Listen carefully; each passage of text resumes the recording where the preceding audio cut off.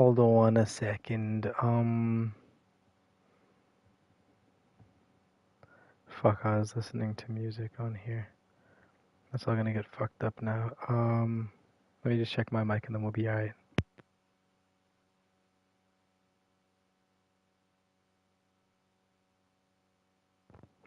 Alright, mic is good.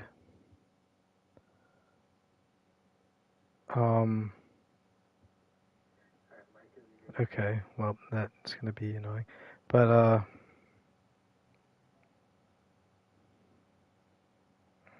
okay, somehow my cue is still working, which is good.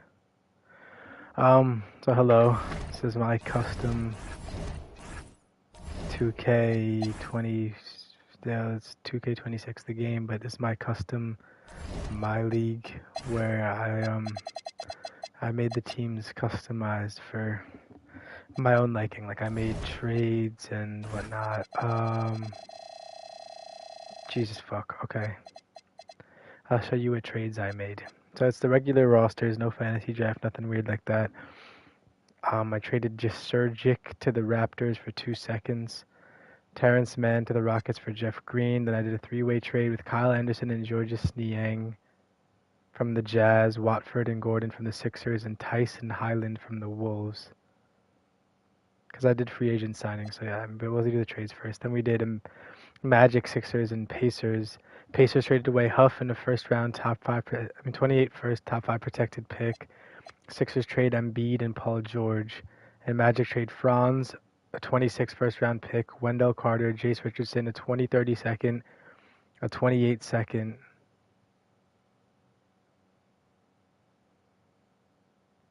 I feel like there was another. They got Jay Huff.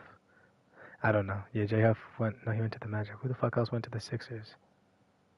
What? Franz, bro. I'm bugging. Franz, Jace Richardson, Wendell Carter. So they got 2 picks. So okay, essentially the Magic. No, the Sixers got Franz, Wendell Carter, Jace Richardson, 2 first round picks, 2 second round picks for Embiid and Paul George. The Pacers got Paul George and Nope. They got Paul George for Jay Huff and a first. And the Magic got Embiid for literally everything up there at the top. Then there was a 3-team trade. Zaire Williams in a second to the Wizards, McCollum to the Bucks, and Kuzma to the Nets. So I made the big 3 on the Nets of Michael Porter Jr., Cam Thomas, and Kyle Kuzma. Jalen Tyson for Chris Middleton. Corey Crispert for Tristan Da Silva. Vucevic for Mark Williams in 2 seconds. And then Jordan Poole, DeJounte Murray, and 2 first-round picks and a second for Ja Morant and Vince Williams. So now the Pelicans have Ja and Vince and whatnot. So I mean, I guess I'll go through the rosters. Maxey, Franz, Edgecombe, McCain, Carter, Grimes, Drummond, Edwards, Lowry. And I left injuries on. I'm not setting the lineups, none of that. I'm going to let the AI do all that bullshit. But this is the Sixers. The Bucks. The rosters are fairly the same. Like, I didn't make that many other changes besides what you've probably already seen. And they're the Bulls. This Bulls team is a lot less competitive than the real-life Bulls with the loss of Vucevic. Somehow made that big of an impact. Then there's the Cavs. Hold on, I gotta turn the lights on in my room. I'm getting a fucking headache.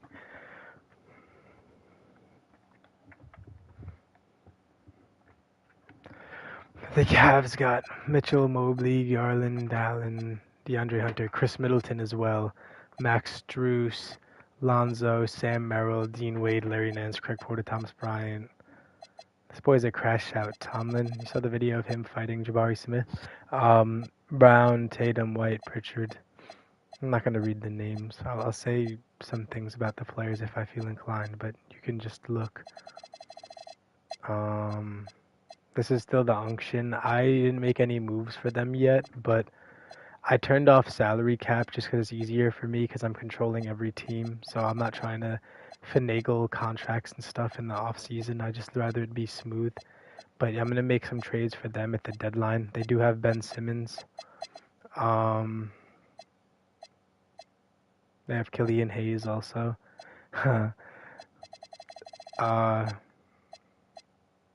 The Grizzlies look like shit.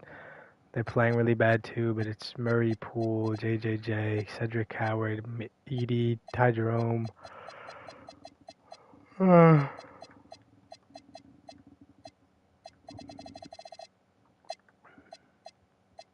Hawks. They picked up Campaign, or I signed them Campaign, and he's been pretty good for them. Because Trae Young is like hurt every other game. Like he might actually have like 5 games played. How do I check that? How am I back? Yes, 10 games played, and we're like 30 into the season, so it's needed that they had a good backup point guard. So there's Campaign, they got Kennard, Gaye, Lindy. This is a team. This Heat team is just the Heat. I don't believe I made any moves for them. I might at the deadline. See, I'm hoping throughout some point of this video I'll get to the trade deadline / All-Star break. Now the Hornets team is all fucked up because LaMelo's injured. In the off season, I'm trading him off this team. They can't rely on him anymore, so they're gonna get a couple picks and whatnot for LaMelo. But then it's essentially their same team. I didn't make any trades to get them anyone new. I signed them Delano Blanton though, so that's something, right? He hasn't even played yet. How are they sufficing at point guard? They have Young Bull and Trey Mann. Okay, that's disgusting. Laurie, yeah, this Jazz team. I traded away. I think they had like Kyle Anderson and Georges Niang somehow, so I traded them away for well, they signed Keon Johnson, Trenton Watford, Brandon Boston. This is sort of just the team they got. It's a team. Is it a good one? Yeah, they're young, so they'll be really good. They just have to decide, is Laurie really the franchise? Objectively, no, he's not. So I mean, I'm not gonna move him realistically. Like, if they want any bit of competitiveness, they keep Laurie because he's playing. Look at him; he's out of his fucking mind right now. He couldn't get a rebound if you paid him to, but he's objectively good in every other way of basketball. And then yeah, that's the rest of their team. And they got the Kings. Why is Sabonis an 85 overall? I feel like he should probably be higher, but they have 3 players averaging 19, 50. What the fuck is going on here? What? He doesn't even have a high shot. Oh, because none of them have a high shot tendency. Okay, well, I'm going to play with this a little bit.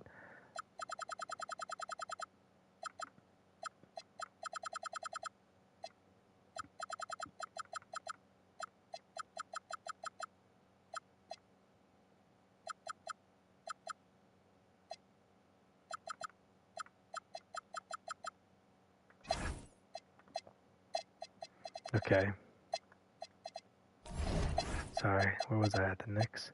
Brunson, Cat, OG. I didn't make any moves for them yet. I made them because Brogdon was sitting in free agency, and I made them re-sign him because him retiring, I feel like it's gonna end up fucking them at some point this season in real life. But now he's here for them in this at least. I got Deuce, Clarkson, Yabu, Shamit. I signed them Cam Reddish. Pac is in the G, but he's here.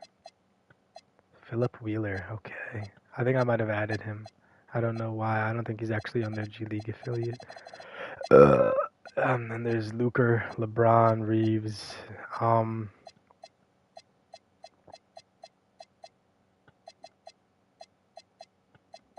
Bronny, he should be a higher overall than a 69, bro.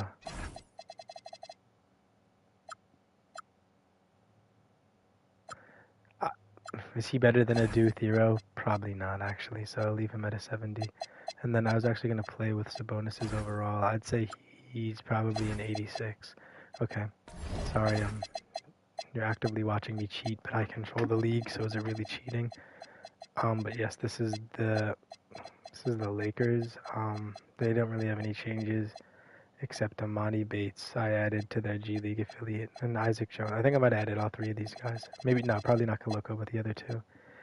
And then here's the Magic with Embiid, They got Bonchero, Suggs, Black, Kispert, Goga. Goga's been a fucking dog.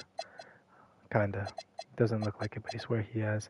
Desmond Bain, he broke his leg like, I think a game into the season. 12, I lied. Tyus, J Huff, J.I., Jet Howard, Bol I signed here.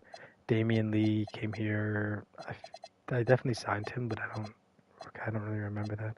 Noah Penda, there you go. AD, Kyrie. Depending on what the record is at the deadline,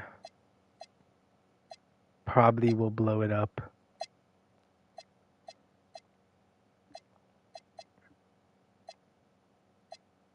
Because there are teams that could use a guy like Old Clay or D'Lo or, wow, he's averaging 21. What the fuck? Coop is shitting his little dipe.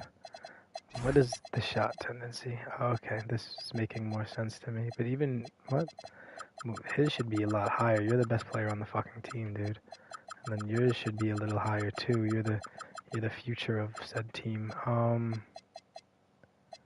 There you go. But yeah, they look like shit. I didn't show the bottom of the roster. Trey Lyles is here. I don't know why I did that. This guy is nice in real life. He looks like Deontay Wilder. I thought he was Deontay Wilder. And there's the Nemhard brother and Miles Kelly. And you got the big three of MPJ, Cam Thomas, and Kuz. And the rest of the team is shit. There's Jeff Green just here to fill in minutes and whatnot. He's their veteran presence. Ben Saraf is in the G and he's facing major morale hits because of it. But like, look at the ages. They're all really young, so I figured give them Jeff Green for some locker room presence. They needed some guidance because Kuzma couldn't be the oldest guy on the team. That's sort of vile. Jokic, I don't really think I made much moves with the Nuggets.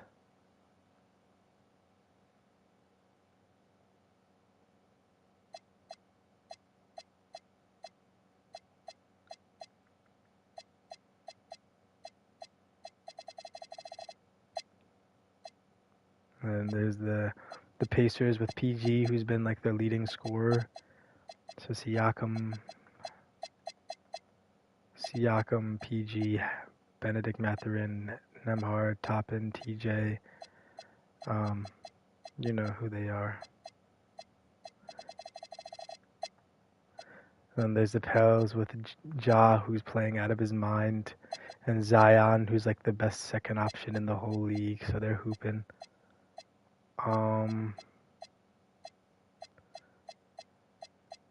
Yeah, this team is kind of cool. And I signed them THT. Then there's Cade, Duran, Osser. These guys I definitely didn't make any moves with. I'm trying to keep it like more accurate real life wise. So like that's why I haven't signed Malik Beasley or Terry Rozier anywhere. Even though Rozier is still here in the free agency and so is Beasley, but Beasley was definitely gambling anyway. So I'm gonna let him sit out a season. That would be his punishment. Then there's the Raptors, who are somehow they have like a really positive record in this. I don't know how I led them to do that, but there you go. Elijah Martin and Chucky Hepburn. Wow, okay. KD, you know the Rockets. I don't think I did much for them. I'm fairly certain. Oh, I gave them Terrence Mann instead of Jeff Green. And then I signed them Kenyon Martin and Charles Bassier probably also signed. Then there's Van Vliet and Capella and yeah. The Spurs. I'm probably going to make a move at the deadline for them to acquire some sort of forward because it's like their guard play is so strong that if you can avoid giving up any of these guys here, I mean, maybe Vassell, but he's like a good shot maker. And then you can move on from like Sohan and Harrison Barnes dump them off somewhere and acquire an actual 4, then you'd be kind of good. These are all hypotheticals, and I signed them Ron Harper Jr. That's Dylan Harper's brother. Then you got the Suns with Vooch. I tried to make them a little more competitive, which low-key might have made them a little more competitive because they're playing good. I don't know what their record is in real life, but I'm sure it can't be all that good. Then there's the Thunder of Doom and Despair. I didn't give them anything more. They're too damn good. The Wolves. I'm probably gonna make a move between them and the Knicks at some point to get Dante back. I'd probably have to give them like who's that little idiot? Clarkson. But I don't know if that's even realistic. I don't know. We'll say it's my league. I do whatever the fuck I want. I'm trying to keep the trades and whatnot realistic. Like I'm not gonna trade Wemby for fucking Jayshawn Tate, who I did sign here. He wasn't actually here, but I don't think anybody knows where Jayshawn Tate plays in real life. Then there's the Blazers with Denny, Drew, Tumani, Dame, Shaden. You know the boys, I guess.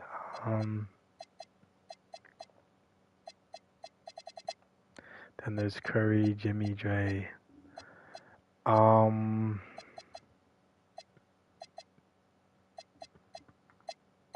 They'll probably move Kuminga away from them at the deadline.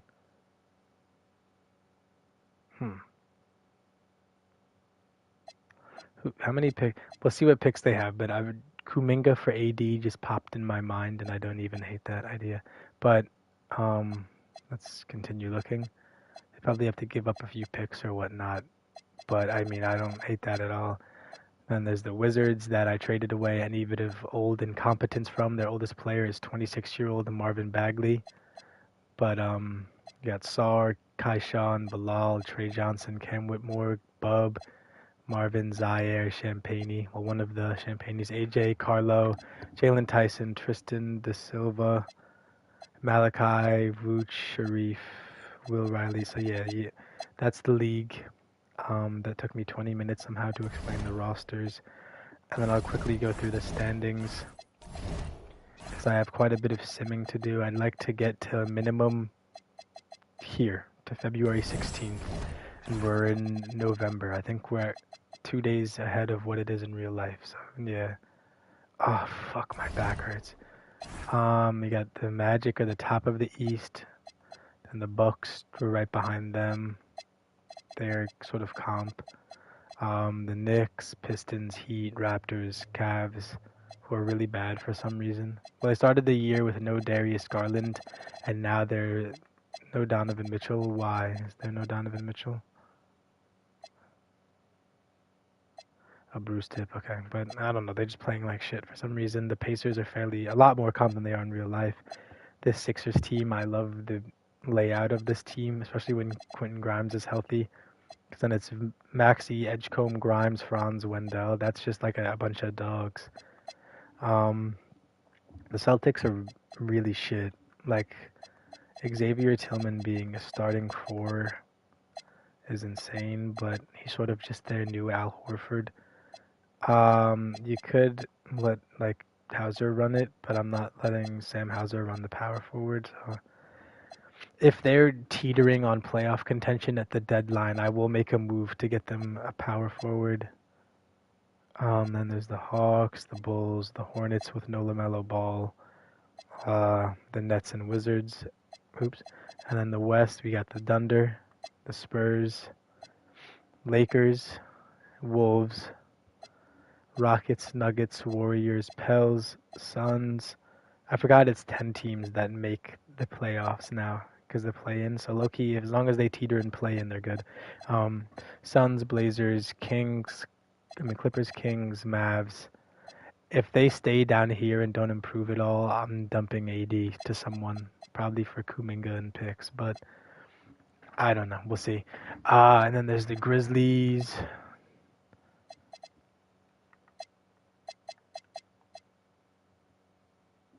What do we think about JJJ to the Spurs?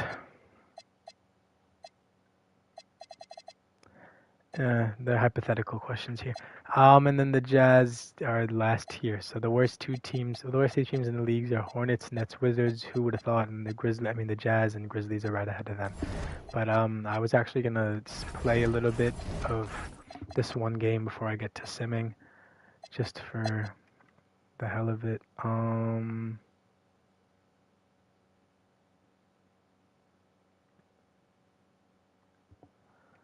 Okay, I guess not, because the Knicks won by a lot.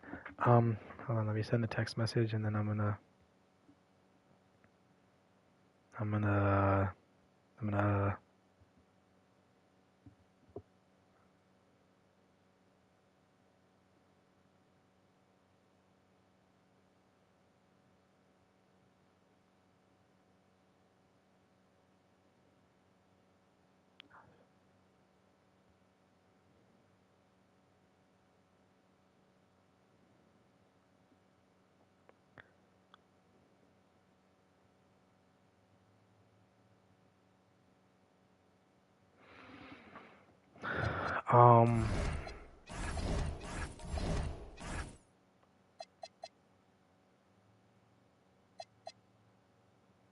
okay, now let's get to simming.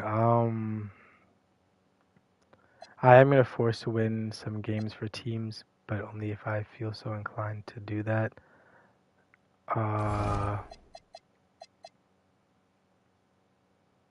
Damn. Yeah, these two play really well off each other, which is weird. And the Bulls win. Pistons edge out the Bucks. Pause. Grizzlies beat the Mavs. Oh dear. Damn, they're in hell. I don't want to just straight up force win it. Like I said, I want to play some games at some point. That's why I've been going so slow through the games so far. Like I'm only barely ahead of real life. Date-wise at least. All right, guys, let's. Jesus, that's loud. Okay, he's hurt. Why is he in the game? I turned off stamina, and I'll probably leave that off. I normally play with it off, though. If you've seen me upload anything 2K My League-ish, I normally just keep that shit off. Get your take on the scoring breakdown for Sacramento. Oh, they've been punishing the inside defense consistently in this one. Look, it's been a very productive area of the floor for them. Also, lots of hustle on the offensive end, following shots and creating tons of second chance opportunities. Aaron Gordon's checked in for Denver. Sacramento also making some changes. Achua's checked in for Murray. Malik Monk comes in for DeRozan. And it's Westbrook in for Schroeder. Gordon and Jokic, the inside combo. In the backcourt, it'll be Murray and Brown. And it's Johnson in at the small forward. Let's look at the box score. Didn't look at that. 34, 14, 13 for Jokic. 12. Oh, my dear. Yeah, this team is sort of bad. I could make a move with them at the deadline. I mean, Cam Johnson's playing better than he's playing in real life. Sabonis. Moves will be made at the deadline. For the Nuggets. I just love the aggressive finish. Now, I'm thinking he's sending a strong message with that jam. Here's Murray. Jamal Murray hand delivers it to the rim. And what a comeback. Do they have enough left to maintain this energy and get the win? They've played with a lot of heart to get back in this, and now they've got the other side on their heels with the game winding down. And you just can't afford to give up that kind of look very often. Down low. Here's Jokic. Look at Jokic going to work inside. And they've made it all the way back. Wow. Just a dynamite run. For Sacramento, they've gotten 8 of 13 shots to find the basket in the fourth quarter. On the wing, Levine. To win the run. And that's 2 points on the layup. Fried me. Levine's got Fried 8 me here in this bad, quarter. boy. He's been laser focused here in the fourth. Only 1 miss out of 5 attempts. Murray. Pass to Jokic. Ooh. Yes, and it's Murray picking up the assist. Oh, shit. That boy is facilitating. And the Nuggets lead by 2. helps his team in so many ways. Jokic is more than just a leader. And it's LaVine with the ball for the Sacramento Kings. Kicks it out to Westbrook. Not a chance. The three-pointer off the mark. Denver's gone 2 of 4 from the perimeter here in the fourth quarter. They double him with Monk. From deep, The facilitator, Jamal Murray. What the hell? This is how lethal a scorer Johnson can I got him all be. 3 of those assists in like 2 seconds of And game. Doug Christie has called a timeout. He clearly wants to talk it over and make sure everyone is focused. Some changes for Sacramento. Keegan Murray's checked in for Achua. DeMar DeRozan comes in for Monk. And it's Dennis Schroeder in for Russell Westbrook. All right, let's check in with Allie LaForce. I was able to listen in on what Doug Christie was going over with this team. Coach told them to adjust on defense, saying they're calling it tight right now. We can keep the same effort, but less reaching in and all that. Don't let them beat us at the line. Guys, back to you. Okay, thank you, Allie. So it's Denver now, following the score by Sacramento. Murray for 3, and the Nuggets hit again from deep. 1 this half, 2 for the game. Staying active from beyond the arc. Schroeder passes to Murray. Now DeRozan, covered by Johnson. DeRozan against Johnson. Just 5 on the clock. Oh, and there's the whistle on the shot. So 2 free throws for him coming up. It's going to be on Cameron Johnson. Okay, take a moment. Name an offensive move. DeMar has it. You know, people call DeMar DeRozan the modern master of the mid-range. Well, he's earned that with his mid-range efficiency and scoring. It's an area a lot of offenses overlook now, but DeMar, oh, he is the exception to the rule. Man, they're having a hard time defending the triple. That's 3 in a row. Pass to Sabonis. And here's Schroeder from behind the arc. Gordon pulls it in. Gordon's got 6 rebounds in the game. They have a decent advantage in regards to rebounding. Oh, Murray getting it done in time. Jesus, he moves like a monster.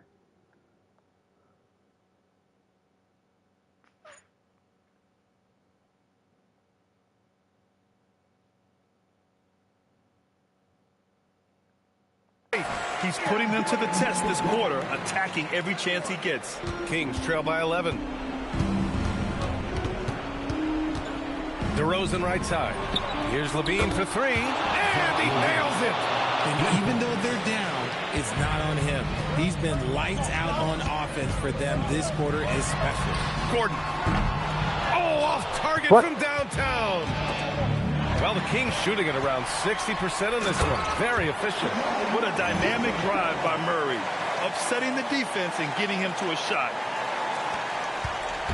And here's DeRozan. He'll bring it up for Sacramento.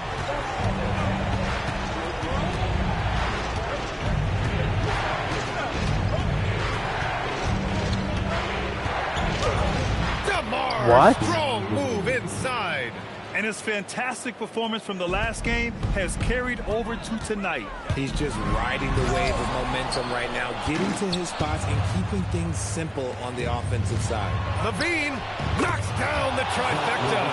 LaVine is taking it upon himself Okay. to be the man in crucial moments. He's that kind of clutch player. Outside Brown. Screen by Gordon. Ooh, stolen by Murray. Here's the break. DeRozan. Oh, Too easy for DeRozan. he's nice, It's bro. clear DeRozan's What teammates the look fuck? up to this man and lean on him to step up in big moments. Murray against Schroeder. Now Gordon. Big time points for a big time player. Aaron Gordon, ladies and gentlemen. 1:25 left in the fourth. On the wing, DeRozan, covered by Johnson. DeRozan down low. Johnson on him. Jokic pulls it down. Gotta applaud the defensive effort. It's not easy to stop him getting in the lane like that. Oh, no good. How about the unselfishness of this team. Yeah, the willingness Shit. to make the next pass as this defense scrambles. And it's Levine stepping up. Zach's grown into this role during his time in the league. The Nuggets shooting 55% for the game so far. Joker coming through. Damn, And he he moves slams like it that, down. And in these moments, Jokic shines bright, commanding the rock in the clutch and stepping up.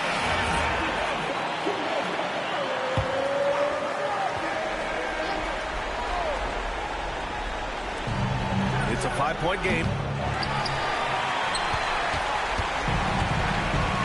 Now Gordon. And again, another assist. That makes 15 assists. He has been one step ahead of the defense all game long. Here's Levine. Beyond the arc. The triple. Damn! He's fucking ripping the net up. Levine, he wants the ball late. Those boys are nice. DeRozan and Levine, man. Now they decide to foul intentionally. He drops the first one, and that puts him up 5. So he goes 2 for 2 at the line, and it's a 6-point ball game. Stellar work at the charity stripe, trying to build out this lead. Sacramento calls timeout. 23 seconds left in the fourth quarter of this one. What do you think is going to be their best move at this point? The game's not quite done yet, but they need points right away. We've seen teams come back from this before. Smart to take the timeout and get everybody focused on exactly what needs to be done. Oh, touches it off the glass. Obviously, this guy has a talent for scoring. Able to problem solve for whatever the defense tosses at him. Yeah, and that was a smart move. I mean, you have to foul right there. You just don't want them to run out the clock. So he gets them both, and it's a 6-point ball game.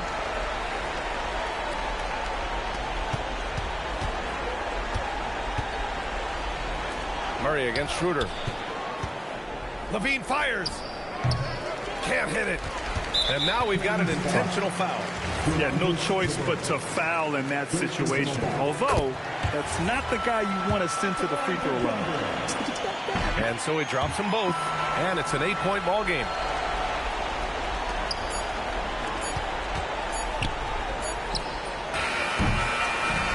So the Nuggets win it. A clean win, and one where they clearly showed better energy. Yeah, so true. They put on a show. Nikola. All right, Allie, good stuff there. 40, 16, and 15, and 33, 3, and 4.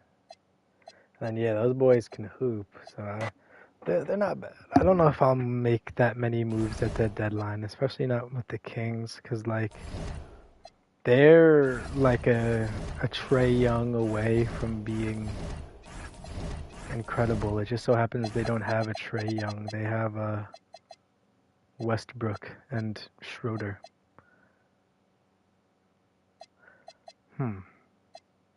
No. It's like, who's a guard on a team that sucks balls that you can even warrant sending to the Kings? Ow.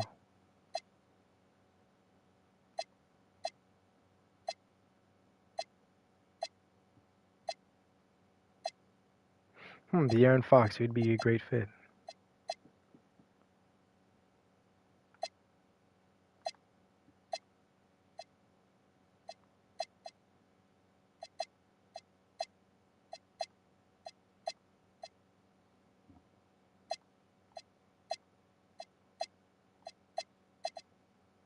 Yeah. I don't know. They might just be cooked.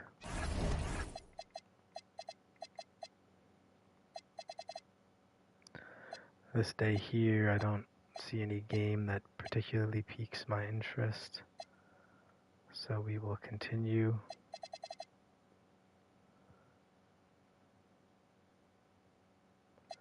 These two do. So let's see who the players of the weeks were. It's been Jokic 3 times. And it's been Giannis twice, Jokic 3 times. Then Cade, Donovan Mitchell. And Bam? What the fuck? What is he doing? Oh, he's going fucking berserk.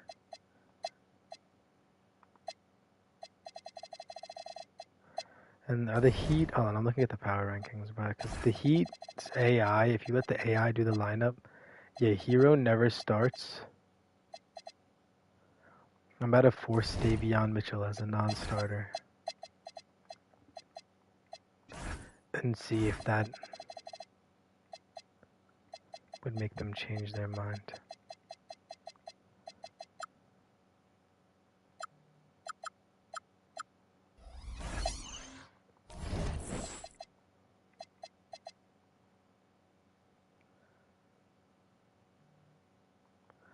Well, whoever the Pacers 5 is out this game.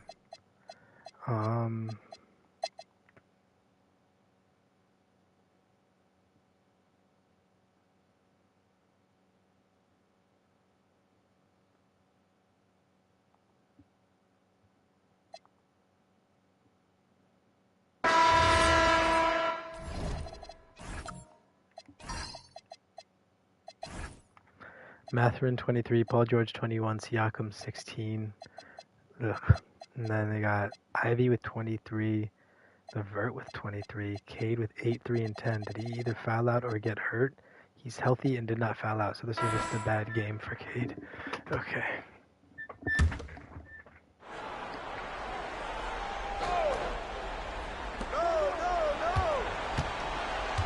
McConnell scanning the floor.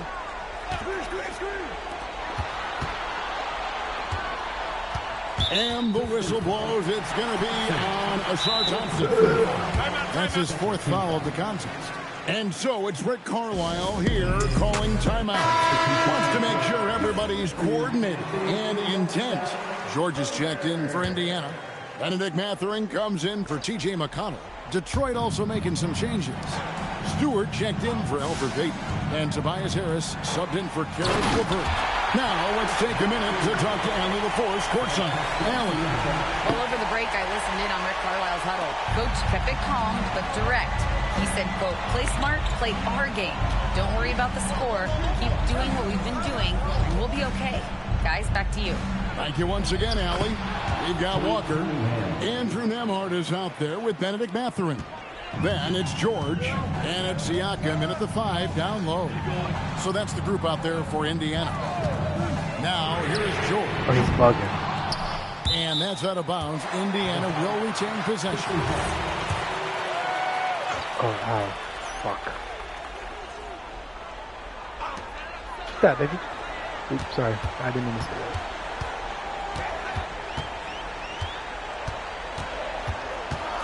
Just 4 to shoot. And this team really relies on Harris defensively as well, using his length to alter shots. Ivy against Mathurin. Cunningham left side.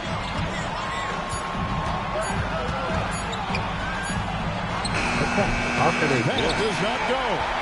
And you see the frustration on his face. He had a great opportunity there, and he blew it. Dear Lord. He just doesn't look like himself this quarter. Something's missing. He seems like he's moving okay, but clearly something isn't right. What the fuck is going on? They're playing like shitty dick. Now Mathurin. Walker in the post. Ivy defending. Siakam a screen on Harris. Yo, has he hit a shot since I started fucking watching? He's just chucking. Well, after a great start, he has really cooled off pretty quickly. Stewart, 3. Oh. Remember that one, guys, a difference maker. What a big-time shot. Those are the moments you dream about as a kid.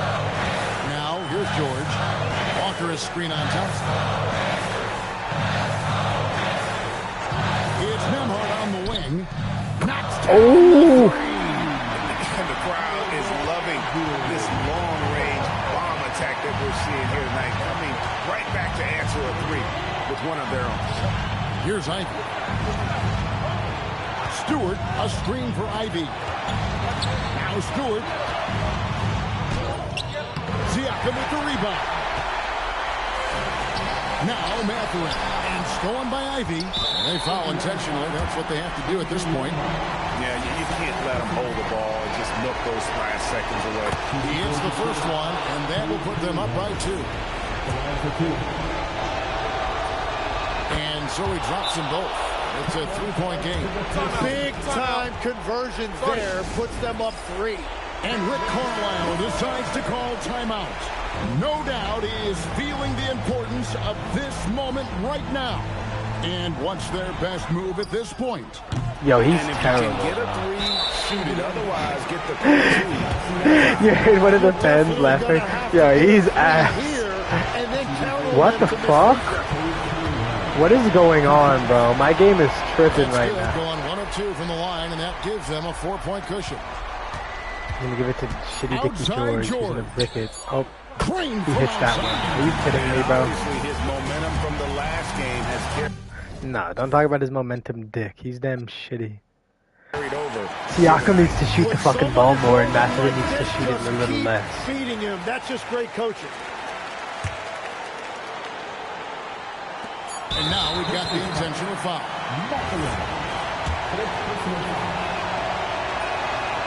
It's the first, and that will put them up by 2. I don't even think he can get a full court shot off. So in he gets 0.8 them both, seconds. and it's a 3-point game. Yo. I think he got that off in time too. So if that went in. Holy shit, that was like a genuine buzzer beater. I don't even know if that would have counted. Look at this, 0.1, and it goes red, right. Ah, the ball's still in his hand. He almost drilled that shit. And so it's the Pistons who come out on top here. This win, such a tremendous emotional boost for. That's electric. That was a good game right there. Let's play with the shot tendency. I like whatever Paul George's is, I like, but like whatever Siakam's is, I don't. McConnell shoot a little less. Mathurin, I guess, is fine. Like nigga, shoot the ball, bro. I love Paul George, and seeing him have like 23 points a game is low-key like the best thing ever. Like he's easily one of my favorite players. I mean, currently, and actually not low-key ever, he's one of my favorite players. But like I don't know, just like play ball ethically. Let Siakam, who's the best player, take the most shots. This is more what I'm saying. I'm force winning this. I don't want to watch it or play it. And we can go through here. We can go through. I already played the game with Embiid versus his old team. I don't really care to play it again. I haven't shown it on video, so maybe. No. All the Suggs players, not the Suggs. All the Magic's players are hurt. I don't want to watch that shit. Let's keep going. Here we are. We're now November 26th. We're moving a little. I'm trying to get all the way to February, early February. So, making good progress here. Let's see how the standings have changed. The Lakers are now even with the Spurs. The Rockets are probably going to be there soon. The Pels have been playing out of their mind.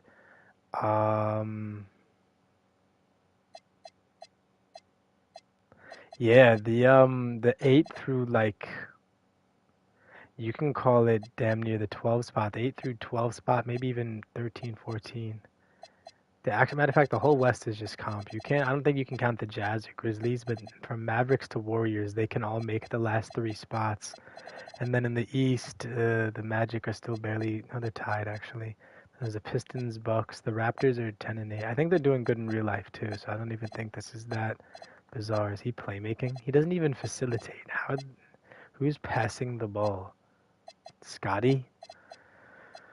Ah, dear. This team looks like dog shit on paper. I don't know how the fuck they're doing anything. He doesn't pass the ball.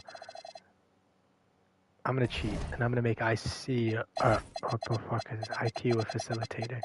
I mean, you make fucking $45 million a year. You might as well play like you're worth that much, right? Because this is fucking...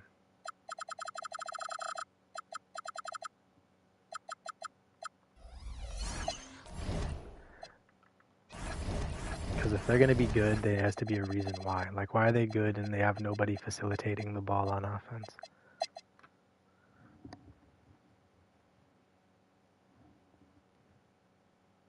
Alright, dude, there's something like...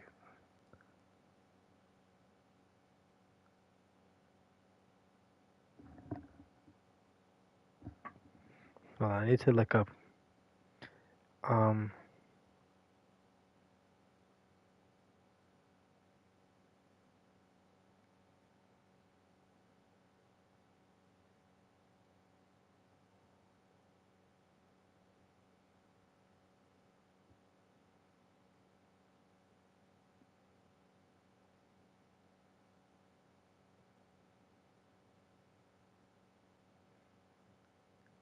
Goes by a normal pulse of the abdominal aorta, an artery running through the abdomen, especially when you're lying down and pregnant or after a large meal. However, it can also be a symptom of serious things like...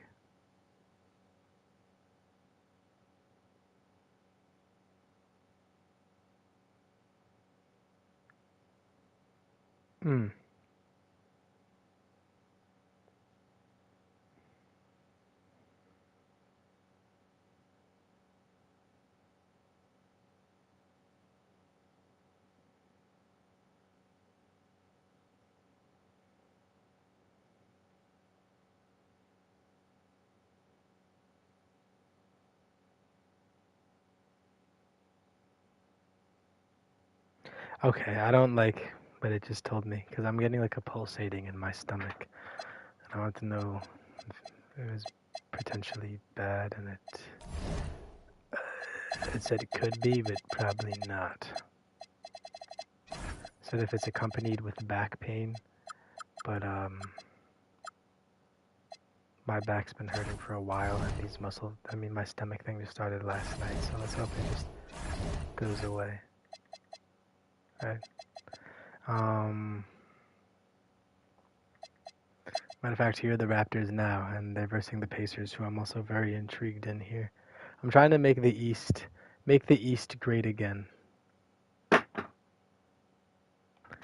Raptors are great. Quickly, still only 3 assists. Okay. But yeah, the Raptors are just good. They're better. Paul George fouled out in 15 minutes. What the fuck is going on? Those are some interesting games, but we'll continue. They're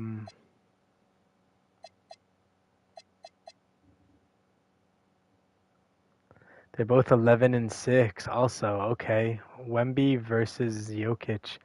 Both teams at 11-6. Does every team play this night? What the fuck is going on?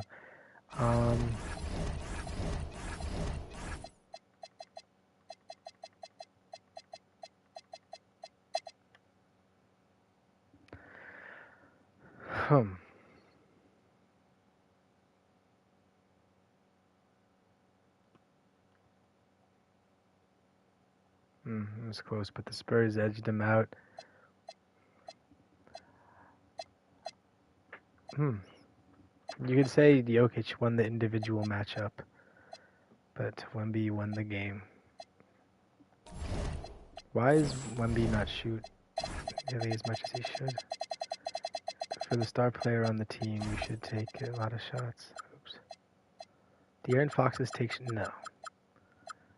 Maybe max at like an 85. Castle should be higher at like a 70 with them. Let's say 85, but it should be like a 99 then. He should just chuck. That's what he does in real life. He just chuck shit.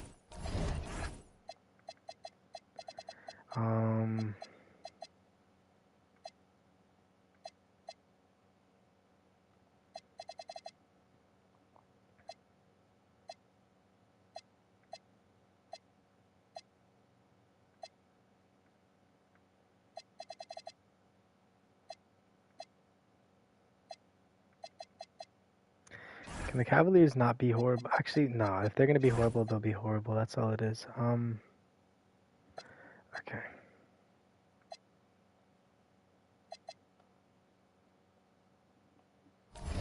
We're at November 30th.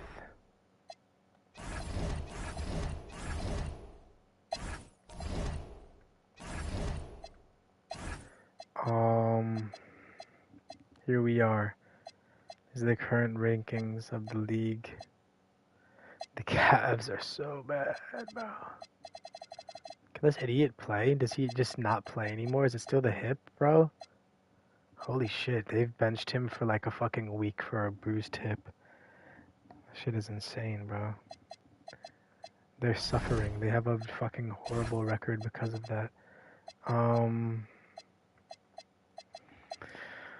The Celtics don't even look bad. They look kind of okay. They moved Pritchard to the bench. JB's playing sort of good. Yeah, I don't know. I don't know what to say about that. The Nets still only have 2 wins. They might actually set the worst record in NBA history, and I will let them. Do I still have the draft lottery on? I think I do. What I like to do in my leagues is normally just make it like by record. So like if the Nets fucking lose,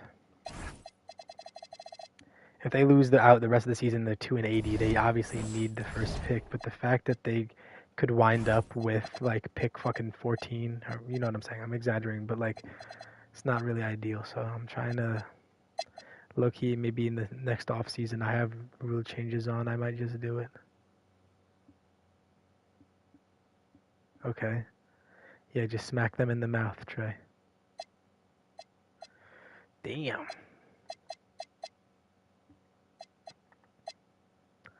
Trae Young's got Porzingis and Jalen Johnson feeling crazy. Dyson Daniels, you still a good defender, but Jesus, you give nothing on offense. Negative aura, negative bag, negative Riz. Sorry.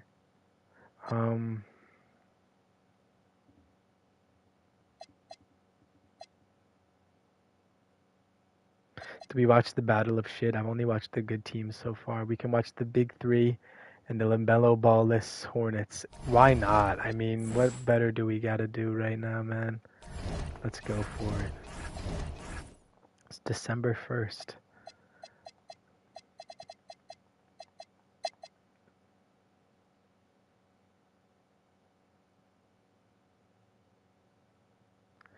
Damn, the LaMelo Ball-less Hornets washed them. What the hell? Cam Thomas put up 35, too.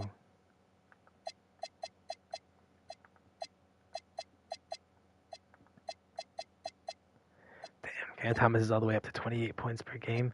Kuzma shot 23 shots. He should be banned from the NBA, bro. I don't even know. Demon is hooping, though. He's an assist monster. Bridges, Sexton. Damn, okay. He's trying to vouch for an all-star spot. Okay, why is the Suns team so, like, borderline good?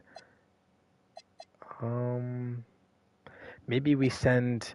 There's going to be a sweepstakes for JJJ. If the Grizzlies continue to play bad and out of play-in contention, there'll be a sweepstakes for him, perchance.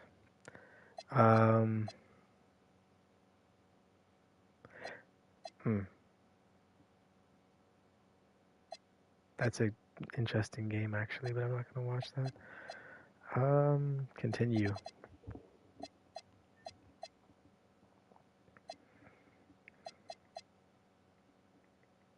They verse each other a lot.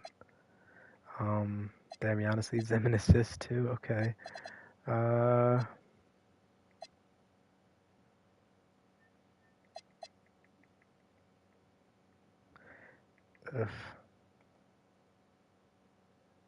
Loki, weren't they all in that same draft class? It was Ant and LaMelo's draft class. He was in LaMelo's and Wiseman. It was him, LaMelo, and Wiseman. It wasn't in Ja and Zion's, right? I can easily check that. 2020 and then what? Ja and Zion were 2019. Yeah.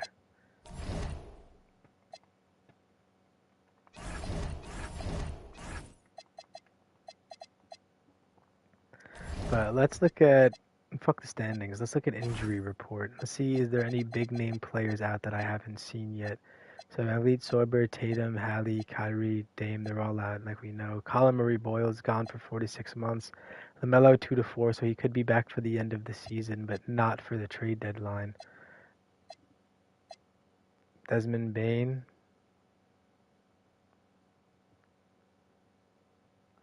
Four to 6 weeks, he'll be back.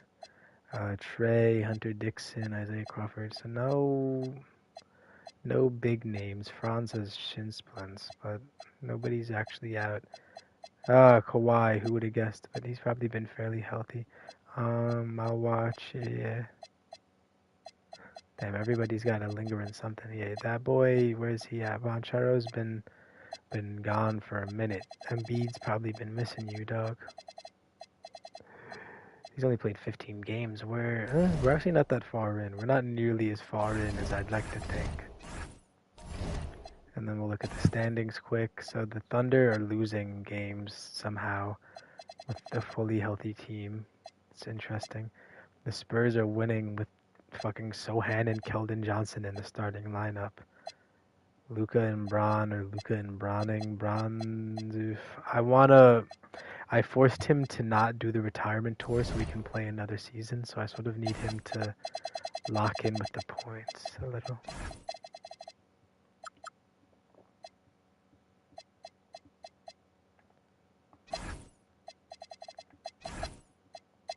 What am I doing?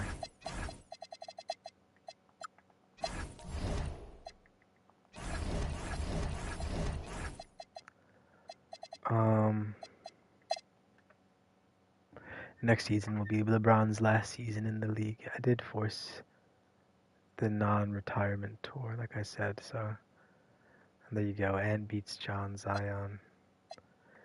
Damn, bro, he's sort of dog shit.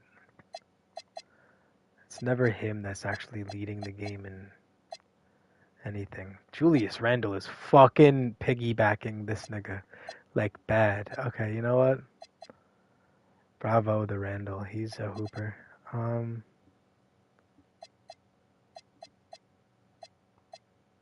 The Jazz are at 8 wins right now. They're doing something right, and I don't know what the fuck it could be. I'm not gonna stick my nose in it. I'm gonna let them play it out a little longer before I start intervening. Towards the end of the season is when I usually start putting my bias in. How are they versing again? I feel like it's a sign they want me to watch. But who won the next week? Jokic is now at 4, so he's probably gonna win MVP. And then Joel Embiid won it for the East.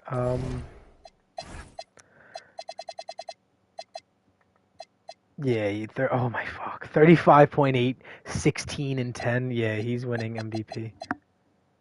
I'd love it for his sake. Shea's assists went up too, and so did his points. This would be his highest points and highest assists, and he's gonna lose MVP. But yeah, Jokic is nuclear right now, so let's let it rock. You know what I'm saying?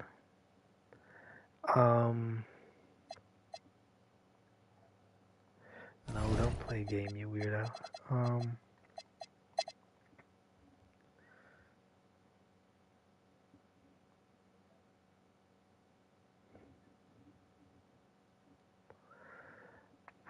Okay. The Pistons smoked him. There's Cade hooping.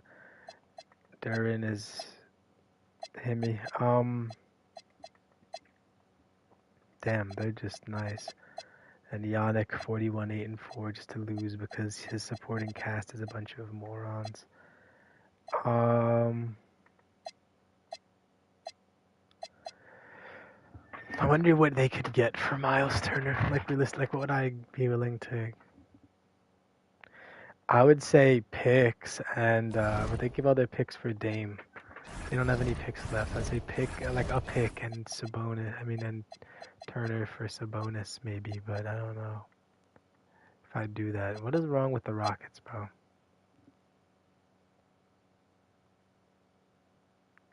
The lowly Mavericks are posing this much of a threat to them.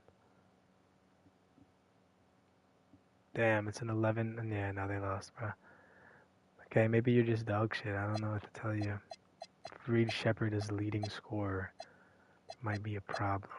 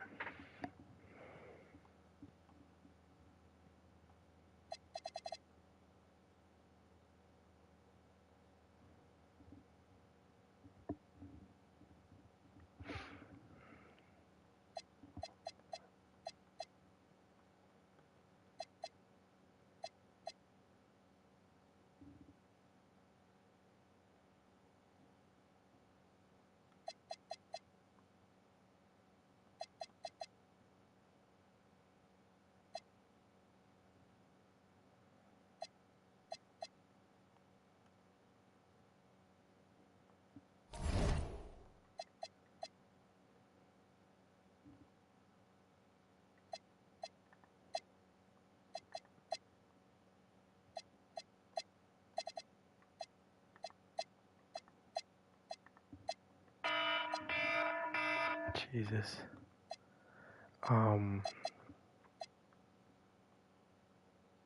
Damn. 10 threes.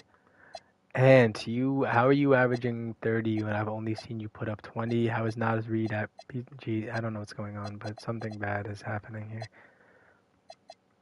This team is doing really well. He's averaging 25, he's averaging 20. What's Vooch doing? Vooch isn't even playing good, and they're winning. Colin Gillespie, he's the X factor. Shitty Dylan Brooks is playing like shitty Dylan Brooks. And it's like, if a player's playing shitty, can I even warrant shipping them off? Like, why would another team want them? Like, Sohan, his stats are very unimpressive. But if I was going to trade him, I mean, he's 22 years old, so there's that. If they're young, I can get away with it. But, like, Vooch and Dylan Brooks are old, and their play is... Well, Dylan Brooks isn't that old, but Vooch is old, and his play is declining. Who the fuck would even want them?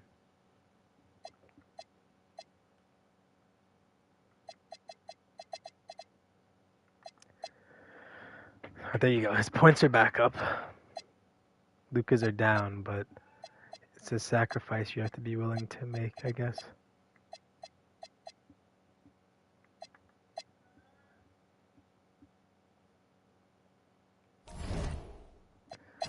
Is there like a happy medium I can find? Like, he's at 99 and I do Bron 94.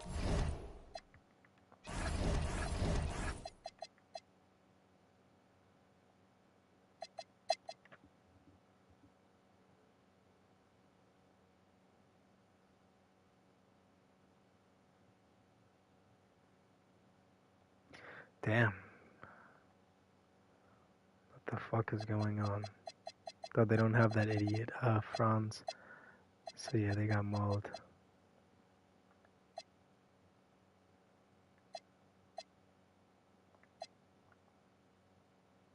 Oh, they're finally starting Tyler Hero because I forced Davion Mitchell as a fucking non-starter. That's what it took for them to... Okay, I don't fucking give a shit. The battle of poop and shit. Nobody over 26 years old or the Brooklyn Nets. Or a big three of Kyle Kuzma, Cam Thomas, and Michael Porter Jr. That is enough to make people cry.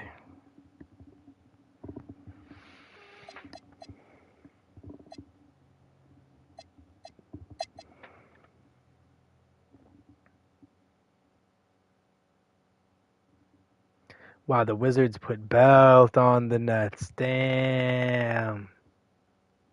SAR 37. SAR should probably... Hold on. I just noticed something that I don't really like from them, but... Oh, dear. Okay, I noticed that's something I don't like from both teams.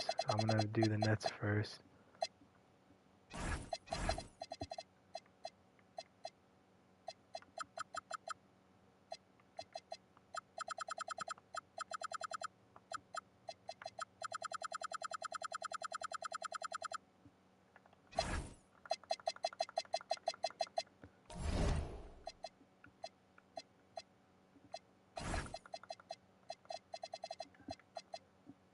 Oh yeah, they don't have a leading scorer. They don't have anybody that takes a bulk of the shots.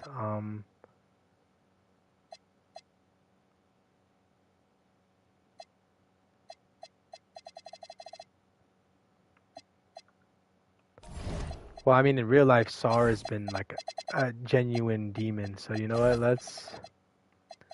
Wow, their shot tendencies are really fucking weird.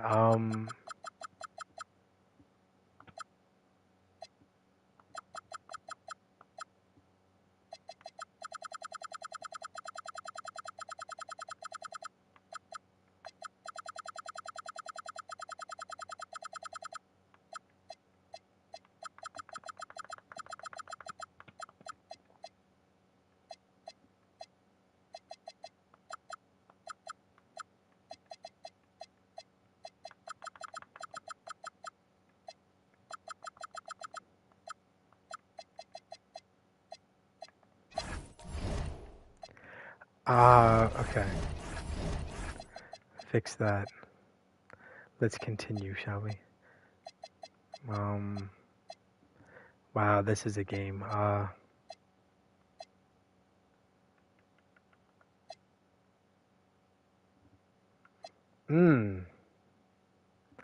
Braun and Luker versus Chet and them.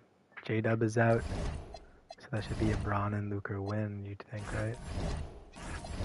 Oh, I forgot about the contract extensions. I'll do that at the contract extension deadline, I guess.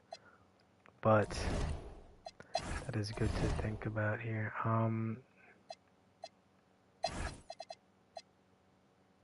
Looking at the Suns here. Dylan Brooks, you are not getting an extension. Nick Richards, you could definitely get an extension. That's interesting. Okay. Vooch is not ready to sign one, but I don't think he'd get one anyways, playing like that. Actually, hold on.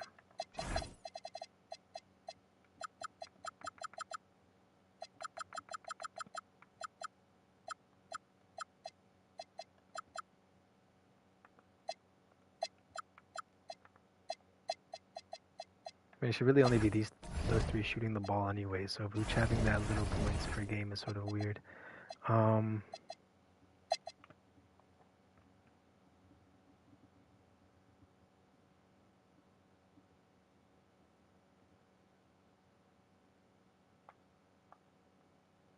Thunder win even without J-Dub. AJ Mitchell scored 21. Chet, he's probably going to be an all-star. And then there's Shea, Hoopin, and Luker and Braun. They did try, but Luka's points are going back up. Braun's are staying about the same. That's what I was looking for, really. Like a parity between the two. The rest of them, like Reeves, my nigga, you can kick rocks. I don't care much for Reeves. I think he's a good player, but I don't really care about him enough to like nitpick his stats and his shot tendencies and whatnot. We're getting sort of crusty here. I don't know what the fuck is going on. Should I start force winning? Yeah.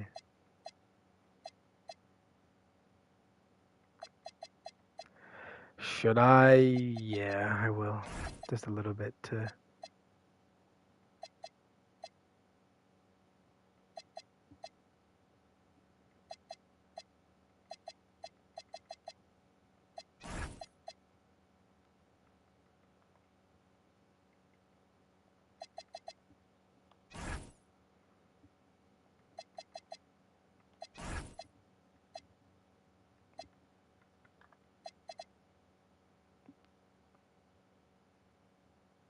What day of the year is Christmas?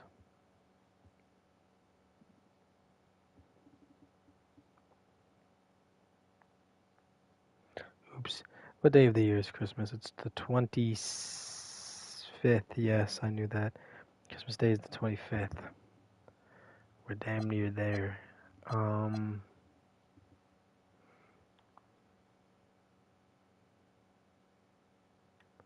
Hope Shea won the NBA Cup MVP. That's good. So the Thunder won the NBA Cup. This is what I just saw. from the look of things here.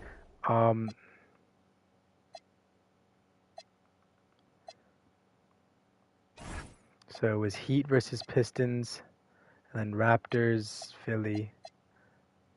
The Raptors, wow, the Raptors are like a really weird sleeper team here. Is he averaging more assists now? No. But yeah, they're a sleeper, I guess. And then the Thunder just beat everything in their way. I think that game that they played that I watched might have actually been to make it to the championship. And then yeah, the Thunder just won by a lot because J-Dub was healthy and Chet is Himmy and Shea is the best player in the world, and yeah, there you go. And the Raptors look like that. So there you go. That's Shea's your NBA Cup MVP, weirdly enough. And now we're here with the standings looking like the Knicks are the 1 seed, then the Pistons, Bucks, Magic, Heat, Raptors, Pacers, Cavs, Hawks, Sixers, Celtics, Bulls, Hornets, Wizards, Nets, and then the Grizzlies are at the bottom of the West. There could be a sweepstakes. Yeah, they got 2 firsts, DeJounte Murray and Jordan Poole for Ja, and they could get even more for JJJ. And keep JJJ as just like a piece. I mean, you can't expect them to be all that good. They don't really have much, and they don't want to win now anyways. What is wrong with Arius? My brother Arius, you lost the nickname Ace because you suck. He has neck spasms, alright. And then, damn, the West is comp as fuck. What did I say, bro? The 8 through 13 is just comp, straight comp.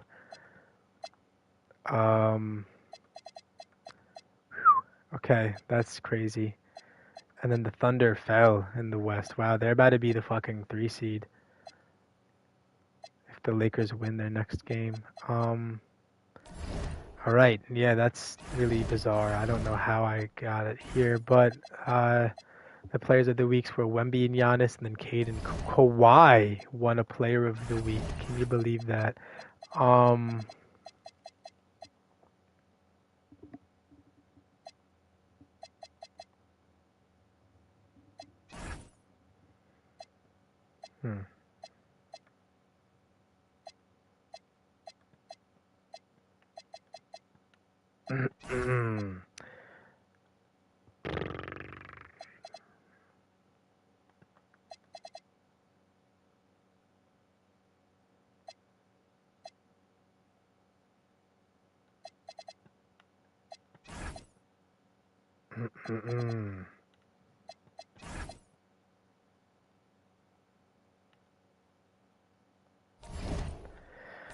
Alright, we're now at the 19th.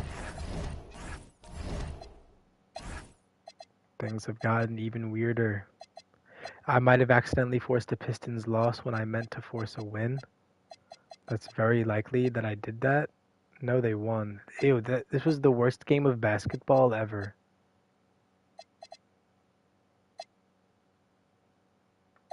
If Cade didn't like hoop, that'd be one of the worst games of all time for sure. I want Jalen Duren to sniff all-stardom. Where is the Pistons?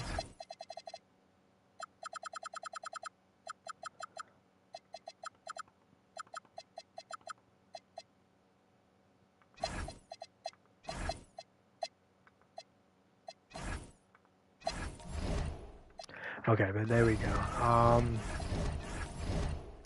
Let's look at league leaders and stats. We'll do the rookie report first. So, what the fuck did I just do? Okay, hold on, I'll do that again. The rookie report is showing the players on the rookie leaderboard thingies. Fears is going to win Rookie of the Year, which is wild. Then it's Trey, Edgecombe, Coop, and Demon. That would be the first team. The second team would be Harper, Knuppel, maybe CMB, maybe Ace, depending on how many games they actually play. Coward, maybe Queen, and then maybe Scion, because they would take these 2 spots if they don't play enough games. That's mad. We're going to see a Jeremiah Fears Rookie of the Year. Maybe in the off season that means that the Pels get a little Zach LaVine, DeRozan, and pickage for fears. That'd put the Pels in like straight up title contention.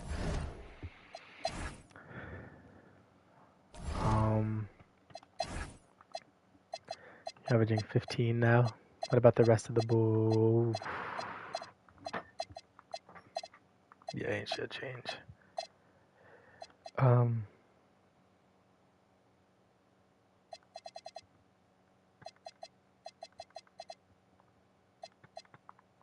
have to pee and I have to get my clothes out of the dryer. So I'll be right back.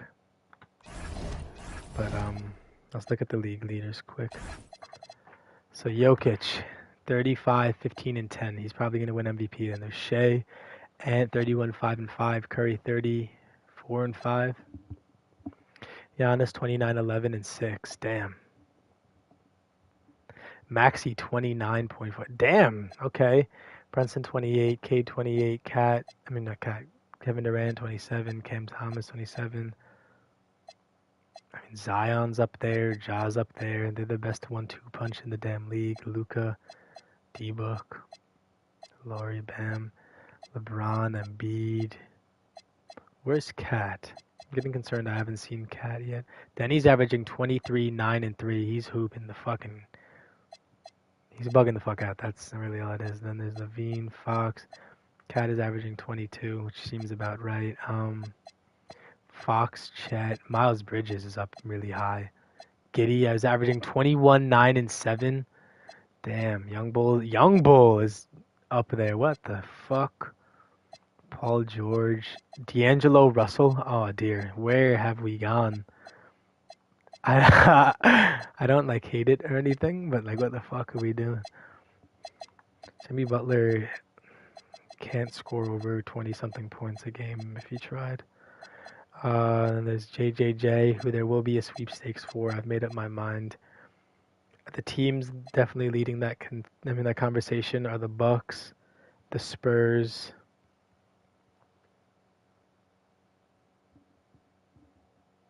maybe the Warriors, but I low-key like AD to the Warriors, but I don't know if the Warriors have the picks to do that. And also the Mavericks are sort of comp right now, so I don't think that's something that can happen. But damn. Garland is 19 and 7, so he's playing pretty good ball.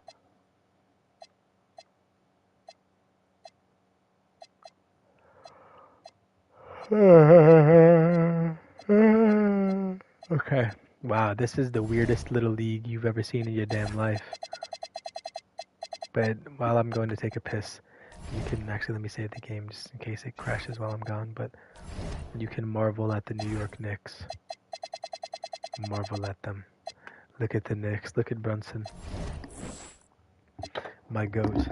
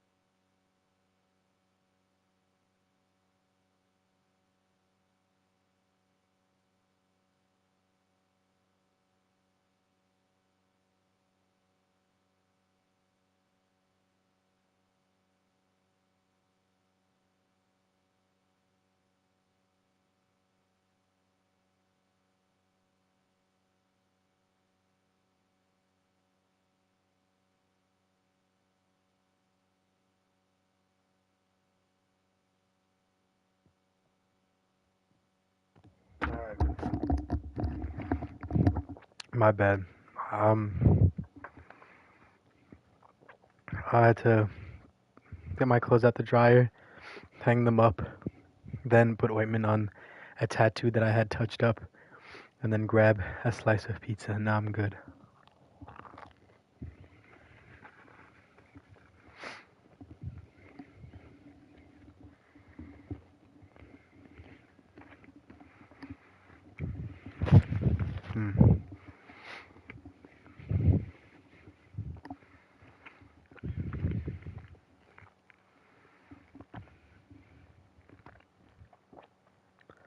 Just gonna see what time I have to wake up tomorrow. 11. I gotta wake up at 9:30. Am I really gonna do that?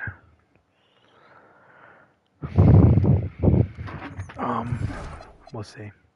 See how the rest of my night unfolds.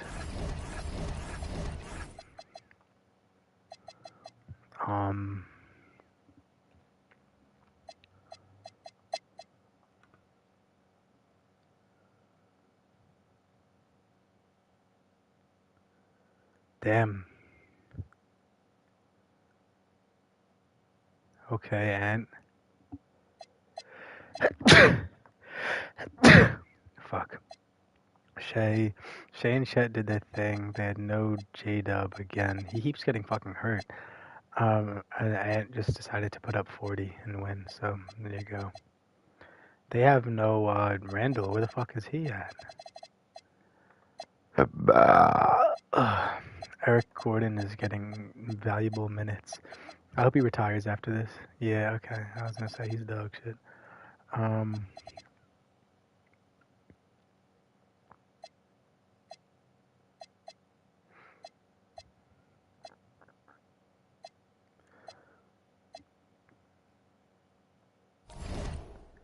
What is it? December 20th.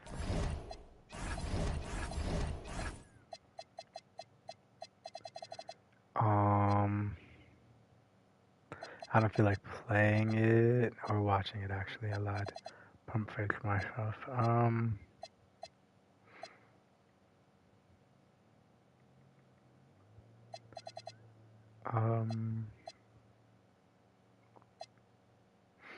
What is Jaylen Brown just a fucking nuclear weapon? He's just beating everything. Okay, he lost 2 games straight, as I said that. But, I mean, what the fuck is going on?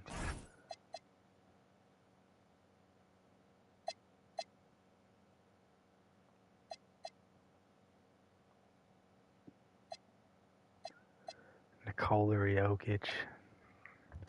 I shouldn't have to force win that game for you. You should just win it on your own. I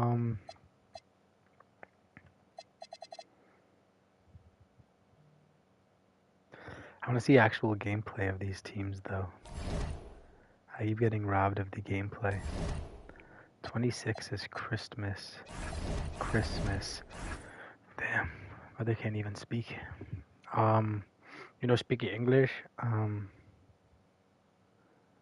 Nope, 25 is. So the 25th, those games I'll actually play or watch or whatever. Mary Chrysler and whatnot. The Hornets dogged them bad. Miles Bridges is just like a weapon of mass destruction with no LaMelo Ball. Sorry, should be shooting a lot. I don't know why he's dog shit, but he did shoot a lot and he's just dog shit.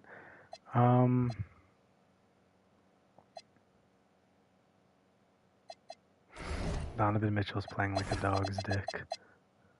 He's hurt. Jesus. What is wrong with this guy? He's been healthy for like 1 day of this thing. He might actually have like a game played.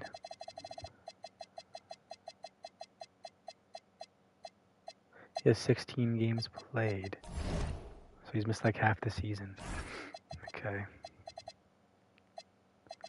Fuck that then. They're missing 2-star players. The Pels get the dub. Rather it be the Heat with Nuclear Adebayo.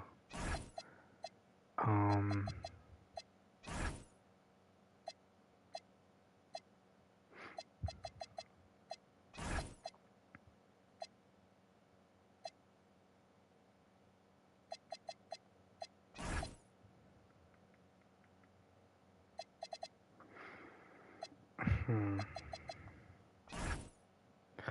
this is Christmas. There you go. Merry Christmas to all. Here we have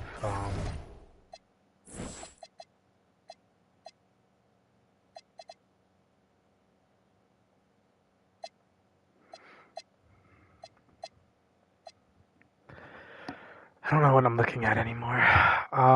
This league has gone into madness as Siakam just violently outplayed Giannis. Okay.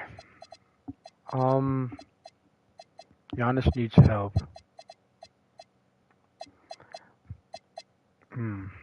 Miles Turner has turned out to be a debatably nothing pickup for them. That's not true. I just happen to only see the bad games. He does have good games from time to time. He's so flaky.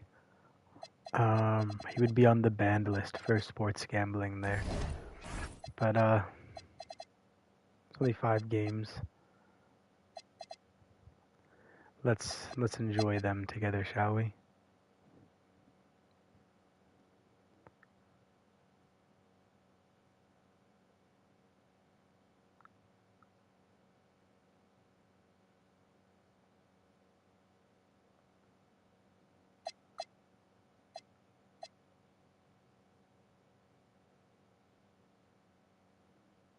Cat, Brunson, OG, Bridges,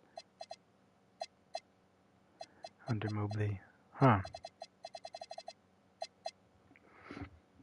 Okay, didn't even need to play that. Cat. Merry Christmas, Kitty Cat with a double-double, 38-point double-double. Who are you feeling like? Santa Claus? And it's the Thunder versus the Spurs.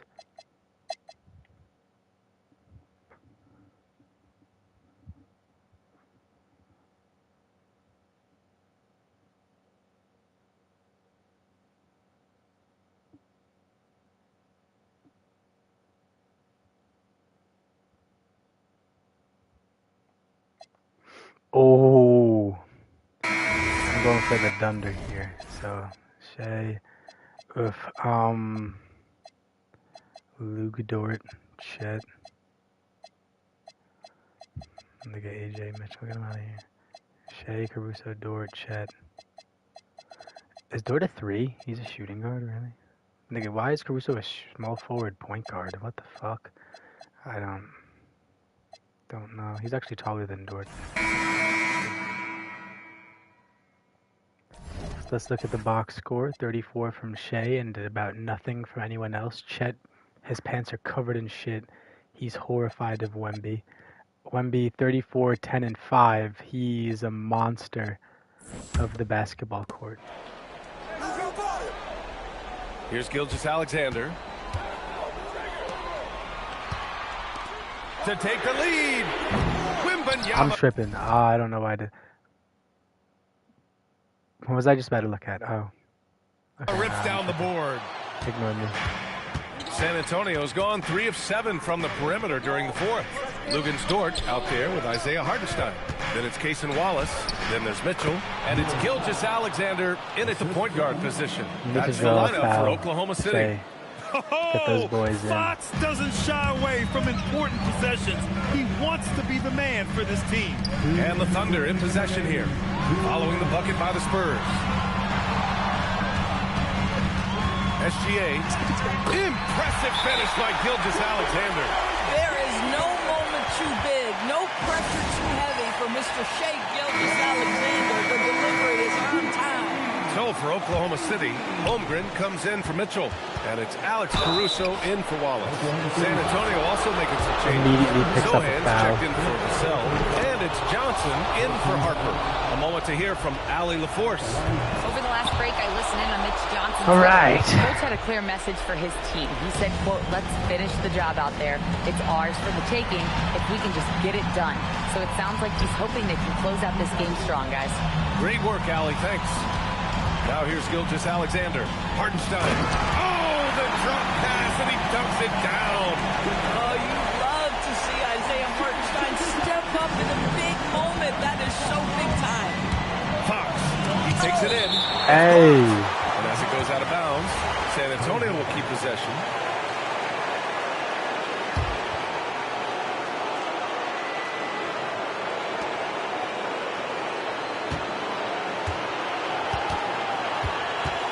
Now Wembanyama shoots a three. What you love about Hartenstein, good size, quick feet. Now Holmgren. To take the lead. Ooh, the confidence from Holmgren inside. These moments are important for Holmgren's development. He needs to keep sinking those big-time shots. SGA against Fox. Wembanyama, screen on Gilgeous-Alexander. Yes, sir! The finish with the jam. Big-time shot, sending his teammates into a frenzy. I'll tell you, these guys have worked so hard together. Everyone pulling in the same direction. Beautiful to watch. Holmgren banks it home. Big shot. That is an absolute monster from Chet Holmgren. Big-time delivery.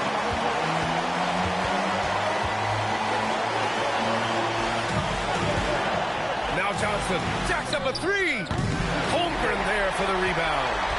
Oh, that is how you deny an open look with some in-your-face defense. 7-second difference between the shot clock and the game clock. Here's Hartenstein. Lou Dort misses the three. Fucking idiot. Ah.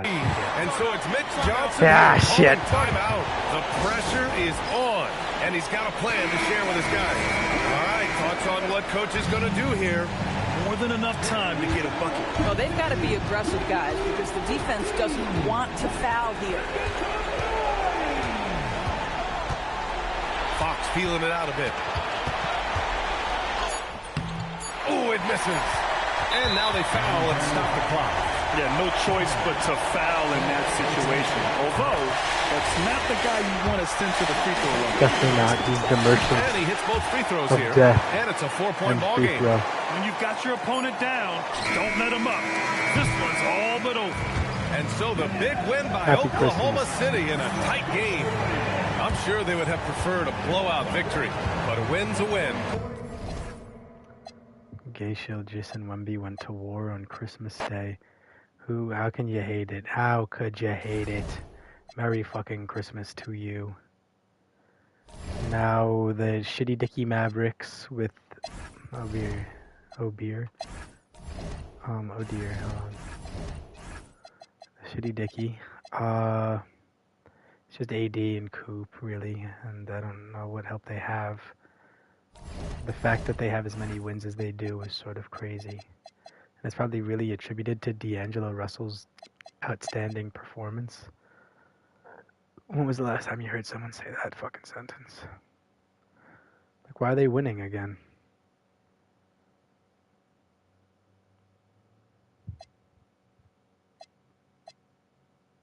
I'm cheating. The Warriors need to win. It's Christmas. No one wants to watch the shitty Dicky Mavericks win a damn game. Are you fucking kidding me?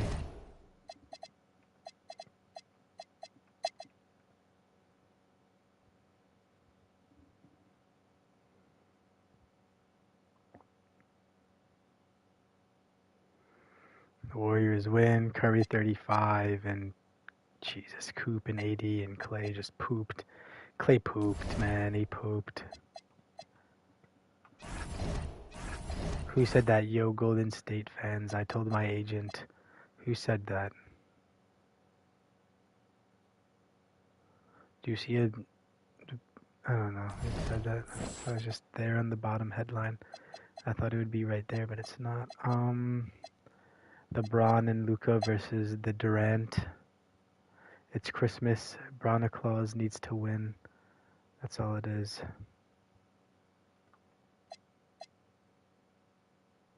Can you not be dog shit? Do I have to play every minute of every game to have somebody win that I want to win, or?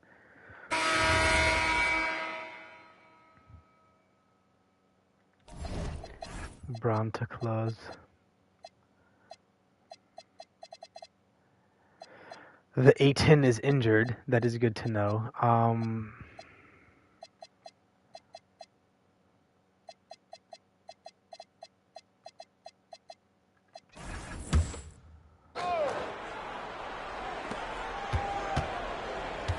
Oh. Hachimura against Şengün. And that basket pushes the lead to double digits. And the Rockets lead by 11. Well, we have a chance to hear from Shams Charania. He's calling in right now. The Shams, White great Knights have you need on, to bud. come out and win us. Luka, dude, what are you doing? Okay, he's just being a weirdo. Does he have a lot of fouls? No, he's just playing like shit. Okay. And yeah, they're playing like they do. Well, a debate is brewing. While the NBA has pushed back against load management, saying it's an 82-game league, prominent voices on the team side countering that. With much more movement on every possession, modern play style places novel demands on players' bodies. A serious challenge. All right, Bron. Damn, bro. The Rockets are not. Oh my god.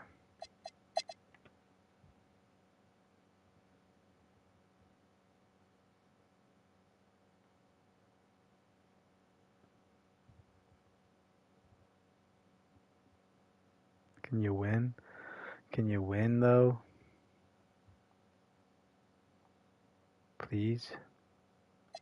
There you go. 2 minutes 50 seconds. The 3-point game. This is much more attainable for a young man like me. Oh, there you go. That's a Luka and Bron Christmas damn game.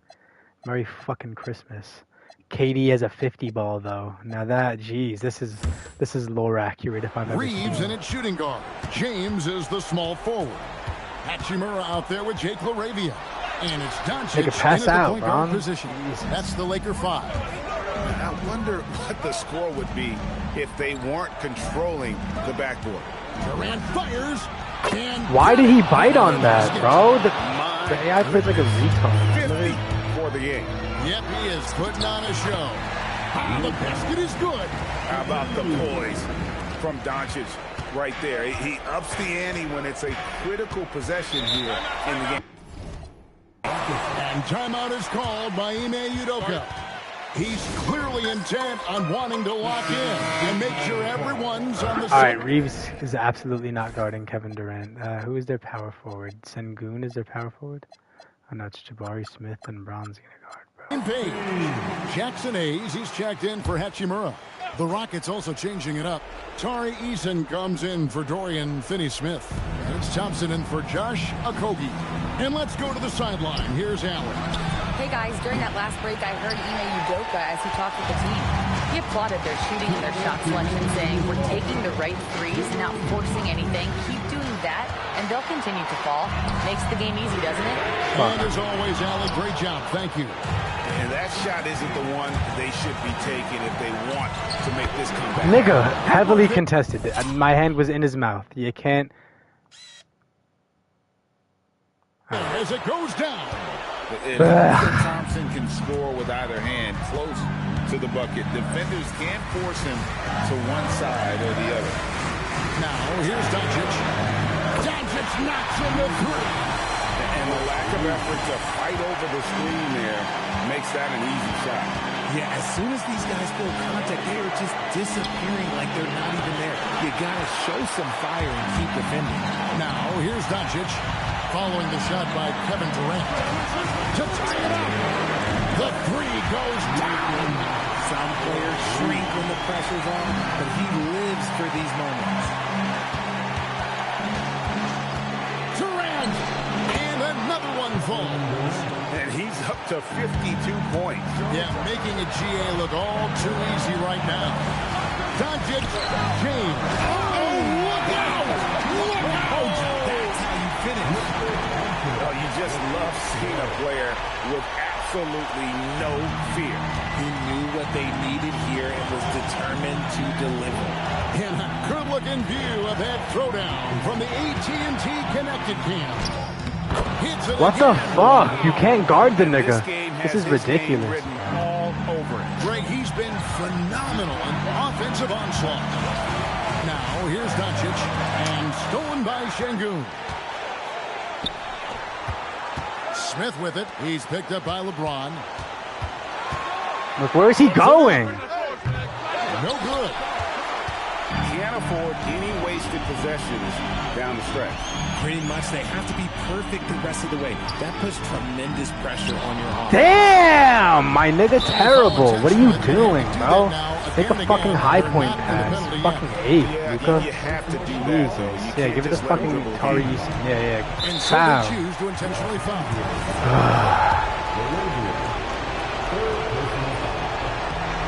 Good on the first. What the fuck is that? A 3-point lead. So No way he just made both. And it's a 4-point ball game. You've got to figure those are the free throws that officially put this game out of reach.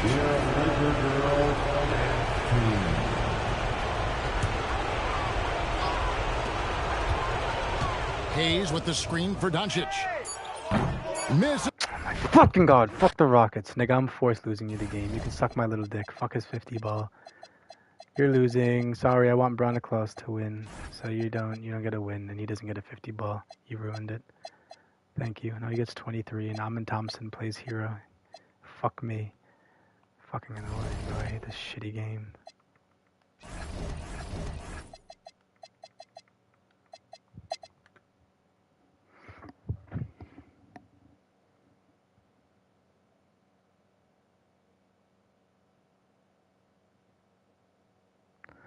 And Ant and the Wolves win.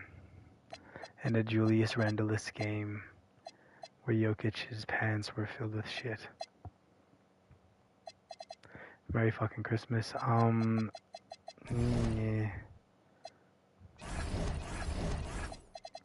Now that gameplay right there just irked me, so I'm just gonna sim through date. I don't even give a shit what happens. Let's see where we're at now. Now the Knicks, Pistons, Heat are third in the conference because Hero's 20, Powell's 21, Bam's 24. So yeah, they're hooping. The Bucks, they're up there.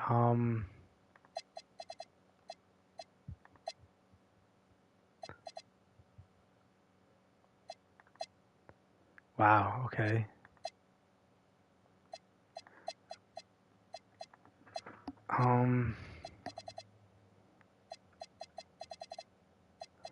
Desmond Bane is still out with that broken leg, dude.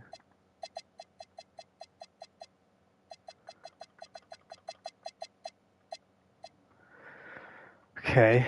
Sixers, Cavs are there. Struggling. They don't even have Jared Allen. They have Larry Nance playing starting 5 right now.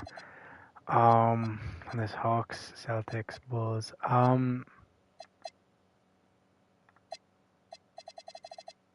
Hey LaMelo, when are you coming back? Perchance? 2 to 4 months. Okay. So, yeah.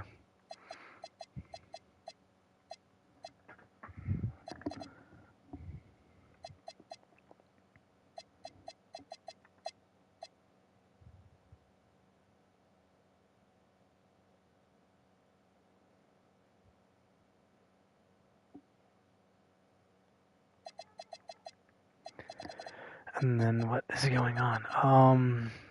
Spurs, Thunder, Lakers. Huh. It's weird. The Grizzlies dump JJJ, but where the fuck did they dump him to? I was gonna say the Suns if they were still comp. Acquiring him would make them plenty more comp, but like they don't have any picks, I'd assume, because of picking up Kevin Durant and all that. So Spurs or Bucks? Bucks have no picks. The Spurs are the #1 team in the conference right now. They wouldn't give a team in their own conference a player like that. The Mavs are a few losses away from shipping out AD. Which I might actually force to happen. But a few Suns wins. Let's look at the Suns. Actually, matter of fact, every team that I've thought about sending to are sending JJJ to. And let's look at your hypothetical offer to him. For him, sorry.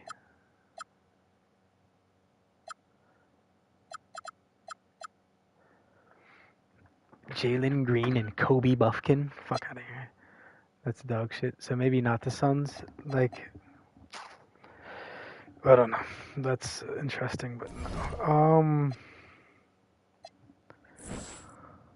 The Spurs.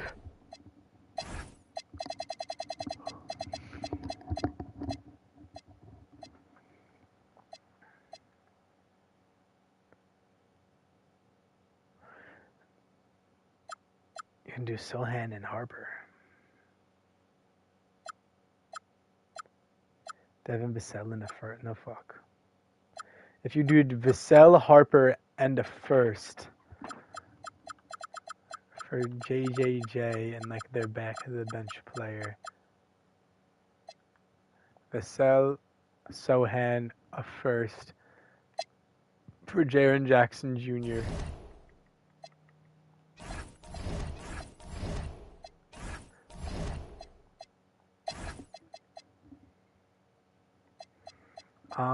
So it's probably the Spurs. Yeah, the Spurs, the #1 team in the NBA right now, might fuck around and land themselves JJJ. It's very possible.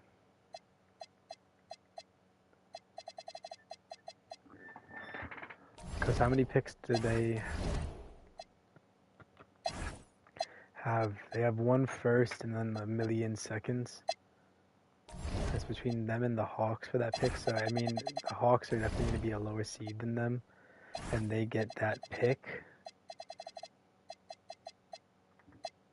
If Trae Young goes down, that pick becomes super duper valuable. But, again, these are all hypotheticals. Let's just continue the simulating and see where that takes us, huh?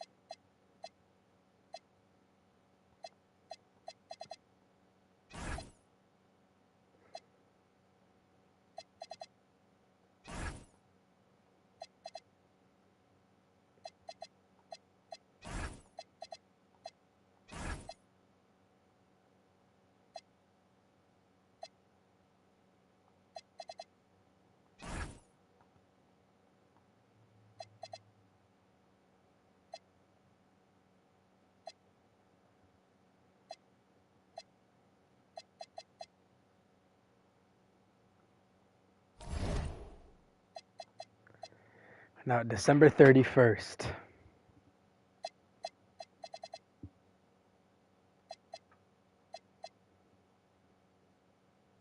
The Hawks beat the Timberwolves with a Trae Young shitty game.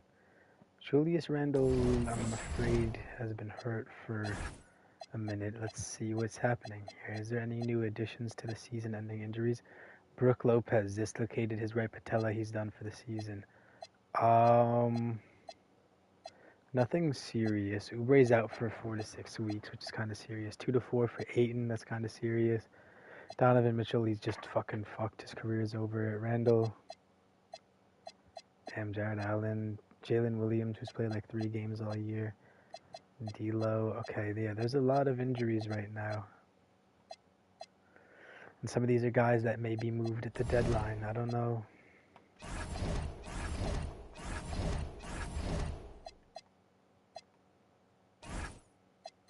Oh dear, I haven't looked in a while. Embiid, Jokic, Giannis, Wemby, Caden, Kawhi. That's the last one I saw. Then it was Giddey and Edwards, and then Maxey and Jokic. Giddey. Players of the month, there's only been one so far. It's Giannis and Jokic. Rookie of the month has been the month. The month is Edgecombe and Fears.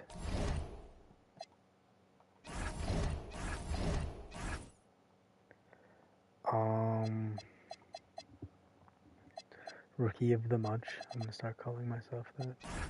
I'll let them play that out. Let's go, Pels. You figure that one out. Let's go, Nugget. You figure that one out.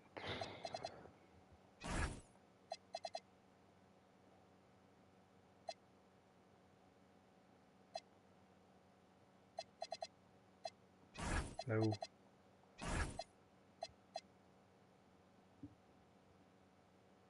Ooh, JJJ to the Celtics. If the Celtics can fuck around and contend, that might be something I entertain.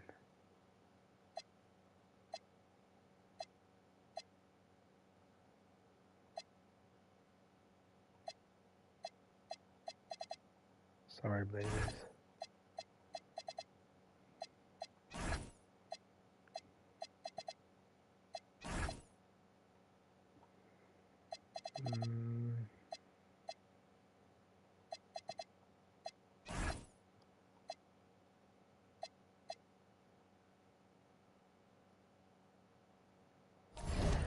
Where are we now? We're at January 3rd.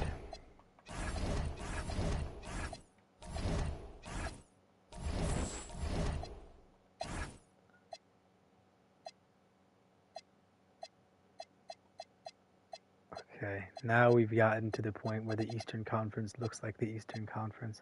The Nets have 3 wins, though. Shout out to the Nets, man. They are still basketballing a little. Kuz is hurt. I did see that in the injury thing.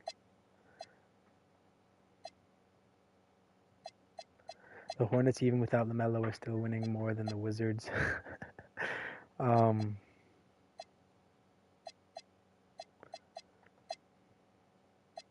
How would I go about making the Celtics make a play for JJJ? Because then figure, if you don't give up anything vital like White, Pritchard, Brown, or Simons, you have Tatum,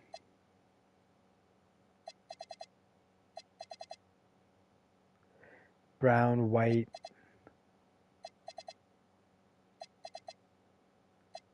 It almost have to be a 3-team trade. Like they give up Simons. Yeah, like they give up Simons and like one of these idiots like Minot. They give up Simons and Minot to a team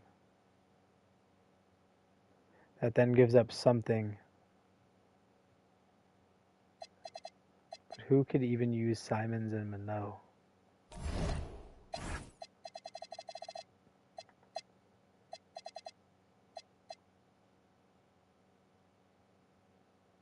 I don't know. No, that's stupid. We'll see, because that deadline is approaching. It's about a month away from the date we're at, yeah. So we got a month left of simming till we get to said point. I don't know.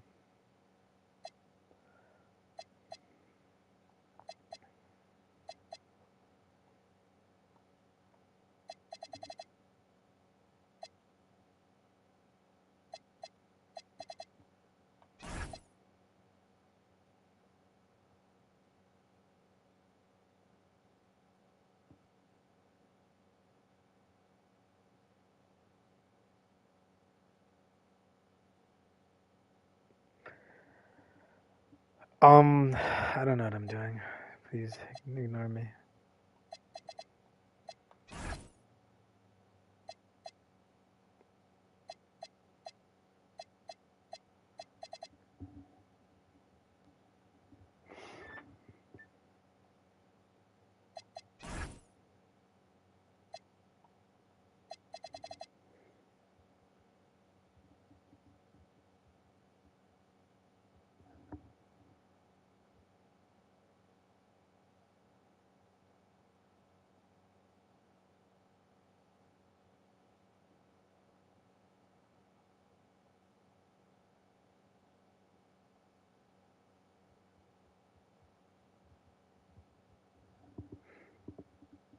Sorry, I just zoned out again.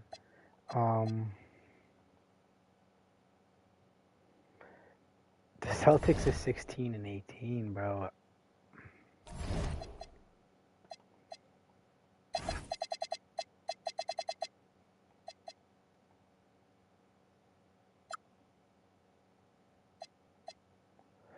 Ooh, whoa. Now this is a fucking blockbuster. But I don't hate that at all. Because then they bring in DeJounte Murray, who can fill in the point guard spot. You can move Brown to the 2, Hauser to the 3, JJJ's at the 4. They still have Keta at the 5, which is dog shit. But I'm doing a thing that I haven't said out loud yet. But say a team, because figure you look at their recovery in real life, not Van Vliet, but more Hallie, Dame, Tatum, Kyrie. You look at their recovery in real life, and they're all moving incredibly well and doing incredibly good things right now. Now they're out for the season, yeah, but who's to say their teams make the playoffs, which right now I believe at least these three are in contention to do. Who's to say they don't come back? That's all I'm going to say. Let me continue. But that's a big thing, though, because White was pivotal in their championship run. So, like, so they gave up...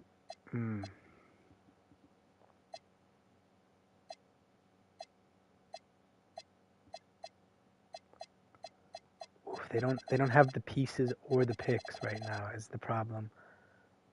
Do they have the picks? I mean, yeah, you can throw them 3 firsts. Throw 3 firsts. And then, like,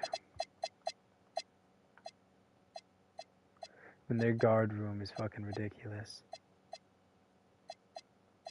And all these idiots have as guards. I'm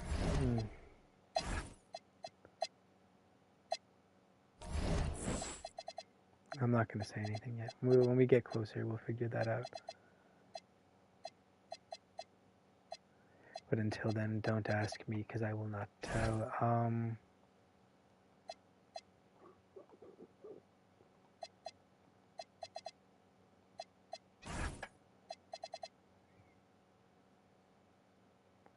Is this idiot back? No, bro. Allen and Donovan Mitchell are still out. So the Pacers could still win, which they will.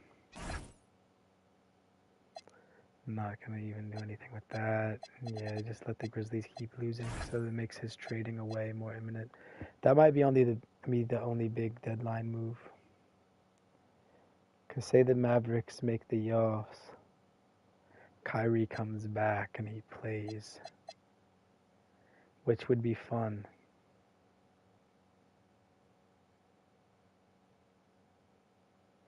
It would be fun. But then would AD in a Warriors jersey not be fun? That's all I'm going to say. I think AD in a Warriors jersey would be fun. But that's me. Where am I at? Yeah, whatever, do what you want.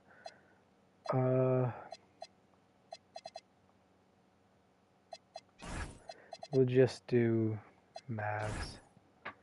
Fuck, because I don't want the Kings in. Hot take.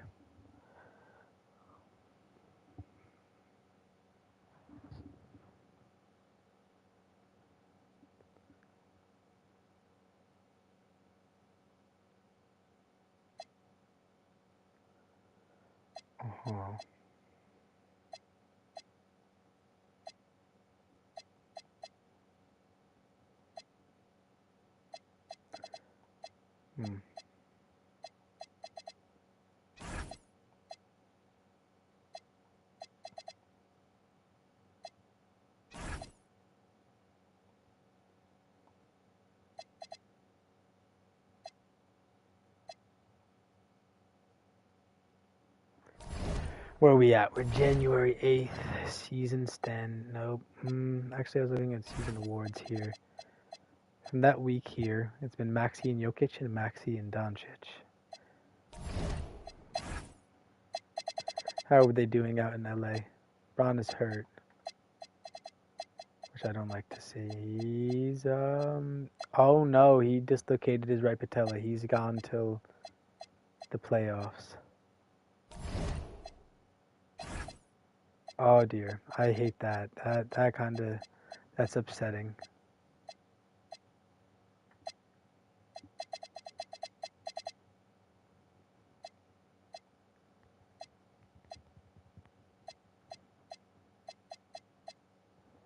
Oof, 2 to 4 months is bad.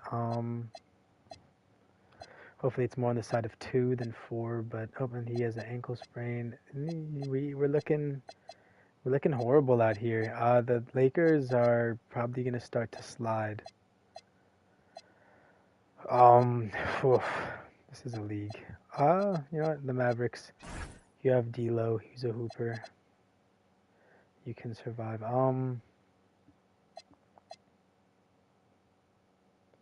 I think if Tatum can make it back for the playoffs, the Celtics would give anything in their power to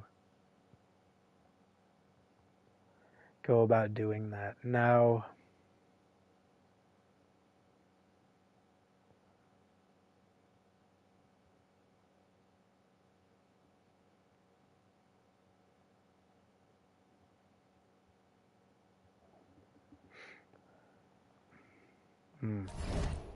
I want to see something.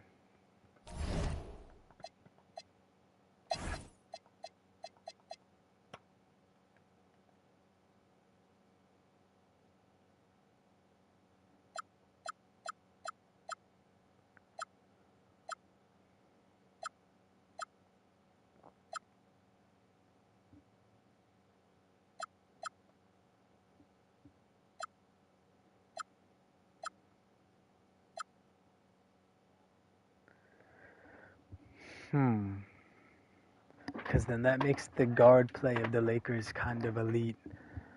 But then they lose Laravia, who's been actually very good for them. Okay, so no. Nah, Suggs is sort of too valuable. I think he's more valuable than DeJounte.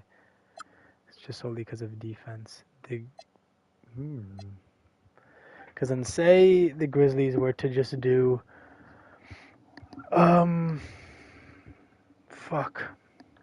Pritchard. Both Pritchard and Simons to the Grizzlies, plus a couple picks for JJJ, right? Then the Grizzlies move DeJounte and Ty.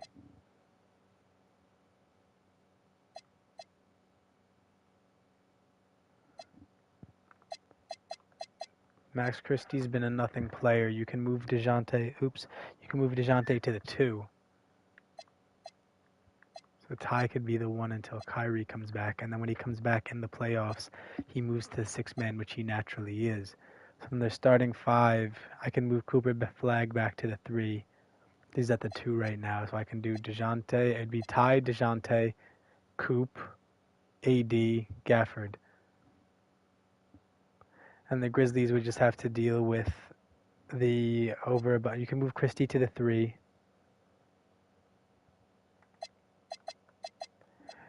And D'Lo, I mean, because then, that their guard rotation is, then maybe they add Scottie Pippen to this and see what they can get. But I actually don't hate that at all. It gets the Mavericks out of a jam.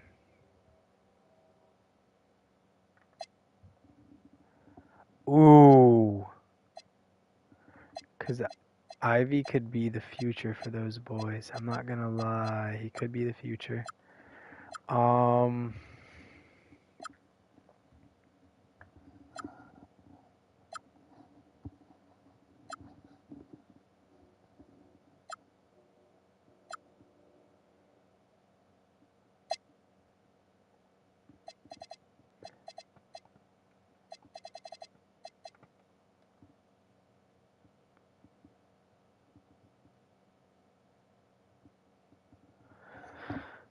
The Mavs get Ty Jerome back, Scottie Pippen Jr. and DeJounte, with Donovan Mitchell being out the whole year. What the fuck, man? Okay, so no. But then say they did that trade to the Mavericks, and they're like, you know what, Scottie Pippen, he's expendable, we're tanking. He is young and good, but then we can get a pick from somebody. and or a young player. So then you see like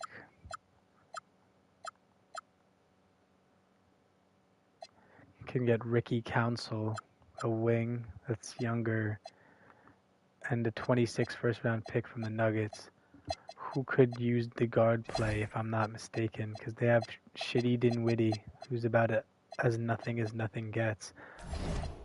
Let me see what else was there, but the Grizzlies, yeah, they might do a whole revamp here. They take the 3 picks from the Celtics, as well as Simons and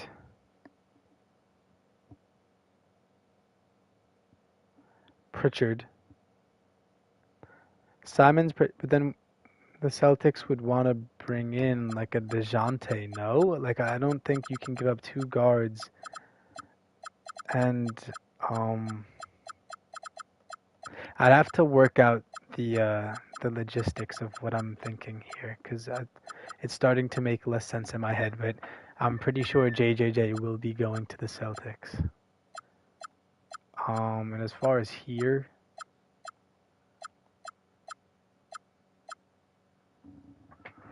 what the fuck, man? I mean, the Mavericks can dump old shitty Clay. He's averaging 17 a game. He's not old and shitty. I mean, does he even play? No. Would he play here? No. But, and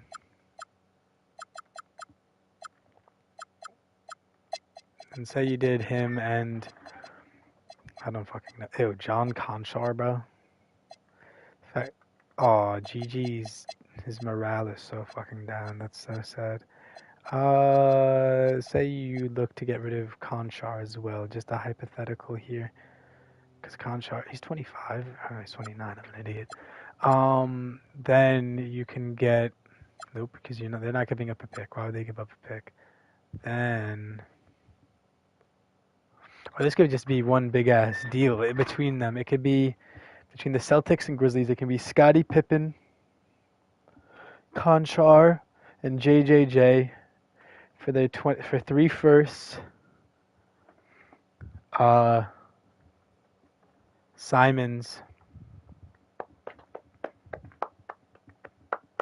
I'm thinking about the logistics. Simons and nah, that would be stupid.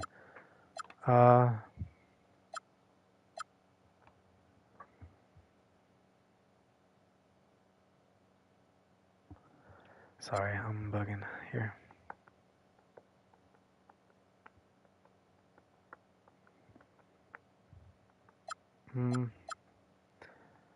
Because then again, the Celtics, I can't... Now, the only thing that's realistically wrong with what I'm thinking of is that if both of them leave in that trade, that leaves their point guard as Jason Preston, who's on a 2-way contract, which you sort of can't do. Now... You could, if you're them, move Minot at that point. Move Minot, who's been alright, but you move Minot for a guard. Like someone who's actually guardish. Because then say, yeah, you can get Tyus from the Magic, but he plays a lot, so maybe not. Bruce Brown from the Nuggets, because then if there was a deal, what was the deal I was thinking of with the Nuggets just a second ago? No clue. But something about them getting that idiot Pippen. But then if they got that idiot Pippen, they can bring Bruce Brown to the Celtics, but he's not really a good playmaker.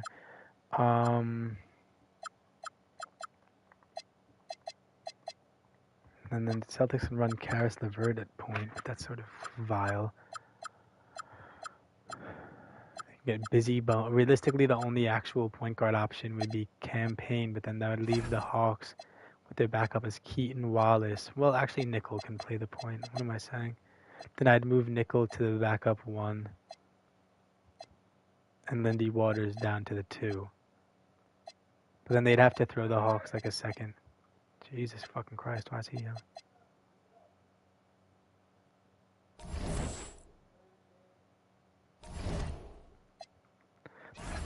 insane hypotheticals here. Now let's make our dream more of a reality here, shall we? I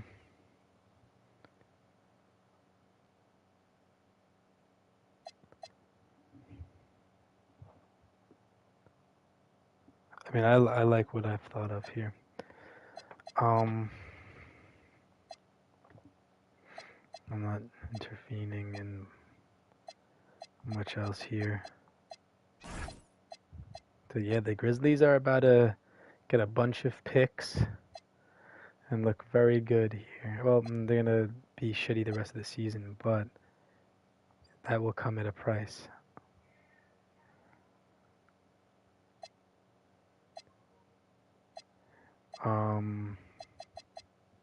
Fuck the Kings. The Lakers' downfall is about to be vile and vicious.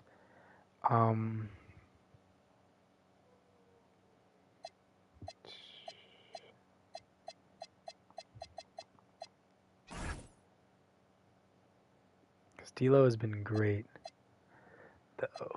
The Melo and jeez, give the Jazz a damn win.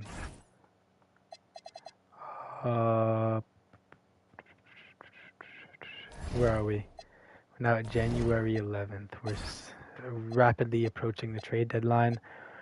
At trade deadline day, I'm going to do the contract extension. Yeah, I'll do the contract extensions that day as well. We got Pistons there, Bucks, Magic, Pacers, Heat, Raptors. Celtics are now in the 8 spot, Sixers in the 9. Cavs are slightly above the Bulls and Hawks.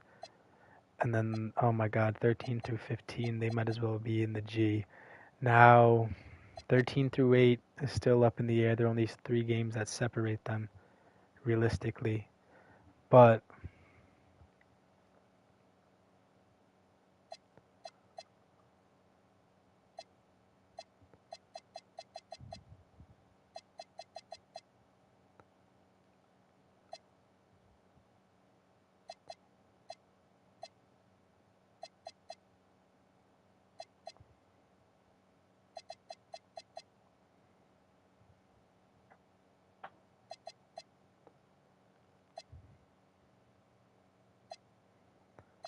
I have a vision.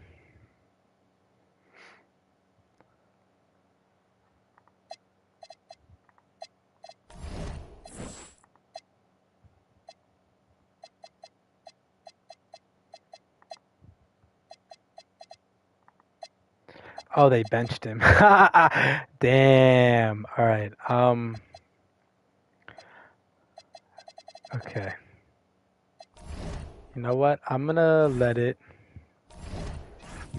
play out a little.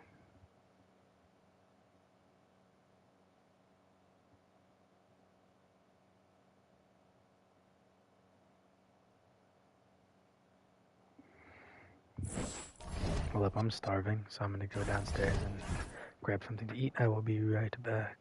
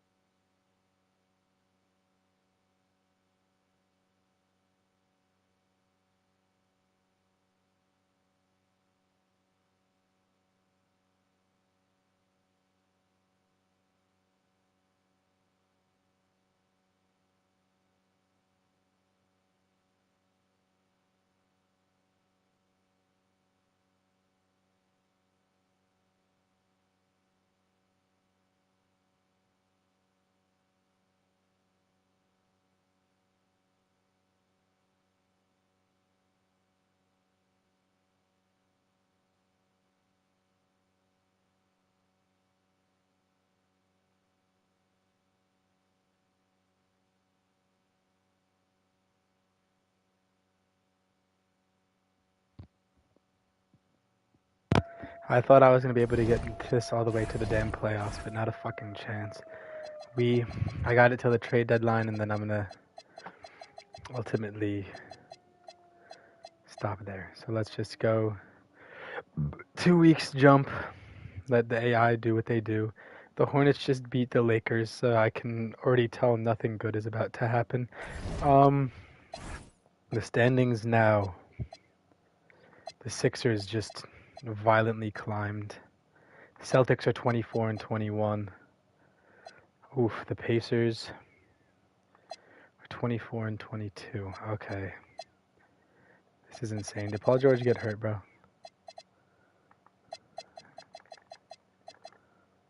There's a pulled calf muscle. The Cavs are 23 and 24. Heat are 23 and 25. Raptors are 20 and 28. Bulls are 19 and 27. Hawks are 19 and 28. So there you go. Those 4 teams, you know, all their fans are like in a group together on Twitter. But there you go. They're fighting for the last 2 play-in spots, essentially.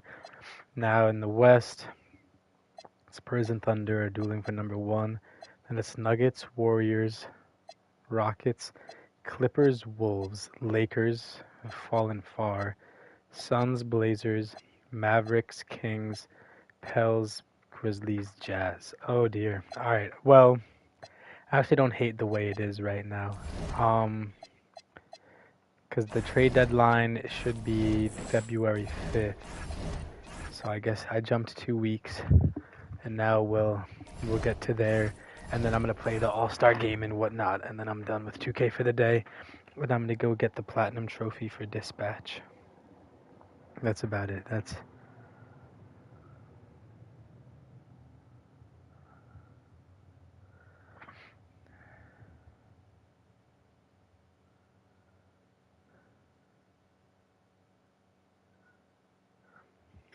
Let's see. I bet I'm eating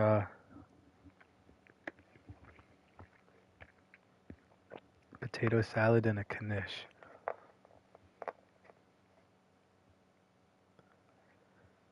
I'm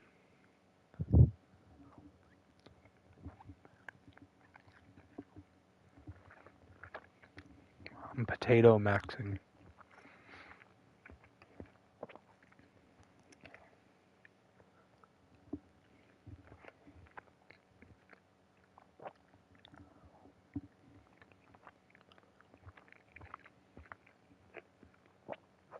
Oh.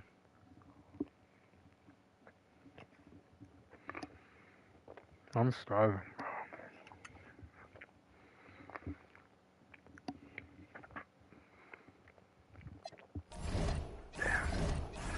All right, let's get her going.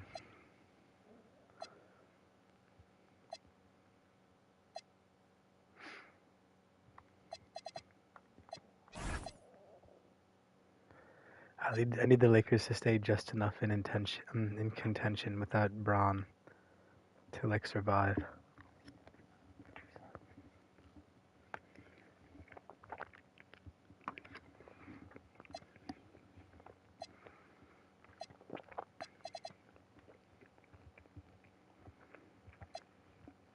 The thing is that Celtics are too good.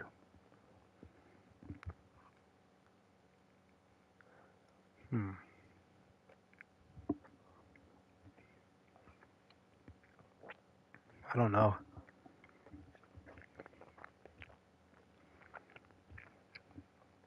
There is a chance I don't make any moves at all. I just make every team stand pat.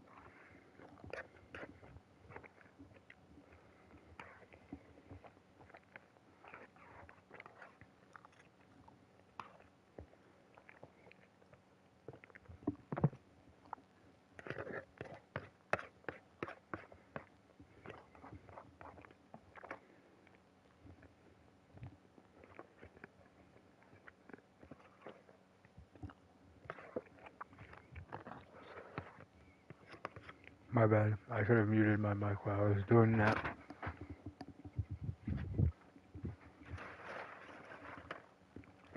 There you go. Yeah,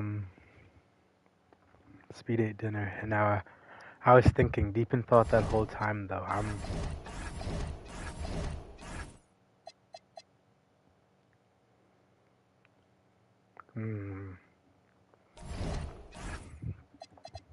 full. I'm definitely gonna shit my little pants in a minute, but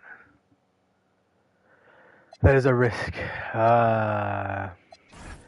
Which team am I gonna have in the play-in versing? Because figure Dame's Blazers are gonna be in, and he'll come back. They'll probably lose, but then they'll be versing Kyrie's Mavericks. Who do I want to face that daunting task? Because I mean, it would be the Clippers are gonna fall. So figure Wolves and Warriors stay up. Rockets go down to 6. It'd be in that 7 and 8. It would be Clippers, Suns, Blazers, Mavericks. The 10. Yeah. What? So who would fall out? Probably the Suns. They'd fall out completely. These two go up. The Lakers would be there, but the Lakers win. We'll see. When we get closer, we'll see. But happy birthday. I don't fucking know. Why did the Grizzlies just win? Did I accidentally force a Grizzlies win and I saved it too, so there's no going back.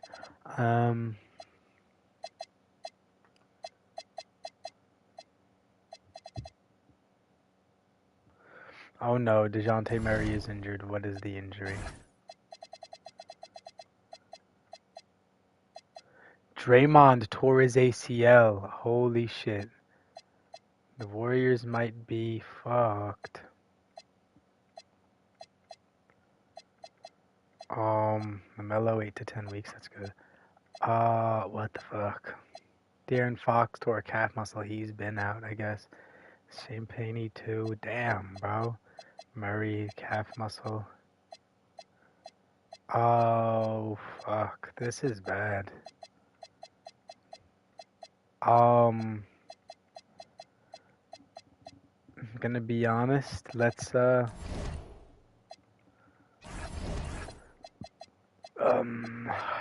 don't know. Now that Dre's out, Kuminga becomes just that much more valuable. It's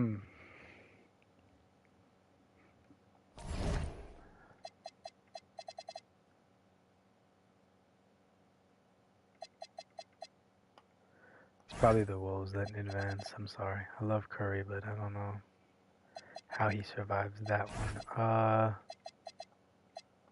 Nope. Damn it, I can't read. Well, the Thunder need to win more to take the 1 seed. Ooh. A fully healthy... Ooh, never mind. And there goes Quentin Grimes again or something, because who the fuck is this? Then the Bucks just have Giannis. So it comes down to star power, and I'd rather have 1 Giannis than 2 Maxey and Franz. So it's Giannis.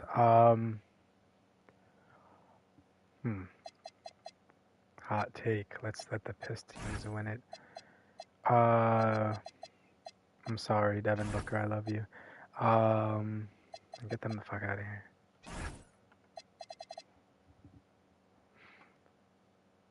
$26 and 19. They're hanging on, but yes, by a thread.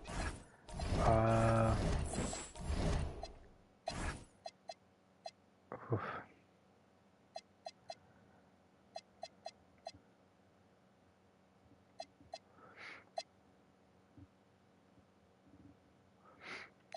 I mean, yeah, this team, they can't get rid of AD. He's too valuable. Now that Coop's playing good, D'Lo's playing at an all-star level. I can't even make that dumbass trade where I give up Christie and whatever for, bro. I also can't do that because fucking Christie's injured. But oh no, he's not. He's healthy. He's just dog shit. That's crazy. He's so bad. He's a 77 overall that is getting played over by 74 overall Jaden Hart. No, he's not. Are they running a fucking... Oh, this is a 9-man. This is just the 9-man of Doom and Despair, I guess. Wow, that's crazy.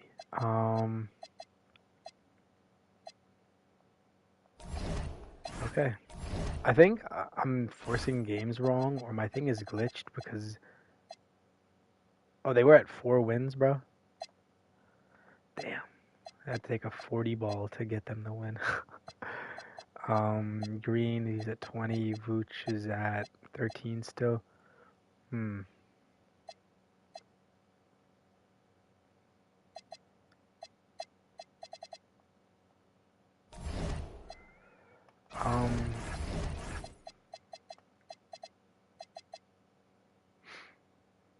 is Donovan Mitchell back?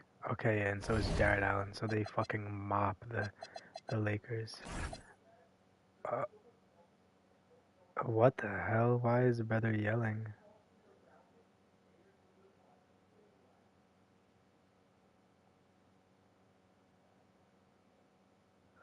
Okay. Yiddy, Siakam, Isaiah Jackson. Oh my god, he's so fucking loud. I hate... I gotta stop saying that in these videos. Because if they find that, it's gonna be misconstrued as if I actually hate him, but he's very obnoxious. Siakam... Fuck, I don't know. They can do whatever they want. They can also do whatever they want. I'm not here to nitpick.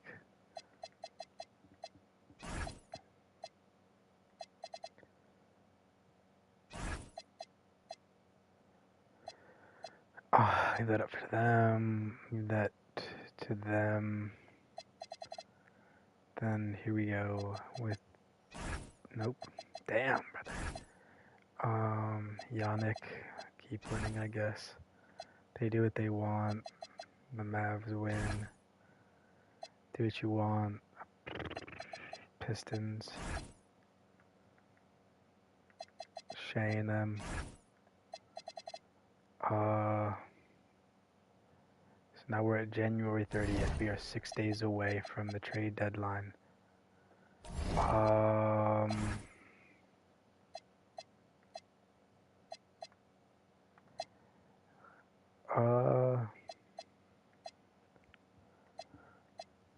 I'm gonna look at the trade finder for each team and see what are some moves I would do. Because now the Celtics are in the 8th seed and like the mix of all the play-in shitty dicky mid teams. There's gonna be a few negative record teams that make the playoffs for the East, which is disgusting. It just depends on if it's the Raptors or if it's the Hawks. And that is gonna come down to the wire. About BI gets hurt every 2 seconds, man, and he's so soft.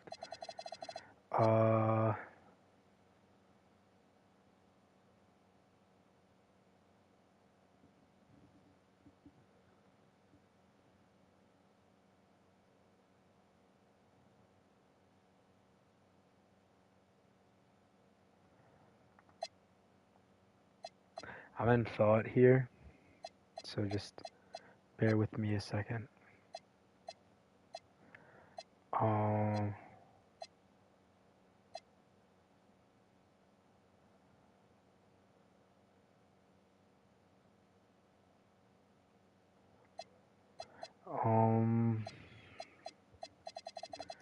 I don't know what I'm thinking about. Actually, my mind is empty.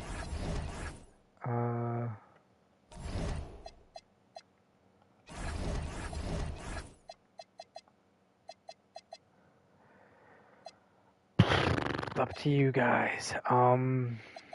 Luker, you need to make them win that. The Celtics are going to win. The Grizz and the Pelicans win. Don't care. Don't care.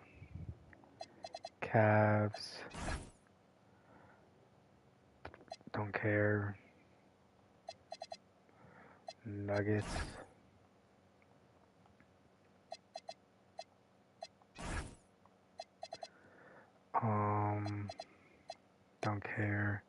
don't care. Pelicans. The Wolves.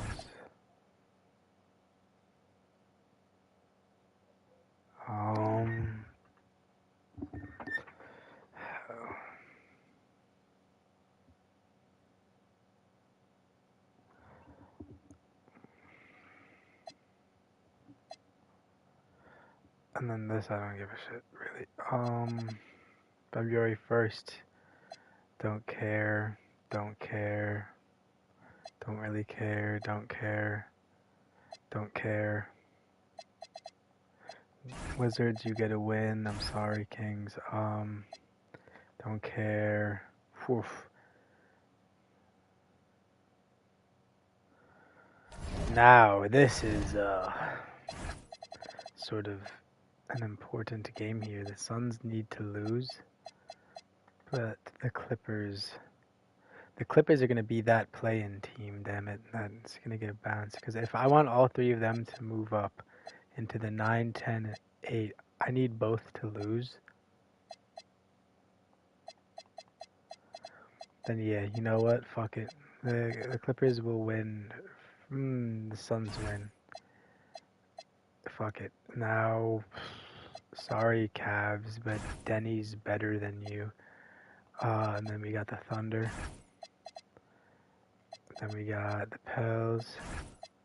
Don't care. Shut this nigga up, bro. Oh my god, bro. He's watching some stupid Neanderthals comedy special. He's laughing about it now, 8 hours later. Oh my god, hold on. I gotta mute my fucking mic while I do this.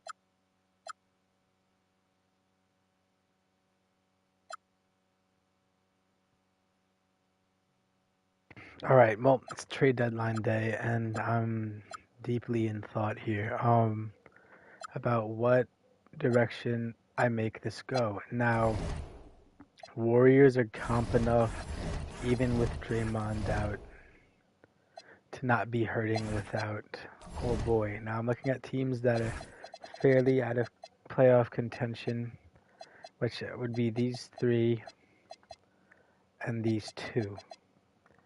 The Jazz, the only player they have to get rid of is Laurie, but I think he's so good and still young enough that they keep him. JJJ, on the other hand, the team around him isn't necessarily young. So if I was to do a combination of moves, it would be one, I'll uninjure DeJounte Murray, but then it would be these two, him alone, and then JJJ. But then if I was to...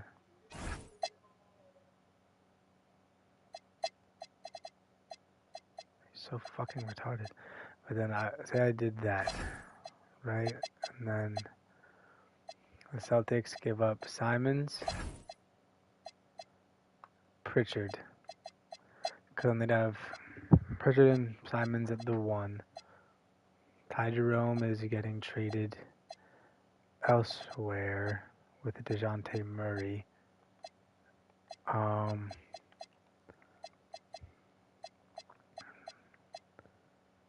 Because just star-wise, there's 5.5 compared to a 5.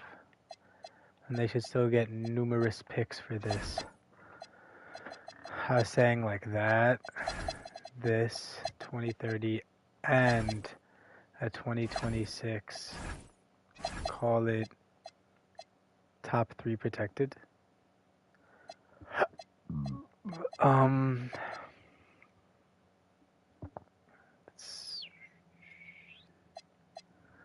Top 10.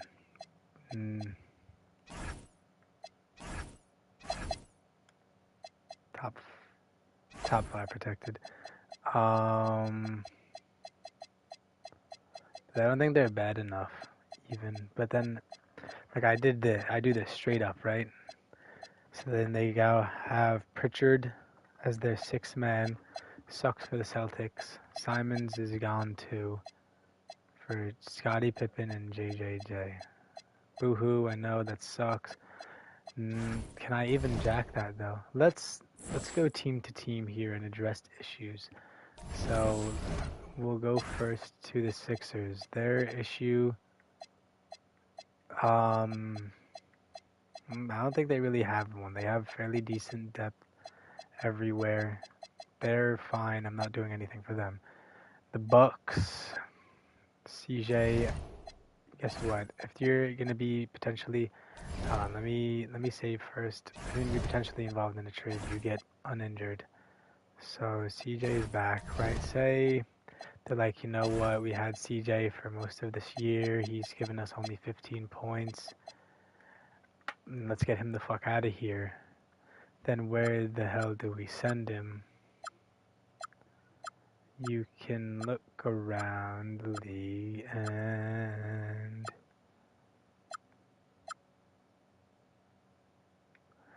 the Lakers want to contend.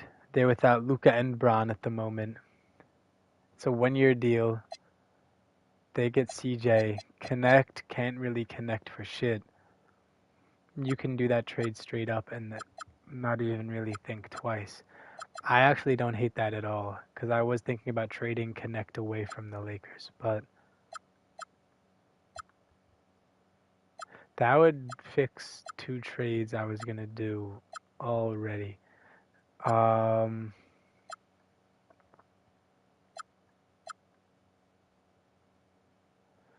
Dorian shitty, call me weird, but then again, it makes the Bucks look more non-competitive, which is the only issue. So do you give CJ back to the Blazers, who are in contention with Drew? I think the answer is no.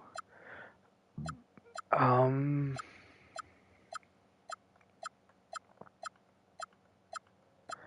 mean, what are they each giving you? Connect is really only giving, in 16 minutes he's giving you 8 points, whereas CJ in 30 is giving you 15.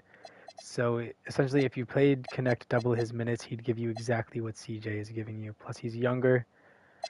He'll be there around Giannis if Giannis chooses to stay here for a while. I mean, like, the guard depth is good here. When Rollins is healthy, they still have these two idiots. You don't need CJ. And Connect is good for the future. I would...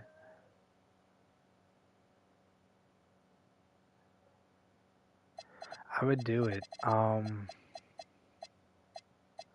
Hot take. I think you go CJ to the Bucks. I'm gonna screenshot that, and then we'll continue on throughout the teams. Other than that, I don't have any real thoughts or concerns for them. They look fine. Miles Turner looks a little flaky, but when it comes down to it, he'll be alright. They don't have a good backup 4. Maybe you can move Andre Jackson and CJ, because I mean Andre Jackson is truly the nothingest player for a player that can play the 4. Now, this would make the Clippers inherently bad. Then Giannis has a good backup, and Dickie Bradley. Nah, that's stupid. This is just a hypothetical here. This doesn't mean anything is gonna happen. And I sort of hate every move I'm seeing. I'm scrolling fast and not really giving any of them any attention, but I didn't like any that I briefly saw, so we take out McCollum. And then Andre Jackson, we're like, yo, we need someone to come in and play the 5. The Silva's shit. That'd be a nothing acquisition. Damn it, you idiot. Magbo, I mean, they're in contention for the playoffs, so I don't know if that would be beneficial. It has to be a player that also doesn't really play. Dayron, I know, plays.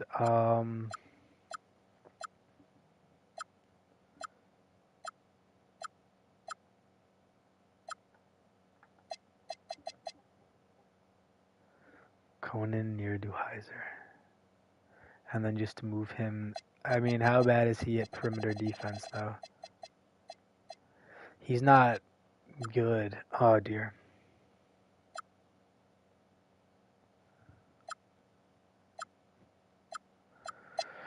So you do Andre Jackson. It'll be only at first. Andre Jackson and Jericho Sims. Could you get a player that can play? What the fuck, man? No. It has to be mutually beneficial. Like, it has to be Saric and Raymond. Oh, this is I mean, Raynaud, is young. But these two are old. Let's, yeah. I don't know, but I don't actually even hate that. What the fuck? The 4 spot. You want a 4 and a 5? I mean, they just offered that. And now I have to poop. I knew that was gonna happen. The Wolves. I mean, the Wolves, you can get Bamba and probably a young 5. The Wizards, I don't know what the fuck a Will Riley is. But then say you took Eric Gordon out because nobody ever wants Eric Gordon. Joan Berenger, who's also another young center. You don't want to, with Rudy being old and shitty, you don't want to get rid of your young center. But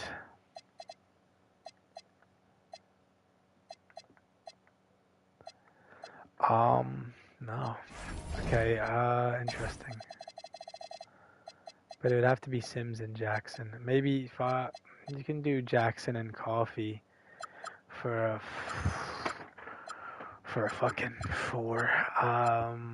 No, they're not giving up draft picks. That'd be counterproductive here. Oh god. The belly hurts so bad. JRE, who doesn't play, and Cam Jones. This is kind of perfect. to the Pacers. The Pacers, yes, lose a center. That's okay because Siakam can play center. And then they can just sign someone in free. I think they have an open roster spot. Tell me I'm 5, 8, 10, 13. So yeah, they have an open roster spot anyways. But nope, you fucking moron. Okay. They'd be bringing in a shooting guard and Jackson and a small forward and Coffee. You can move Furphy to the 4. And no one plays the 5.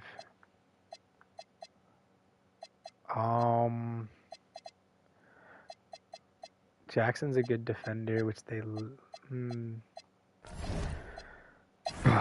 Okay, you know what? I mean, like... Say you do just Coffee. Can you trade Coffee for someone that can play the 4 straight up? GG Jackson, but they'd want a first, so no.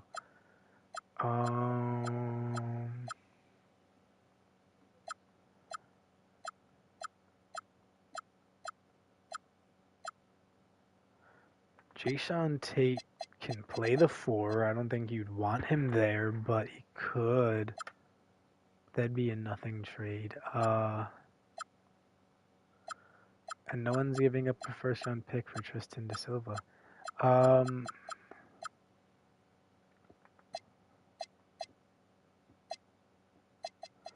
If he can snag, he has no interior defense, can't rebound, can't any of that. Okay, what about you, Jayshawn?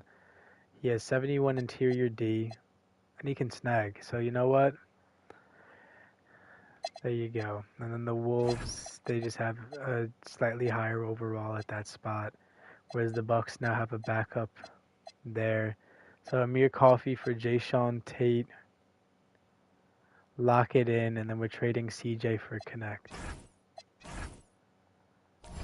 And CJ for Connect. Right now, straight up, no picks involved. There you go. Now, Connect is the starting 2, quote unquote, but let's move good old Jayshawn to the 4 spot. Why is he talking in a fucking voice like that? Like a I have nothing nice to say about this nigga right now. Shooting guard, please, no, you're bad at basketball. Please don't ever think that you're good, no matter what position you change to. And there you are. This is the team. I'm sorry to Giannis, I got rid of CJ. While his overall was appealing, his play was not. Connect in half the minutes had half the stats, so realistically, if you play him 30, he'll be just as good. So there you go. Let's just see him in a Bucks uniform. There he is. Can't connect for shit. Is gone. He sounds like a fucking screech monkey. Now, let's see CJ in the Lakers uni. There you go. There's CJ. Cause yeah, their guard play looks suspect. Now they're full. Once Bron and Luka are back, they're deep. Pause. Alright, so those are the 2 moves for the Bucks. They trade away CJ. Because they have a bunch of guys that can play all those spots. And they pick up Jayshawn Tate, just in case something bad happens. There he is. The Bulls now. In real life, they're trying to move on from Kobe White. I would not let them do that. They sort of need him. Trey Jones is also good. I like how all these pieces on their team sort of fit. Besides, did Buzelis die? Yeah. I like how all the pieces on their team fit, sort of, except for... Where's old boy? Except for Ayo. I don't like how Ayo fits on any team ever. So let's do a hypothetical trade for my boy here. Trade finder, let's just see if I can send Ayo away somewhere that he'd be quote-unquote prosperous, and then see what the return would be.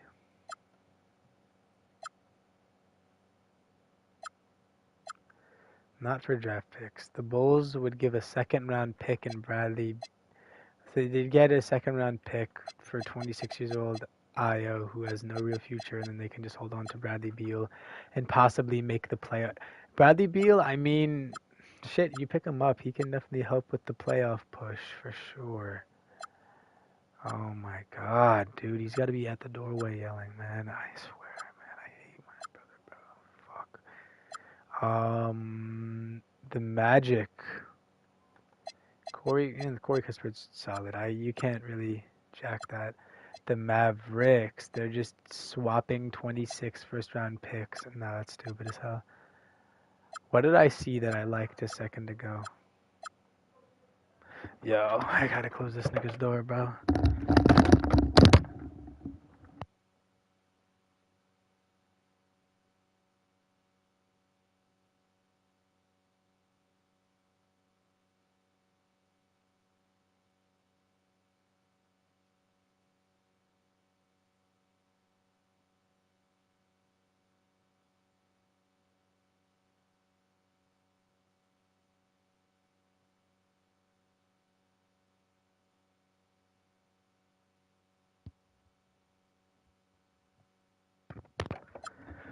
Now, here we go.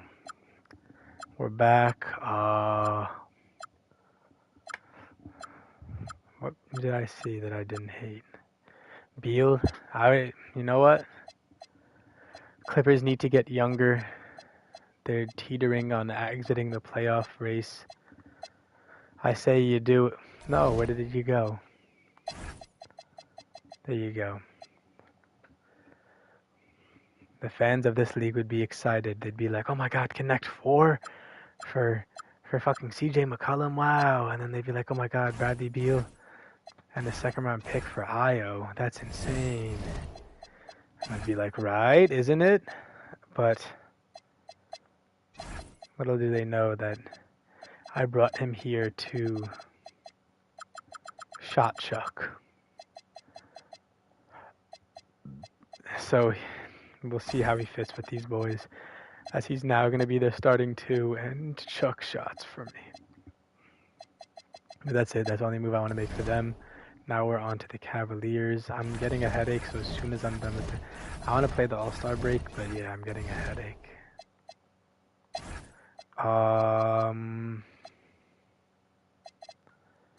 Could I justify doing any moves for them, really? No, I think I like where they're at. I wouldn't make any moves. I mean, Middleton has been shit, but like,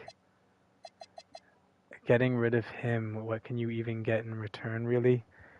Except for like maybe a slightly younger player and like a second round draft pick. Well, I guess we're about to find out, because here he is in the trade finder, and Ben Simmons.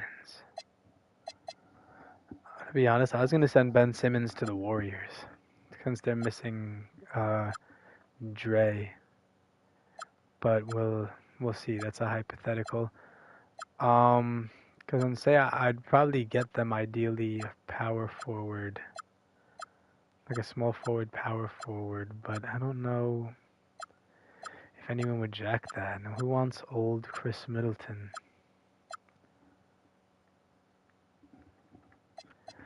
The Blazer. Oh, how much is he contributing to their playoff hopes and dreams here? Oh, he's putting up 20 a game. Yeah, no, you can't get rid of Jeremy Grant. He's sort of balling out of his mind. The Warriors would get a second-round pick in Chris Middleton, who would objectively help their playoff hopes. But Moody's 23, and I know that in the sim he gets better. So it's like, are they going to go all in this year? And if so, why the fuck would they do that by getting Chris Middleton, who's been playing like dick shit? I don't know if he gets moved. Cody Williams is bad at basketball. I hate to say it, but he's really not good at basketball. The Lakers would give up Bronny in a first, so no. Chet's been really good. Christian Braun, no. These are, he might just be staying put where he is. I don't know where he would go because this would be non-beneficial for the Warriors. As I mean, they have an old team as is, but Moody's objectively been a better basketball player this season.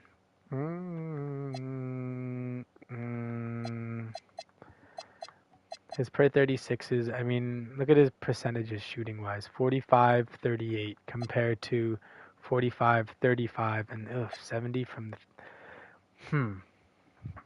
They add a pick. Sure, they lose Moses Moody, which is not ideal for them. But like I said, Middleton gives them that championship pedigree, even though it is only for a year.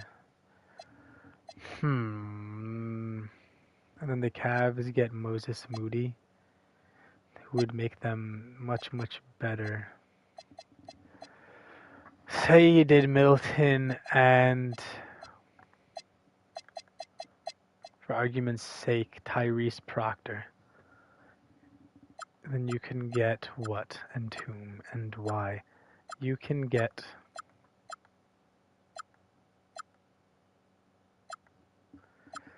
a lot of these are retarded. The Mavericks can get F29 first round pick. They can dump shitty Max Christie and useless Najee Marshall. So they can dump 2 useless players and get a pick, a young guard, and old Chris Middleton, who can help when they come back to win a championship. Because Christie's proved to be nothing. Proctor hasn't even played yet. Najee's actually less productive than Middleton. He just happens to be younger. And they get a first-round pick from the Cavs. I might do that.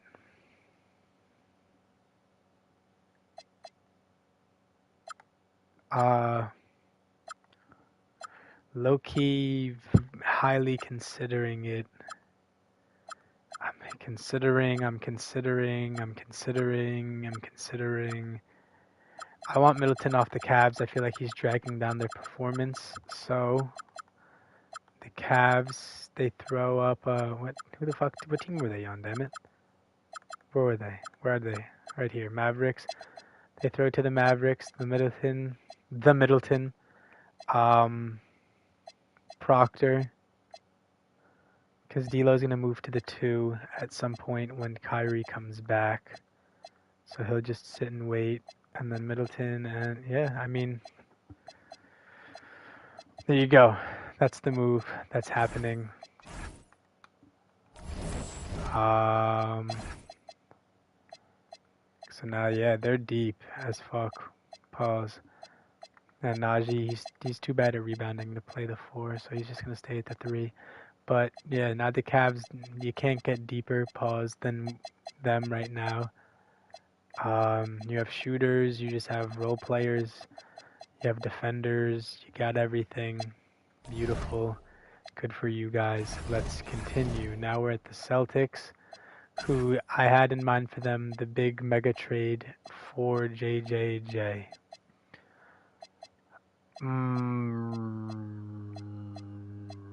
Without giving up White, I feel like it's almost unrealistic. But White is pivotal to their playoff chances. So I feel like if I was to do it, it's 3 first-round picks, Pritchard, Simons, for JJJ. Hold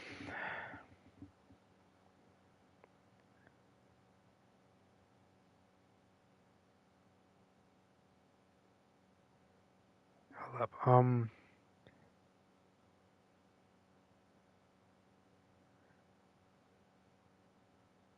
I'm just nah, I'm a retard.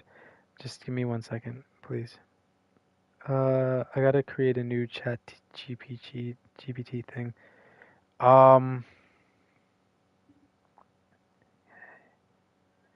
26 franchise where I control all the teams. I'm at the trade deadline, and the Celtics, who are without Jason Tatum due to until the playoffs due to injury.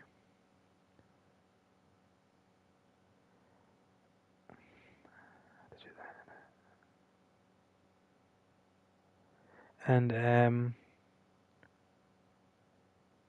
to get the Celtics, who are without Jason Tatum until the playoffs due to injury. Jaren Jackson Jr. without giving up Derek White or Jaylen Brown. How is it gonna do? Hold on, because this, what I put in there depends on what they can get for. Depends on what they can get for old boy. So they go Murray and Ty. Right? They're like, okay, we get rid of Murray and Ty and we get back what? Probably want something young or just a good player that can be future altering. Now, I don't know how strong their center position is. It's actually fairly good. I'm not gonna lie. I would have not hated that Hornets trade. No.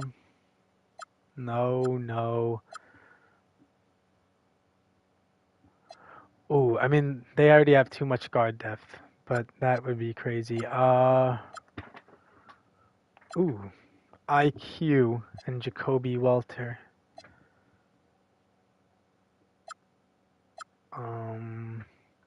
Herb Jones? Nah. Who could I get them? That would make even the slightest bit of sense. Cody Williams and Sensabaugh. Right? Set the 3 and the 2. Because, I mean, Conchar is a nothing player in every way. And then Sensabaugh is a young guy to put at the 2 spot because you let KCP walk after the season. So their team next year would have Simons, Pritchard. It would be Simons, Pritchard. At the 1 with you have an extension with Cam Spencer as the other point guard. So Simons, Pritchard, Spencer. That'd be Poole, Sensabaugh, Coward. Conchar's got to go. I mean, he's got to go out of the fucking league. I don't even know why he's rostered. He does nothing well. But Conchar. Conchar.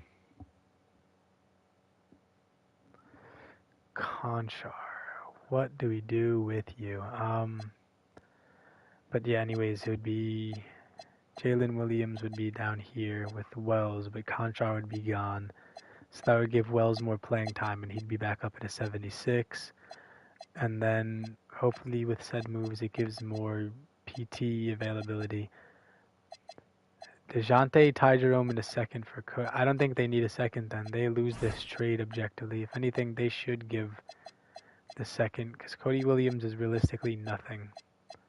And they're losing 2 good play. I don't even know if Cody Williams gets involved in that. I think...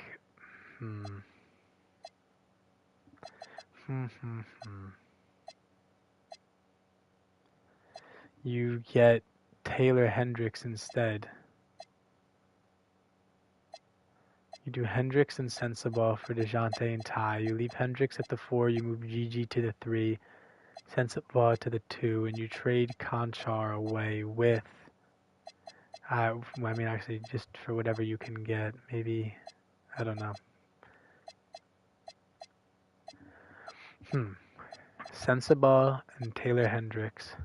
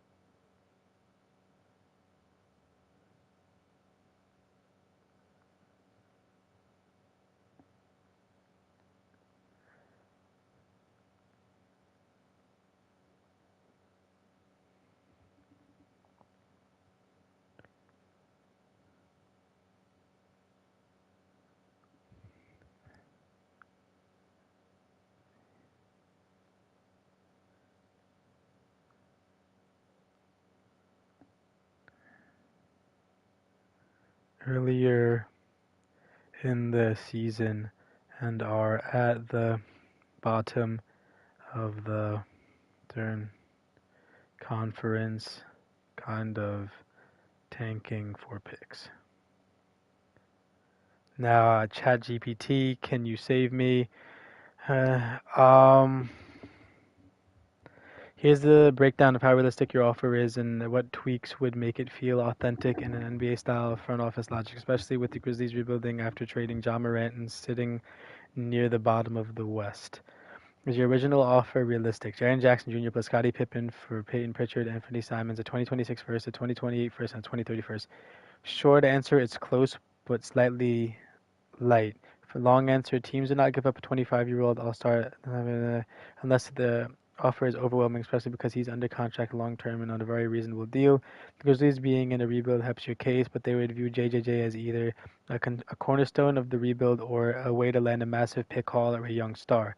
Your offer has 3 first-rounders, good players, Pritchard and Simons, but the picks matter a lot. Teams want unprotected or lightly protected first. If you want to make realism, make these tweaks. The 2026 is unprotected, so just leave all picks unprotected. Swap out a player to increase value. If you don't want to give up Derek White or Jaylen Brown, add a young upside piece instead of Pritchard. Hauser, Walsh, or Brissett. Is Brissett even on the fucking Celtics? Why did they just say that to me?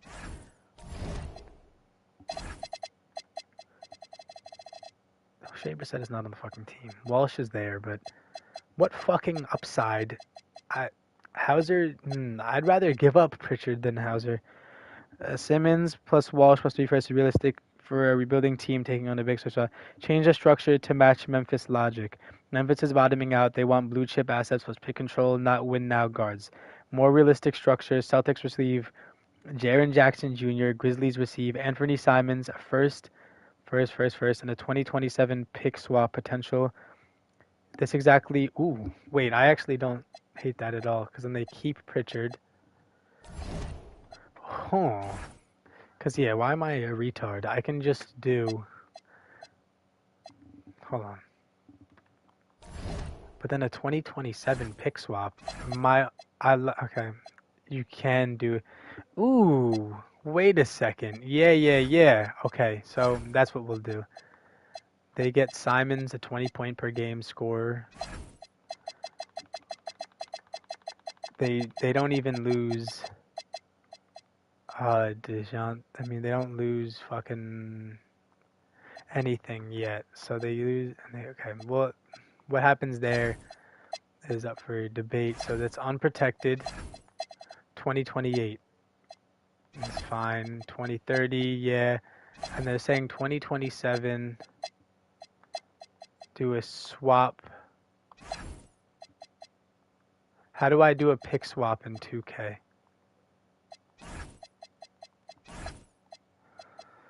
So just boom, boom, boom, boom, boom. So it'd be 4 firsts.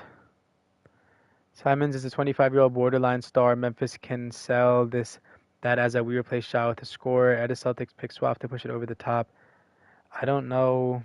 More realistic final trade is Jaren Jackson Jr. and Scottie Pippen Jr. for Anthony Simons, Peyton Pritchard, a 2026 first unprotected, 2028 first unprotected, 2030 first unprotected, a 29 pick swap. Your offer is almost realistic. You should add either a pick swap. So how do I... Yes. I just don't know how to do a pick swap in 2K. I mean... I don't even think... Wait, how do I... If you were doing a pick swap in 2K, how would you do a pick swap in 2K? It's like... No. So... How do you do a pick swap? I want...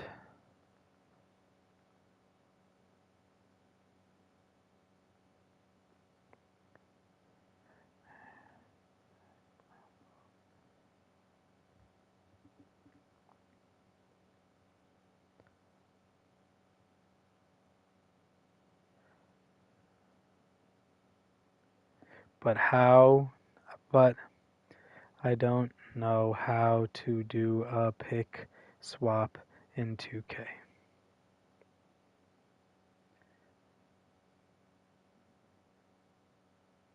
How to do a pick swap. In the trade finder menu, 2K does not let you directly add a pick swap. In the manual trade screen you can, but only by using the swap best rules. How do you do it? Not trade finder, specifically manual trade. Set the Celtics 2027 first round pick. Press the button for pick details. Nigga, what?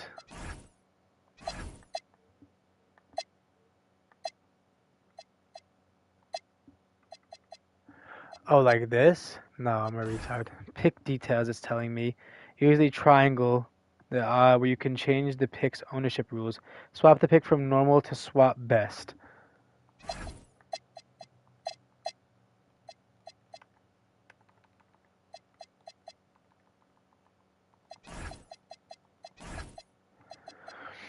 But then they get Simons, right? Now they have 1,000,000 guards. They can move. I was gonna just have them move on from DeJounte, since he wasn't winning anyways, and they move. I'm gonna be honest. I'm just gonna do it the way I had it, but before with Pritchard. Give them 2 quote-unquote win-now guards, which I thought I was originally doing, but now they just have Jordan Poole as extra, and they just throw in Pippen Jr.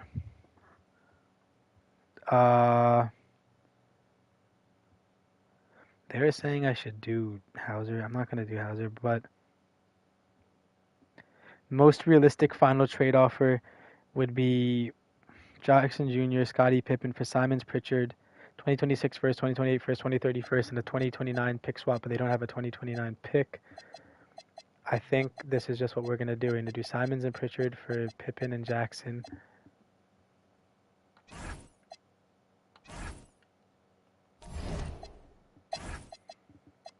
And then you do Minot. Trade finder to the Hawks for Campaign, which I saw earlier.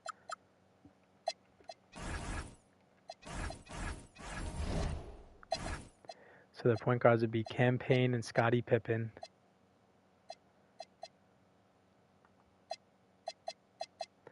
Derek White could play the point. You can have White run the point, Hauser at the 2, Brown at the 3, JJJ at the 4, and Keta at the 5. Which this is very doable here. I'm going to be honest with you. I'm going to do it like this. Right? So it's like that. We'll leave it as this for the moment. Right. I need to just look at the Grizzlies first. I'm not saving anything. I'm not saving it. This is just my hypothetical here. This hypothetical universe. Because now that other teams see they have that, they're like, oh, okay, they need some guardage. I would do Taylor, if they gave up like picks, they gave up a first round pick.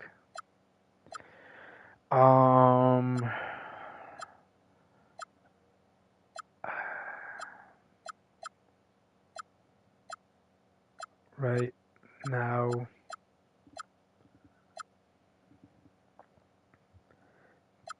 but then that would just make the Jazz guard heavy, which kind of fucking sucks.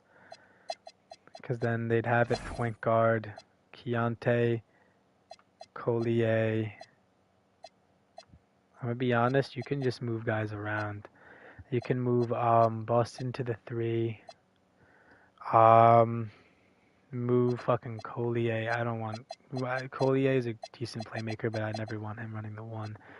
Move Collier to the 2, and then...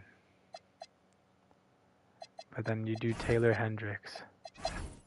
You do Taylor Hendricks. Oh dear. I just sent through the original trade I mentioned, but the new issue is as part of the return for Ja. The Grizzlies got Jordan Poole and DeJounte Murray. I'm now looking to move Murray and Ty Jerome because he's now an excess guard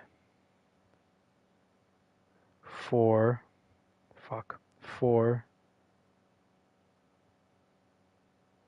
Taylor Hendricks and Bryce Sensabaugh from the Jazz. Should the Jazz add picks for those for Jerome and Murray, or are the players equally valued? Here's how the trade values out in NBA Logic and in 2K Logic because they aren't the same. How they stack up realistically. DeJounte Murray, borderline all-star league defender. Ty Jerome, injury-prone depth guard. Is he injury-prone, bro? Mildly positive or neutral value. Presenting Taylor Hendricks, lottery pick, strong defensive upside, highly value, young asset. Bryce Sensabaugh, late first-level scorer prospect, was still valuable because he's young, has upside. Hendricks is the biggest part of the deal.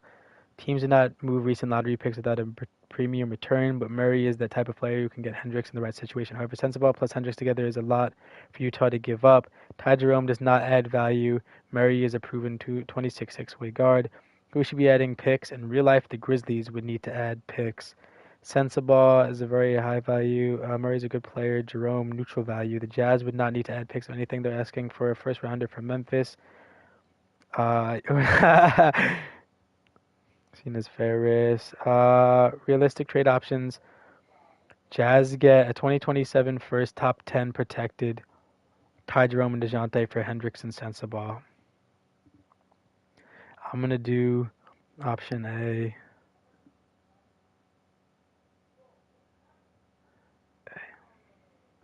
Okay, so they give up a 2027 top 10 protected pick to the Jazz for Sensabaugh and Hendricks. That looks about right. 27.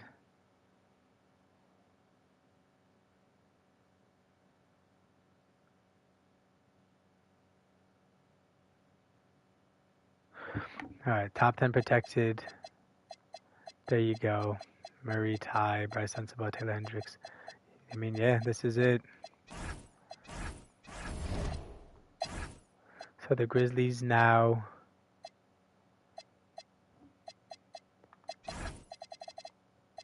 I'm going to overall play. Now you trade Conchar away from the Grizzlies.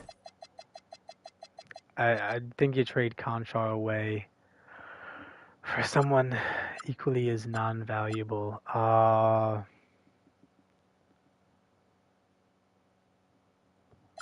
The Wolves sort of need the power forwards, I believe. So I don't know if I could do that, but that was about right. No. Looking for maybe a power forward, I guess. The Nuggets would get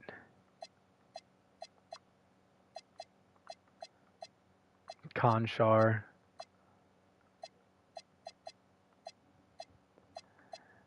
I don't hate that at all. A second round pick and John Conchar for Day'Ron Holmes. Young power forward center to the Grizzlies. The Grizzlies add another pick, which is ideal for them in the situation.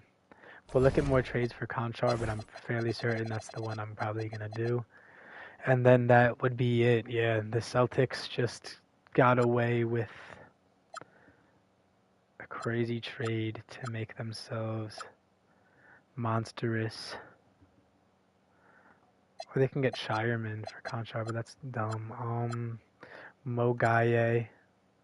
Who would you rather have if you're the Grizzly. I mean, he's playing right now. That's the thing. I don't think this idiot Dayron is playing.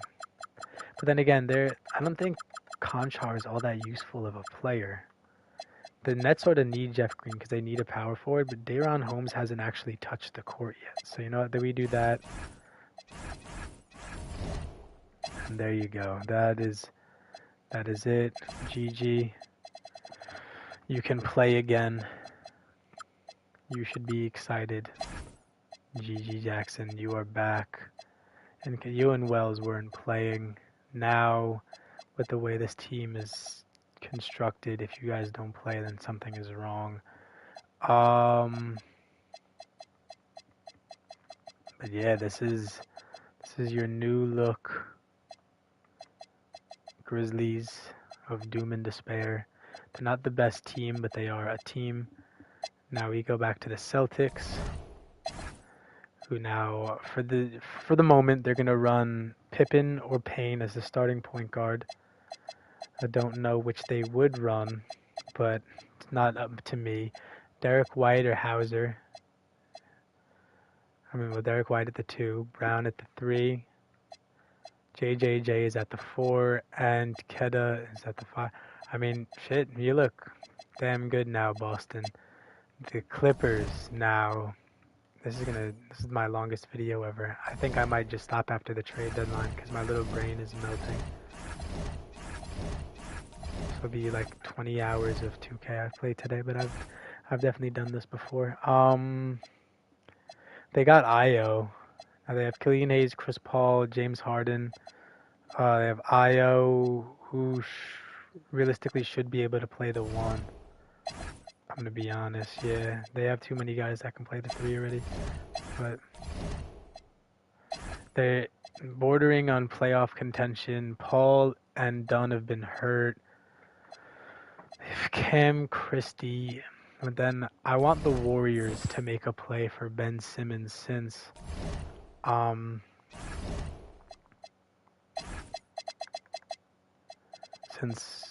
Draymond is out. Ben Simmons can essentially fill the Draymondish role for TJD and Deonic Conan Nerduheiser. I actually really like that one.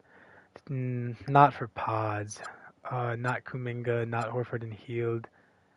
I wouldn't even jack Will Richard, to be honest. But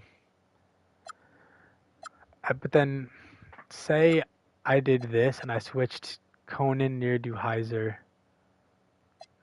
with who's that little retard? Cam Christie. Because now I give the Warriors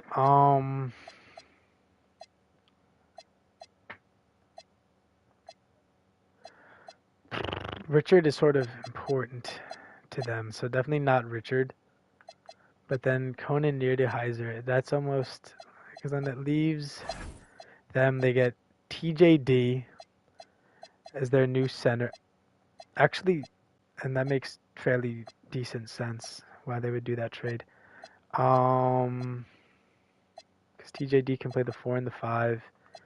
And if you feel so inclined, this can let you move Bogdanovich to the 3 and Melton to the... So you know what? Yeah. But then... What? So I said the Warriors can make a play for the Clippers. Say I made it Simmons and Christie. Will Richard and Guy Santos, TJ... No. TJD... Say you did TJD. I don't think it's like a TJD is the ideal trade flip, right? So say you did TJD. Fuck Gee. So you get the Warriors would get Conan Nerduheiser, Cam Christie for TJD. Low key, yes, Guy Santos. For Guy and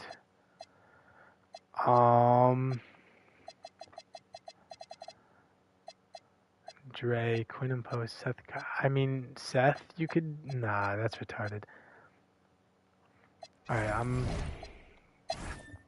ChatGPT is my best friend today. Now, in a different trade,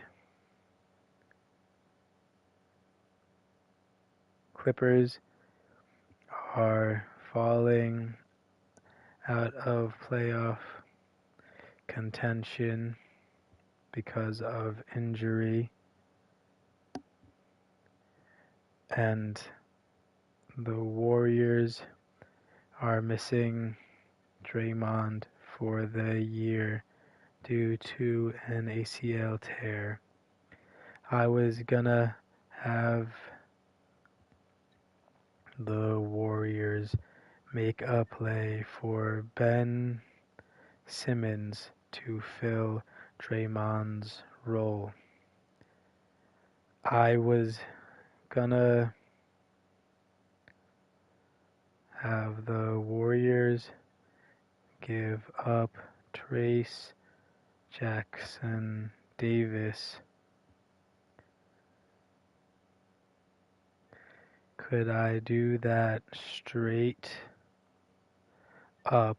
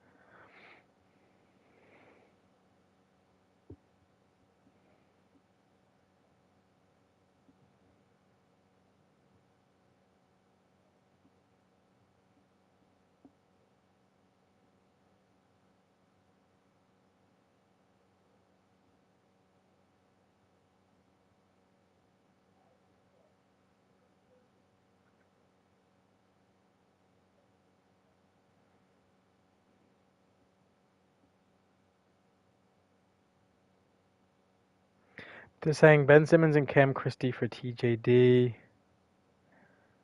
I'm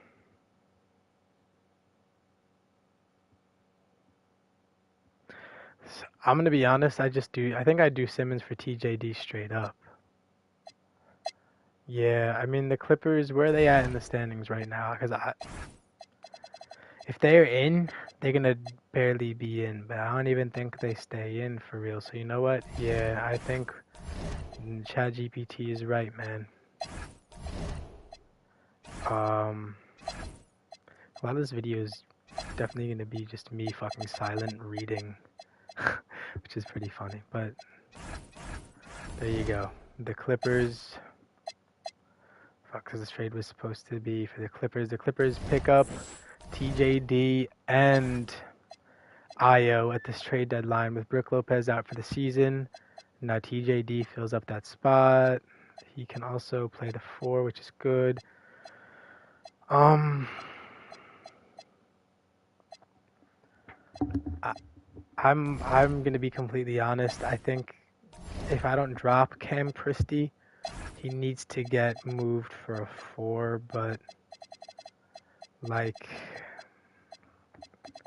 who would really want him anyways is sort of the question. Because that's going to be a trade that is good.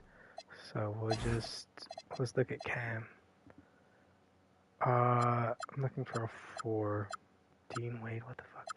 Nah, no one even that good. I'm looking for like a 71 overall power forward, if anything. Now, for Will Riley, 6'9", can he rebound at all? Can he interior defend?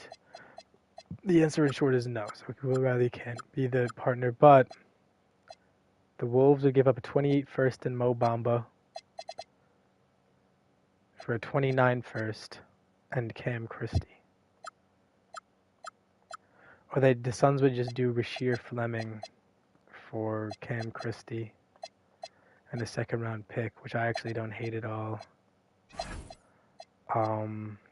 Since they have this Huntley kid and these guys can all play the 4. I don't actually hate that move at all. I think Cam Christie needs to learn how to fucking play point guard because that would make him even more valuable.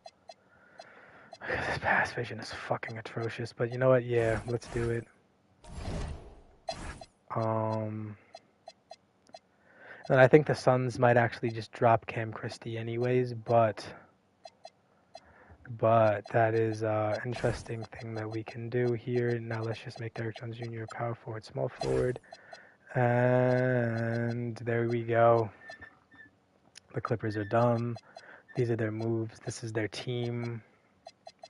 Is it good? No. Is it bad? Yeah. The Grizzlies, I'm done with them for like ever. Unless I wanted to move like Brandon Clark, but even I don't want to do that right now. Santi, yeah, this is a weird team. The Hawks now are just on the brink of playoff contention, and I wouldn't actually hate it if they made it. Now, I made them do a trade for Minot, which was weird, but you're going to see why I did that in 1 second. You stayed in 80, you're a good player. Lindy Waters goes down to the 2, and you're going to go back up to 73. You're not that good of a player.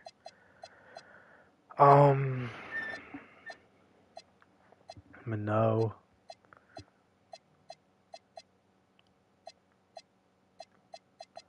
Yeah, I mean,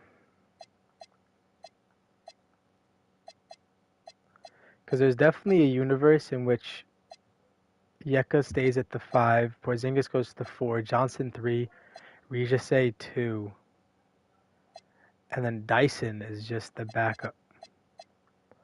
Why don't I just make that reality this one? So we're going to do something here.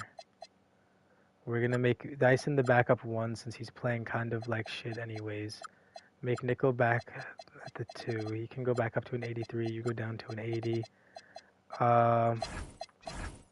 Johnson goes to the 3, and Regis goes to the 2. Just because I feel like that goes with his play style a bit. Now this looks crazy, but it's just a hypothetical. Because then, what would that make their lineup now, right? Because I just want to see.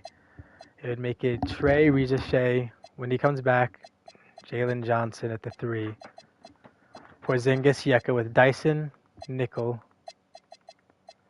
Luke Kennard, Mo Gaye, and Asen Newell off the bench. Like I said, this is all hypothetical stuff here, but I kind of like them to be run that way.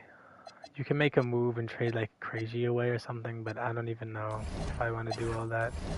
I might drop in Dye because he's nothing and pick up one of these idiots like Christian Wood. I might actually do that right now. Because Christian Wood can play perimeter defense if I'm not wrong. He can. So, sorry, and Fly and Dante. You're a nothing player and your team is trying to contend, so Christian Wood is going to get a contract to the Hawks. And then, yeah, this is sort of just their team for the moment. Yeah, I don't really have any thoughts or concerns.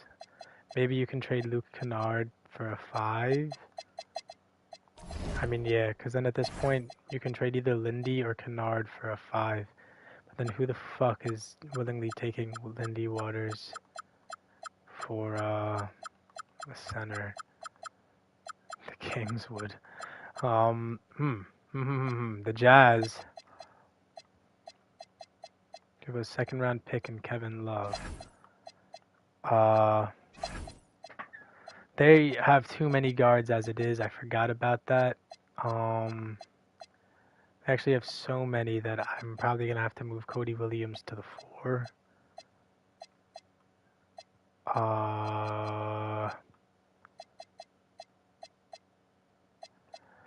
Say I did it with Kennard instead, because Kennard adds a little bit of value because he's actually a somewhat decent basketball player. Richwan Holmes, they do just swap 2nd round picks. Richwan to the Hawks and Kennard to the Heat. I give them another shooting guard. You can trade Drew Smith if you're them for a different center, which is probably what they will end up doing. So the Hawks, they're trading Richwan and Kennard, and boom, there you go. Richwan, Yak. This is now the Hawks. You're welcome. And the next team I go to is, weirdly enough, the Heat.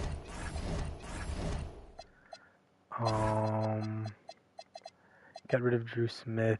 There's no reason he even needs to be on this roster. The rest of the team is actually fairly decent, besides maybe Keyshawn Johnson. He's 24 years old and a 69 overall. Now, is there a team? The Bucks. I'm looking more for like a 5-ish. Now, for Mo Bamba to play the 5, but no.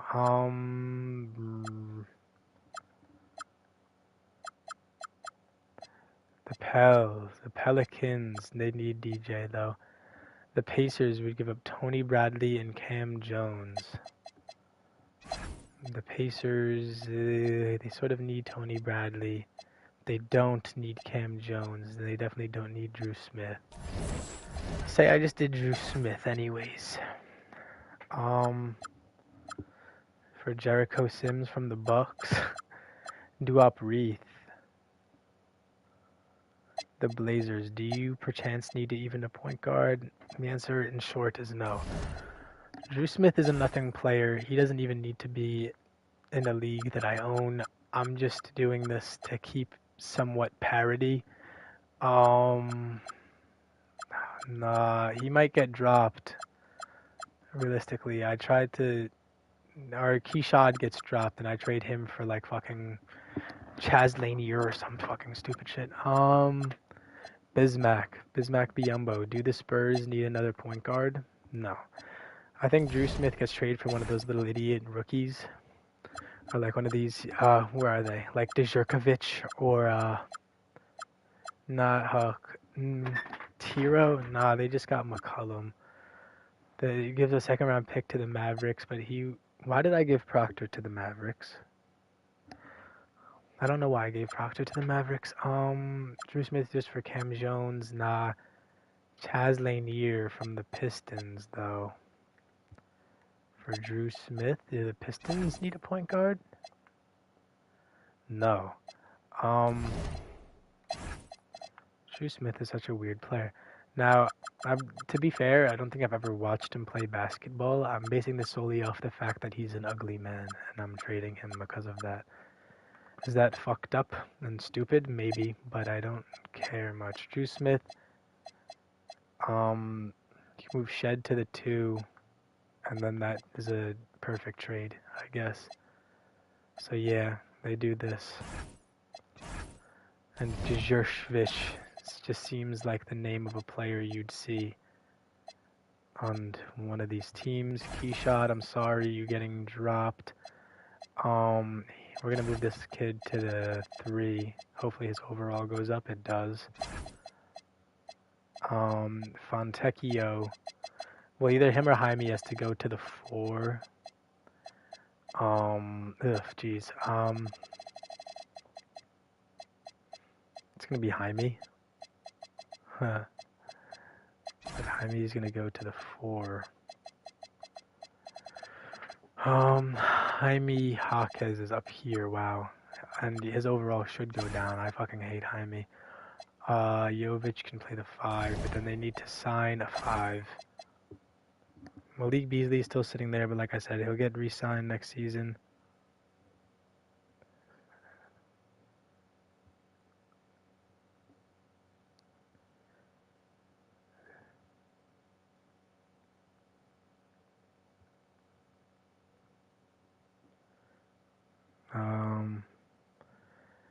Hold up, bro. I'm sending text message.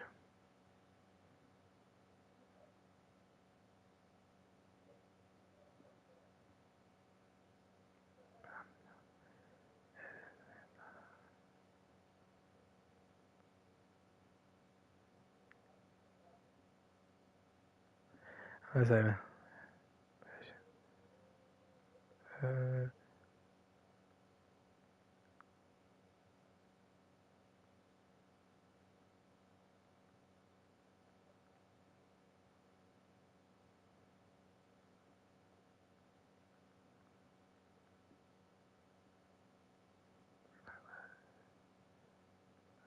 Okay, sorry, I'm sending messages. Done.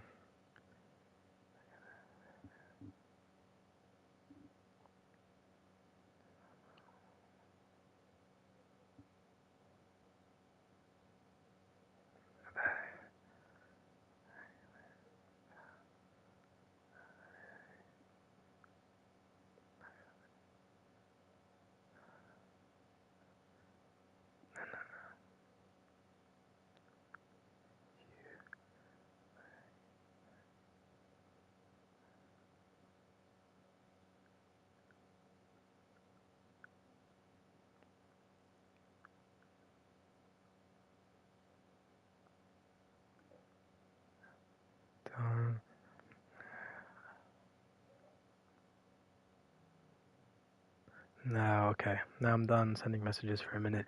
I've been locked in, bro. I've just been ripping 2K today, which has been sort of weird. I do that a lot, but today seems more taxing for some reason. Kessler Edwards, I did a thing where I made a random player from a random team, like a 99 overall, and saw if that would win said team a championship, and that player happened to be Kessler Edwards, and the answer in short is Kessler Edwards cannot lead a team to a championship, even at a 99 overall. Moses Brown, he gets the job. He's 7'2". Moses Brown. And that's just, do they have an extra roster spot? They do. They definitely have an extra roster spot. So you sign Moses Brown, and you fuck around and pick up someone else. I don't like Dwight Powell. I think he's a nothing basketball player. Kessler Edwards is too short. And that brings you back down here to the 70s, where you have guys like Cody Zeller, who can probably get the job done, Jaleel. If I was to give any of them, it'd probably be Alex Len. But I'm going to look at attributes, and we'll go off of that. Interior defense, he can't really block or rebound or anything well, so he's a nothing. Kai Jones is just a damn athlete. 78 interior D, 83 block, and a fairly decent board. It could be Kai. Alex Len, he's a better scorer. Ooh, it could also be Len. I mean, it depends what the Heat are looking for, and I don't think they even know what they're looking for. I mean,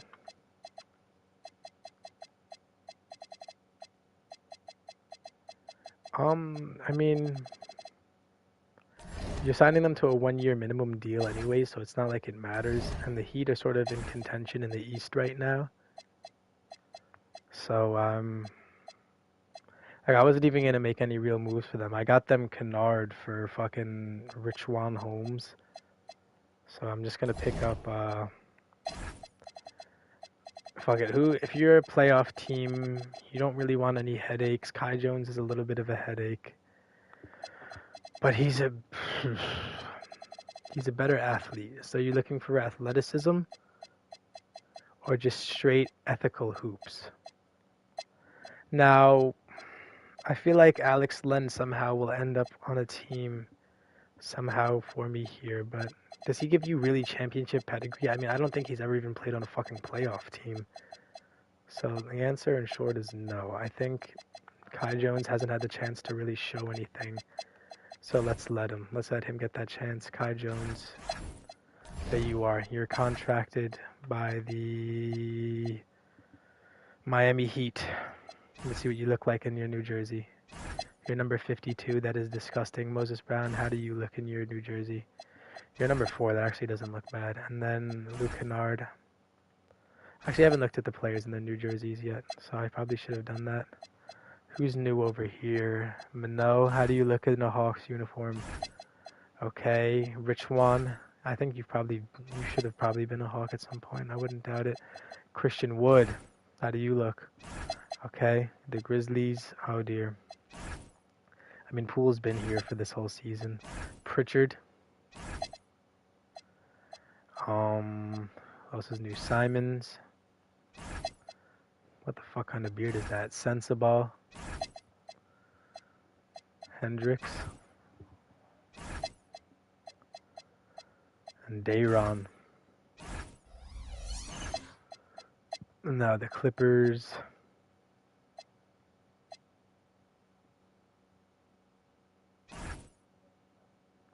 They got Io. TJD. Anyone else new? And Rasheer Fleming. The Celtics. JJJ. That's a big move. And then Scottie Pippen. And Campaign.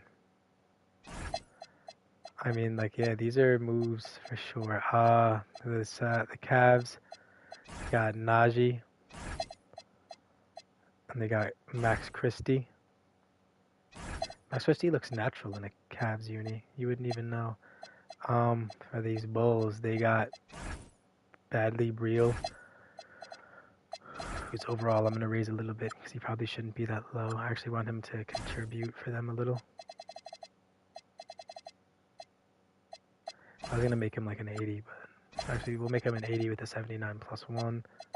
And did you get anyone else new? You probably did. Nah.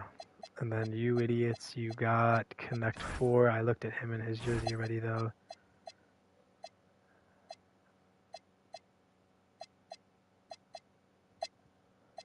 And then they didn't get anybody new. But yeah, there you go. Those are all the moves so far. The Heat, this is just the team they're rocking with. It's not the greatest team, but if they were to make a deep run, I wouldn't be shocked solely off of the talent they have already. And now we got the Hornets. LaMelo-less. You have 2 rookies who are going to be on all rookie teams. You got Trey Mann and Blanton, who actually doesn't play at all. Josh Green, who is proven in all his time in the NBA to be a nothing player, so he might get moved. Grant Williams, who probably should have been moved a long time ago.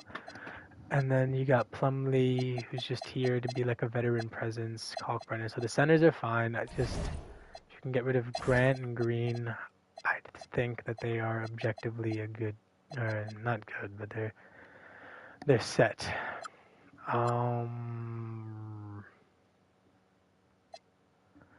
Gee, who's young, and Melton, who's guard. For Josh Green and Grant on the Warriors, I actually don't hate that at all. I mean, he fits in well with the Warriors, but I don't know.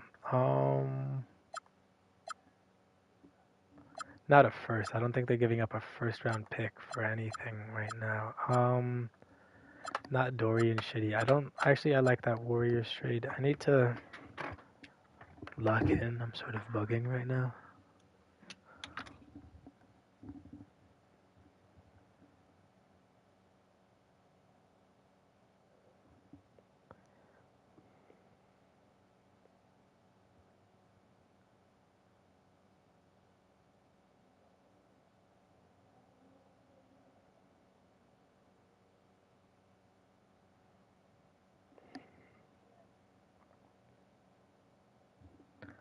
Alrighty, sorry. I'm panicking a little.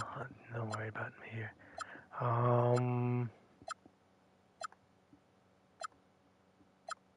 think you do the Warriors trade. Warriors pick up a second-round pick, Grant Williams, who's a decent 4, and Josh Green, who can just play the 2 for them. And then the Hornets get Key, who's a young replacement, or younger replacement for Grant, and then DeAnthony Melton, who can just give you a little more for the meanwhile. So then you move. I think you probably move Zion James to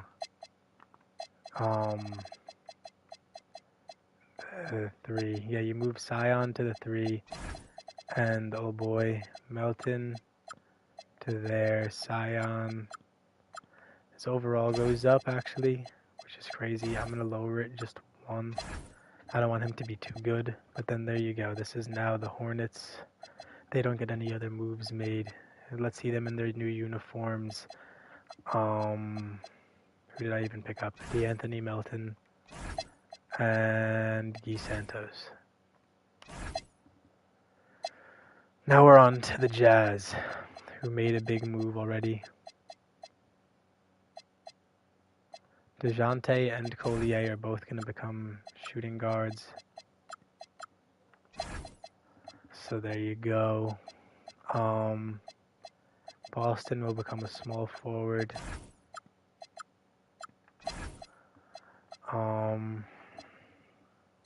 Cody Williams will become a power forward.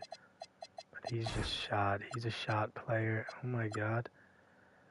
So he's realistically a 72 overall. So whatever he is now, I have to make it add up to 72. So he's a 79, so he has to go up 3.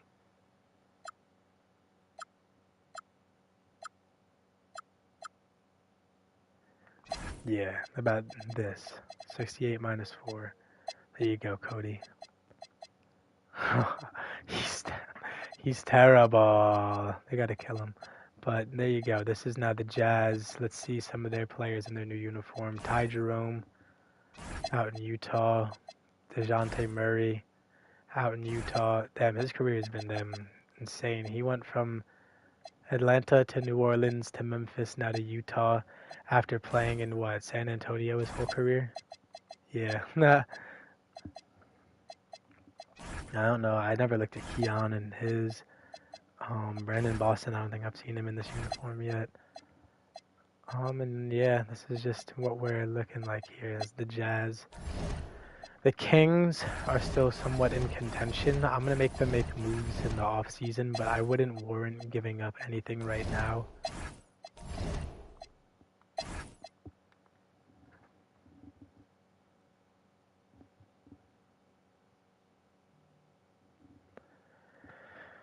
We'll look at Sabonis. If any team is like, yo, by the way, we'll throw you our firstborn child for Sabonis, I might look at it.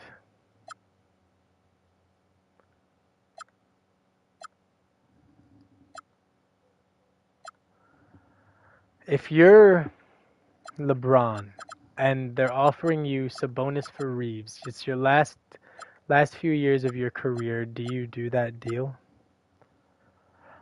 I don't hate it, but then it's almost like you have to get rid of DeRozan and Levine, and if you don't, what are you doing? But I was thinking about in this offseason doing Sabonis and something for Sengun, and then trade DeRozan and Levine for LaMelo. But I think they will do that, but not now. Maybe now. I'm gonna be honest. I might send Levine and let's think about it. LaMelo. Let's look at, because I'm gonna give him his injury back. So when if he gets traded here, he's just gonna like rot. But this is a hypothetical, LaMelo, don't worry. He has a dislocated right patella for 50 days. Say I made him healthy, which we're gonna do. Right? Say I just, right now, I went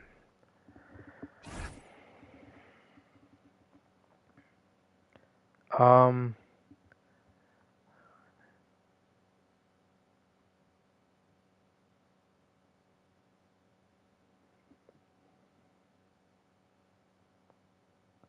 but it's like they have Miles Bridges. When I did this in my other thing, they didn't have Miles. Hornets are non-competitive. LaMelo.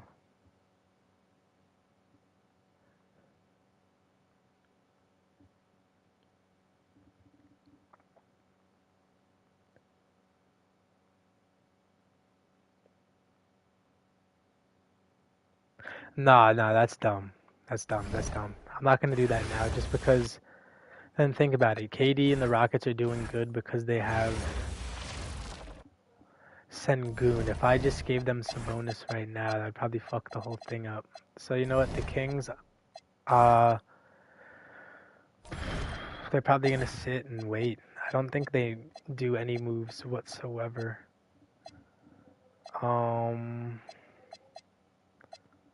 You can look to move Saric for a young power forward, or Saric and Hood Sofino for something good. But low-key trade Keon Ellis. He's only playing 15 minutes a game. Carter is okay to sit and rot. But then, like, they pick up... So say I get rid of Levine, DeRozan, and Sabonis. This team would look like Sengun, Keegan Murray, Blank, Malik Monk. Okay, we'll look at it like this. We'll do, hypothetically, I trade Keon Ellis for a small forward from someone. Who would that small forward be? And why am I warranting trading Keon Ellis for them? Grady Dick and a first-round pick. Because in LaMelo's starting lineup next to him would be him, Malik Monk, Grady Dick, Keegan Murray, and Sengun. So it's two playmakers, Sengun and LaMelo, with a bunch of shooters, which is objectively not a horrible idea. I'm going to be honest. I don't even hate that idea. But Keon Ellis, I'm looking to move him. We're already past here. I'm sort of just looking down this line. Nah. Drake Powell? No. I don't hate Grady Dick, though. Because then say they did this, the Raptors, you think it'd make them a little non-competitive, and you can argue it might. But I'm making Shed a 2, so Shed is overall probably go up. So him and Jacoby can fight for that starting spot. And then RJ can move to the 3, and so on and so forth. But that's very reliant. I'm gonna do that that's an off-season move. I'm thinking tweaky right now, but and even Keon Ellis for Dick, pause. But that's probably not something I'm gonna do right now. It's probably a future move I would do.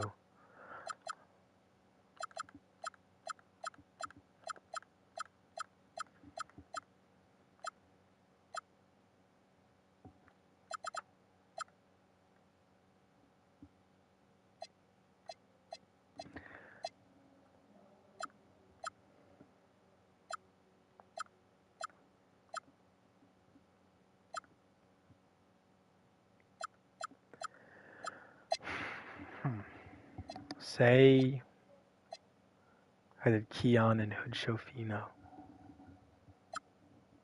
and I looked for a 3. Hood Schofino's got some value to him, huh? The Kings can get Rob Dillingham right now. And I mean, Amir Coffey is nothing. But then the Wolves can have Hood Schofino and Keon Ellis. Dillingham doesn't play. The Kings have a good young point guard. We can talk about that for sure.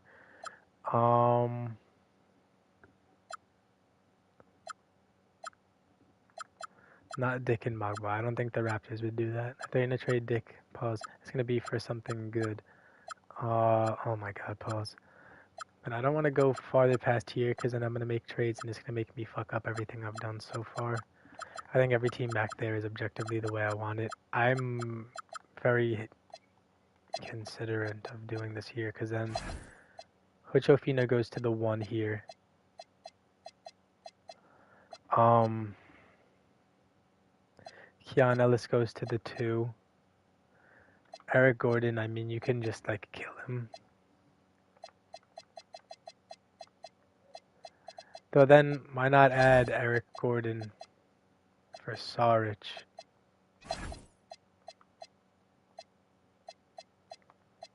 Then you're doing like a whole team swap. Dillingham, Coffee, Gordon for Saric, Hood, but then they add in Niang.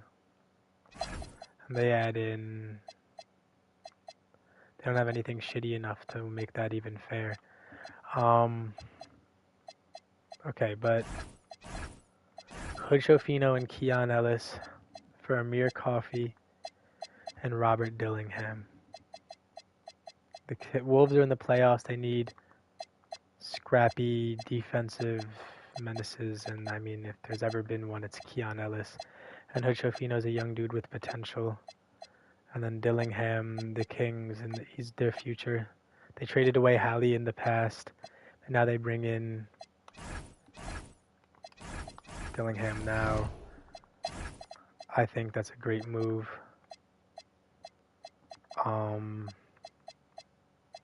I don't know, Devin Carter's retarded. You can just move him to the 2. I don't even know. I mean, he's a good playmaker. In this right now, he doesn't look like one. You know what? And I do a thing where I take 1 overall away from one player and I'll give it to the other. So there you go. Now Dillingham is in the rotation damn near.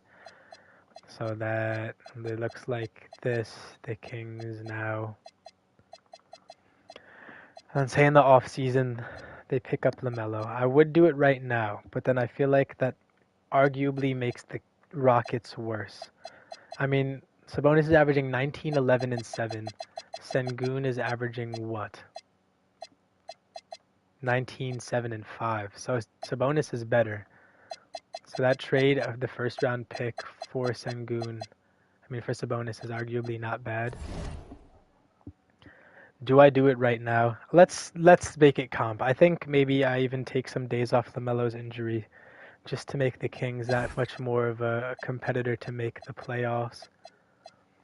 Because then now they got Leaky. I wanted to trade Keon Ellis for a 3. You can always trade Saric for a 3 because he's sorry. Or, I mean, fuck it. I mean, see what you can trade Saric and maybe Amir Coffee for. You want a 3. You're looking for a 3 to put you. The Raptors, Oshai Agbaji, I mean, he only plays 10 minutes a game. You give up a second and Dario Saric for him, I would do that. Because if you move him to a 3, I'm sure his overall goes up. And the Raptors, I'm sure, would take the pick for a player they don't even play. So, I mean, yeah, we do that. We do Oshai for the second.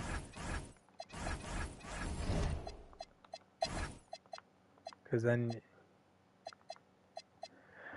this is all really, I'm setting up a team for LaMelo to take over and succeed with. Maybe not right now, but say, nah. Actually, because then the Kings, they give up all these picks.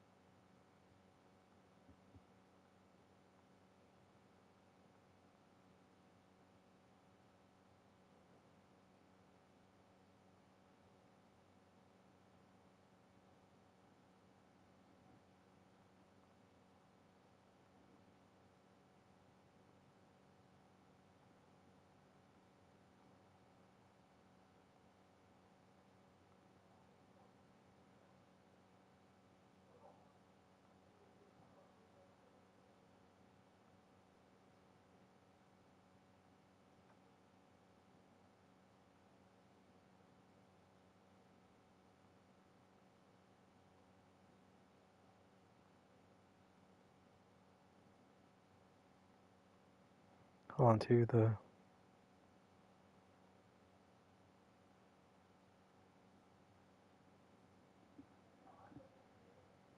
Alright, this is one of the biggest, most complicated super trades you tried to build in your franchise. Let's break it down and be a realistic logic and the cleanest possible 3-team deal that lets Kings get LaMelo Ball plus Sengun, Hornets get DeRozan, Levine, and picks, Rockets gets a bonus, and it stays believable. Kings buyers want LaMelo, a young star point guard, Sengun to replace Sabonis long term. Kings must pay a heavy draft capital. They cannot swap Sabonis for Sengun straight up. Sengun is younger and has more long term value. Hornets sellers, a Melo franchise player, even if injury prone, if they trade him, they want young assets or good players, but multiple unprotected picks. Levine and DeRozan alone is nowhere near enough. Levine has negative-ish value in real life due to contract and injuries. DeRozan is neutral positive, but not worth a star, so the Hornets need draft compensation, not just good veterans. Rockets buyer would absolutely trade for Sabonis because he fits Ime Udoka's system, defense, rebounding, passing, screens, but Sengun is 22, a star upside, so Houston needs a star back. Sabonis qualifies plus additional value picks, or they will not move. So 2, what does this mean? Kings must be the one sending multiple first-round picks. One of these must help compensate Charlotte. One of those picks must help compensate Houston. If the Kings want LaMelo and Sengun, they must pay a ton. Think of it like trading one franchise going forward, one franchise trajectory big, similar to match. That's all means it's similar to Donovan Mitchell trade, AD trade, Gobert, KD. The 3-8 team, the Kings receive LaMelo and Sengun and Miles Bridges. The Rockets receive Sabonis and a 2028 first-round pick, a 2026 pick swap. The Hornets receive Zach LaVine, DeMar DeRozan, a 27 first, a 2030 first. They don't have Davion Mitchell or Kevin Huerter. That's retarded. So, hold on. Let me make this out on paper. Or on game. What am I fucking talking about? So it'd look like this. It looked like Boom, Levine, Sabonis, DeRozan. Then it's LaMelo and Rockets, Sengun. So it sends Sabonis to the Rockets, Sengun to the Kings, LaMelo to the Kings, and then you send Miles Bridges to the Kings as well. Or maybe not. Is there another wing you can justify? Not Sion. Maybe. No, because they want to be competitive right now. Probably be Miles. He's damn near playing like an all-star. So you get DeRozan, Levine there.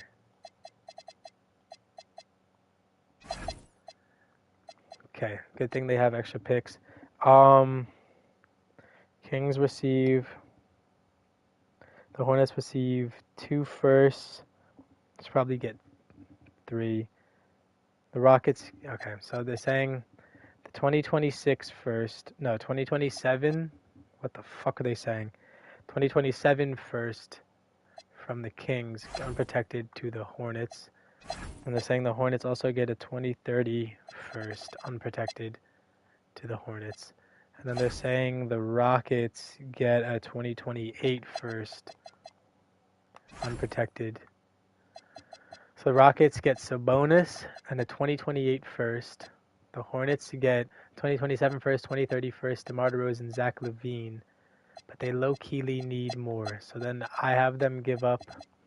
What other picks do they have? They have a 2028 and then an extra 2027. I think they give up that extra 2027 to the Hornets in exchange for a second-round pick of some point, like a 2030 second-round pick. And they keep their 2026 pick just because they need it, because they're going to be in super hell for the next 4 years. But it'll be okay because they have LaMelo. Is this mad? Yes. Do I care?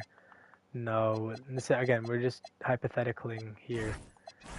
Alright, now... Then they trade this 2027 first to the Hornets for their 2030 second. Not even a swap best, just their pick. So now the Kings would look like this.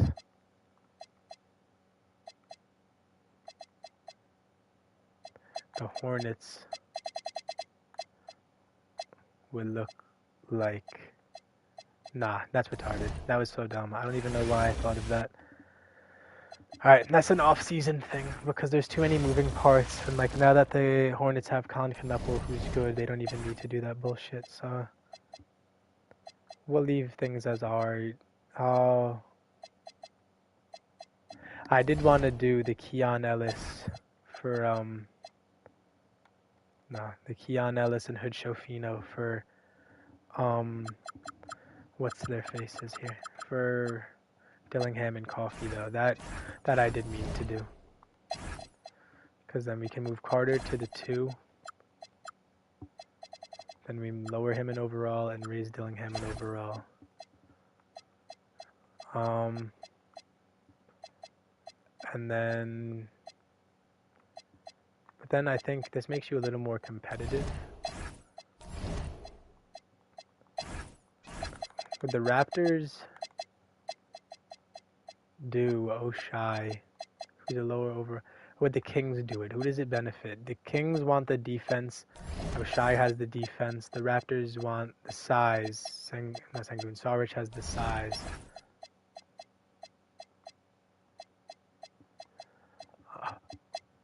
Can this idiot play perimeter defense? Yeah.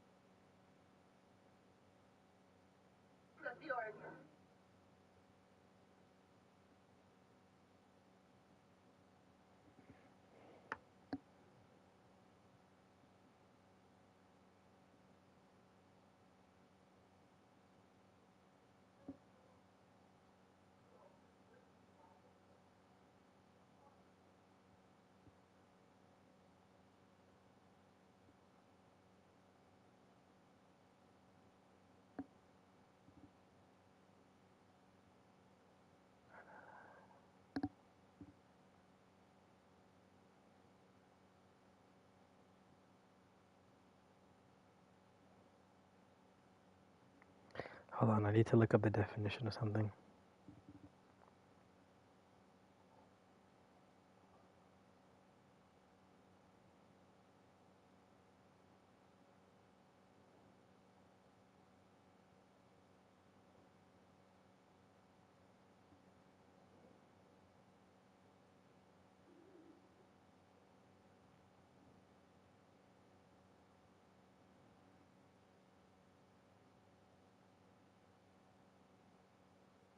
Oh, fuck, I fucking forgot the football game. Oh, shit, I didn't edit my fantasy lineups. Who's playing right now, bro? Is it there? Shit, I'm dead. Okay, none of my guys play. Who is it? It's the Texans and the... What am I on, like hour 5 of this bullshit? Yeah, I'm teetering on hour 5. It's the Bills and Texans. I don't have any Bills in anything.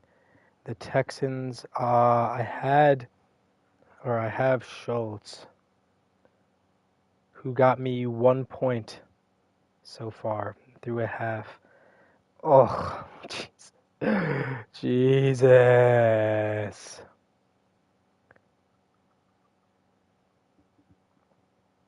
Can they say if one of these morons is going to be hurt or not yet, Ramondre or Jacobs? Because if they're not, I'm fucked in the A. But in this other league, I'm alright.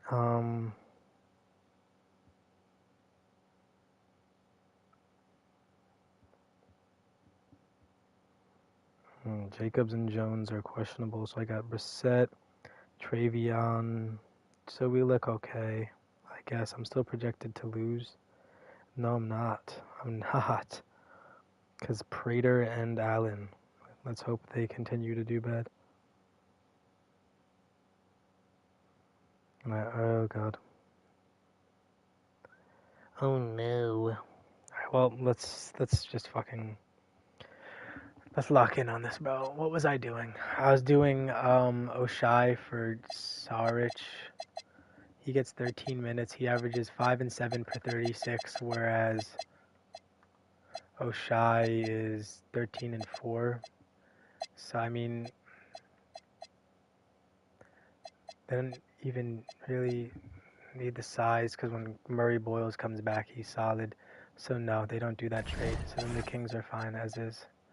I'm not gonna do any more moves for them. Damn, I took a while on those motherfuckers, huh? DiVincenzo has sort of been playing like a deranged beast. I'm pretty sure he's their starting point guard, and he's been playing well. I'd have loved to have brought him back maybe in the off season. I can do that. I mean, other than that, this team is damn perfect. I have no thoughts, no concerns, really. Maybe moving Cam Reddish for something. But even then, like, what do I move him for? And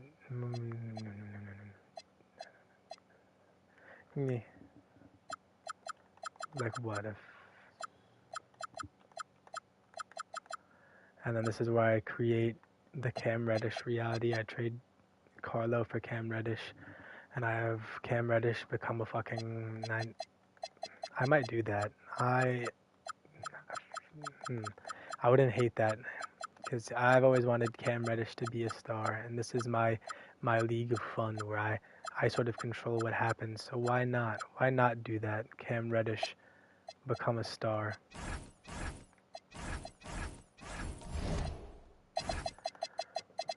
Let's do it. The Wizards make what looks like a bizarre move.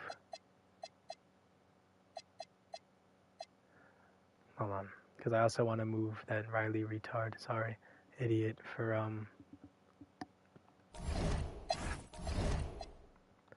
move the Riley kid for maybe a young big, pause.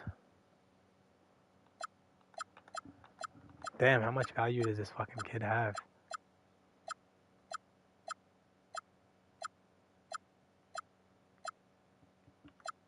He has too much value is the right answer. Okay, so maybe not Riley, I lied. Not Champagny because he's injured. He has a strained groin. Tyson and De Silva they just trade for. I mean, fuck it, then trade. You got Reddish for a pick. Maybe he doesn't become a star for you. He becomes a star for the Spurs. Oh dear. Actually, that's a horrible idea. I hope I didn't save that. I was looking. I mean, shit. I'm tweaking out, bro. Stop. Stop. Get me out of here, son of a bitch. No, I'm freaking out.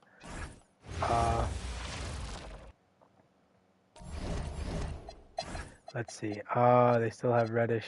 I do want them to move Reddish. I love Reddish. And I'd argue this Knicks team is going to win a ring, so that'd be cool to see him win a ring. But then, no. Like I said, I didn't hate the idea of getting Carlo. We'll just get a second round pick.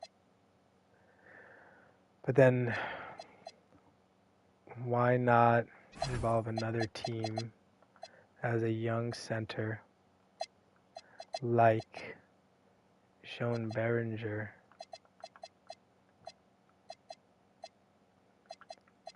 and have them do Behringer to the Wizards. If they give up Riley to the Wolves. Riley to the Wolves. Behringer to the Wizards.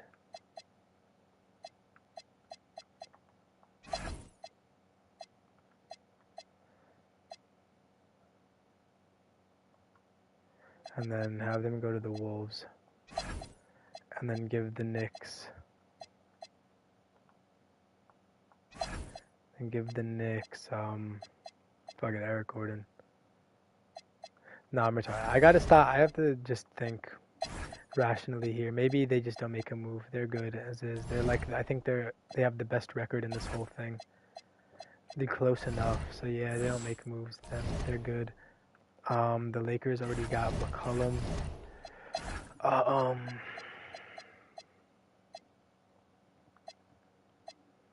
Reeves doesn't go anywhere yet.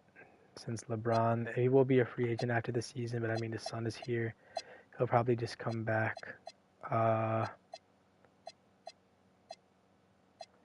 Ayton, Hayes, Wiseman is fine. They're fine.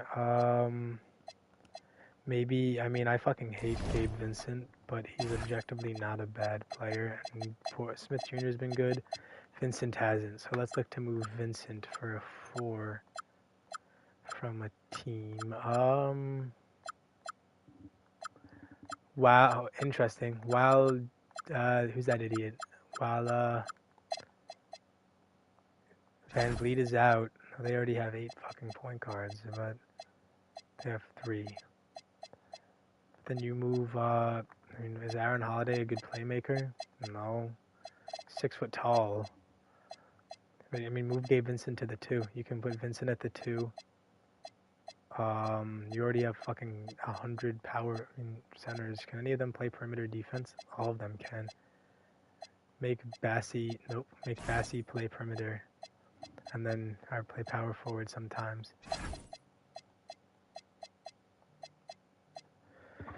I think that is the move. Gabe Vincent goes to the Rockets. Just to add some depth. The Rockets are looking to win it all, so you know what? Fuck it. And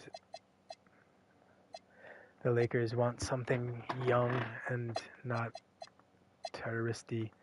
Where else would you go besides KJ, I guess? I think these are hypothetical. I think I'm traded out, to be honest. And they can trade this kid, but he's young. The thing is, why would you trade a young guy like that?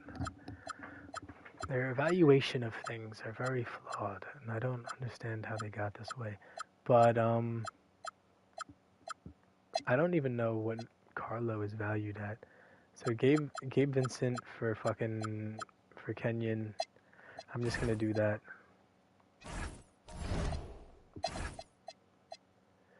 So that's good for them, and then the Rockets. Just make Bassey play some power forward. And they're all good. Now there you go. This is the Lakers for a little. CJ and them.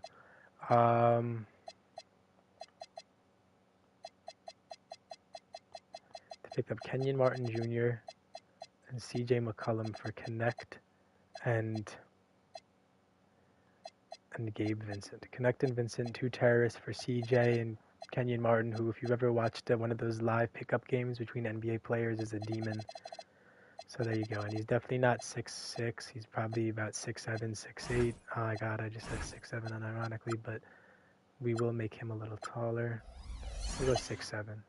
I don't want to make him too tall, but there you go. And then, now that I did that, I'm thinking, if teams are just making minuscule moves, why would they not trade Cam Reddish away? I mean, the Wizards wouldn't do Carlo, because they need the yeah. I mean, the Knicks would do it. I like Carlo. I like the way Carlo plays with the, what the fuck are they called? The Pelicans. Plus, they're getting a 2nd round pick. They could just drop Cam Reddish, as harsh as that is to say, and take the 2nd round pick, and then just pick up one of those idiot centers, and then I can have Cam Reddish go somewhere else, which seems like what I'm going to do, because then I'm going to move Deuce to the 2, Shamit to the 3, and yeah, they're fine. And then the Wizards, who's a team I haven't gone over yet, like, that could use a small forward or shooting guard that I would like to push agenda onto. The Nets! Now, Tyrese Martin is a nothing player. What if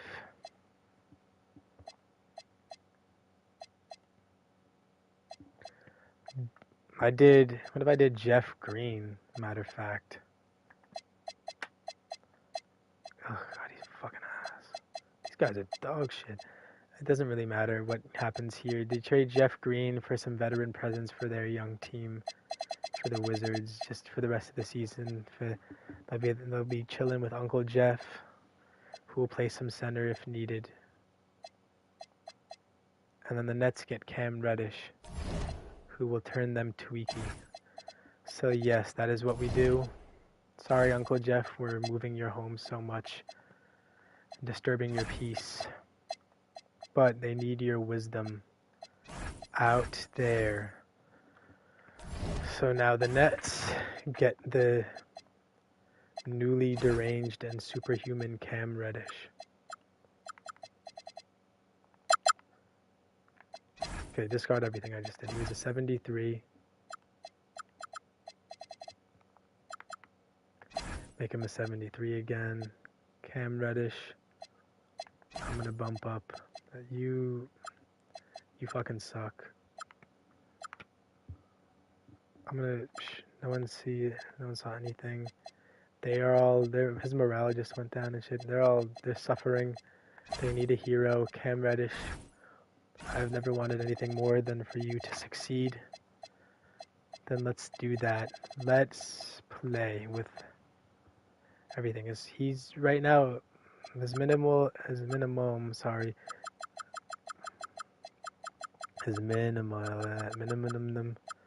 is a 74, which is one below what he is, or maybe he's a 75 plus 1. We'll make his potential an 81, but his max is like an 89. And then we'll play with the odds a bit. We'll do it 55.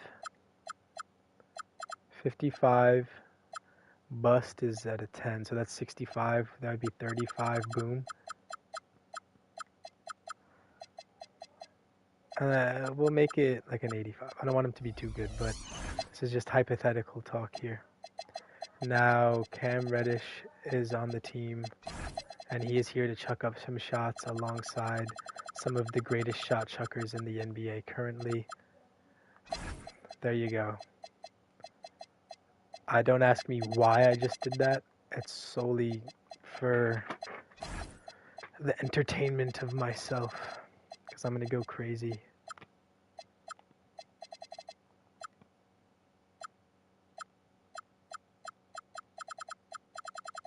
See? Oh, I'm a dickhead. I hope nobody just saw me do that. I was going to say, why is his overall not changing? But there you go. Uncle Jeff. You're gonna go up to a 74. Thank you for joining. And then there you go. Nets, you get the deranged Cam Reddish to help you out. I don't know what I just did, but I did stuff. And now the Knicks have Carlo. The Lakers, they have fucking Kenyon Martin.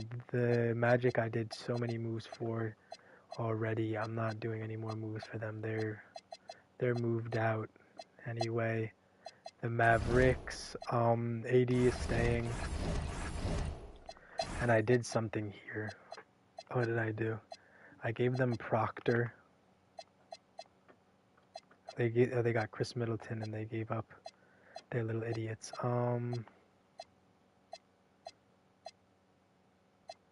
Yeah, because then they'll just play out like this until Kyrie comes back,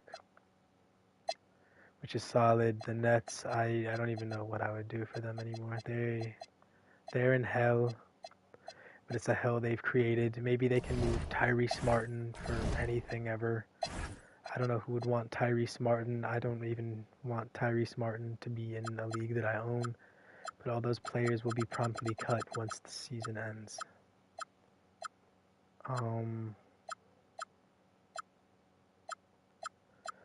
No, they're not doing anything with Tyrese Martin. They got their move. Their move is the inevitable Cam Reddish, who's finally, this is his chance. Now this is lore accurate, because they're still Cam Reddish believers. They feel like he hasn't gotten his chance. Well, this Nets team is flailing. They have 7 wins on the season. They're potentially going to be the worst team in NBA history. They have a good playmaking point guard, and they picked up Cam Reddish with the intention of letting him chuck alongside MPJ and Cam Thomas. So that is what he will do. There you go. That's lore. That's what we've done in this league. We've gotten to this point of me losing my fucking little mind. They got Conchar.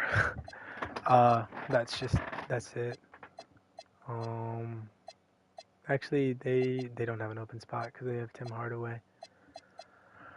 I mean, if Conchar can give them anything, and if not, trade Ricky Council to like any team ever for a power forward if you could. Duop Reith, you get a second round pick to the Blazers for Duop Reith.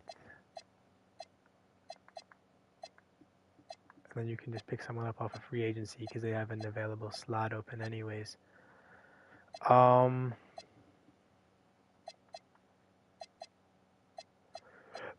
Ricky Council and a 2026 second, which will help solidify their depth in the future. For Reith, does he play? Does he play, bro?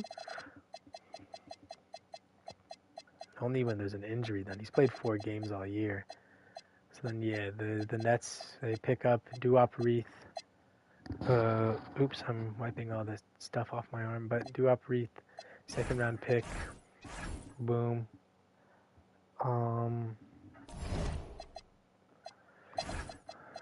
There you go. And then as far as them, I'll pick up like Maxi Kleber off of free agency unless there's a small forward I deem better. Not Cody Martin. I'm not going to actively sign Cody Martin. That's insane. Let's pick up Maxi. Maxi is a good defender, whether you'd believe it or not. Interior, perimeter, doesn't matter. He can't really board, but I don't think that actually matters either. Interior, perimeter, Tice is okay. He can rebound. The Blazers, they have a center though.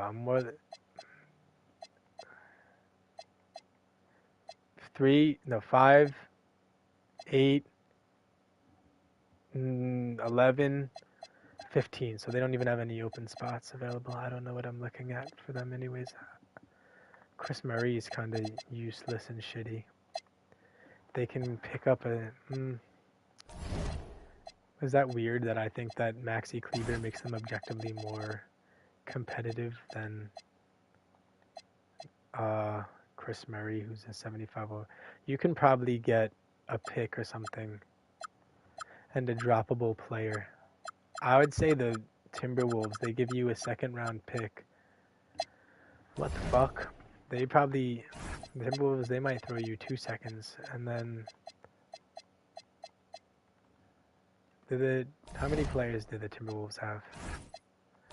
They do have 15. That sucks. I forgot to edit their team.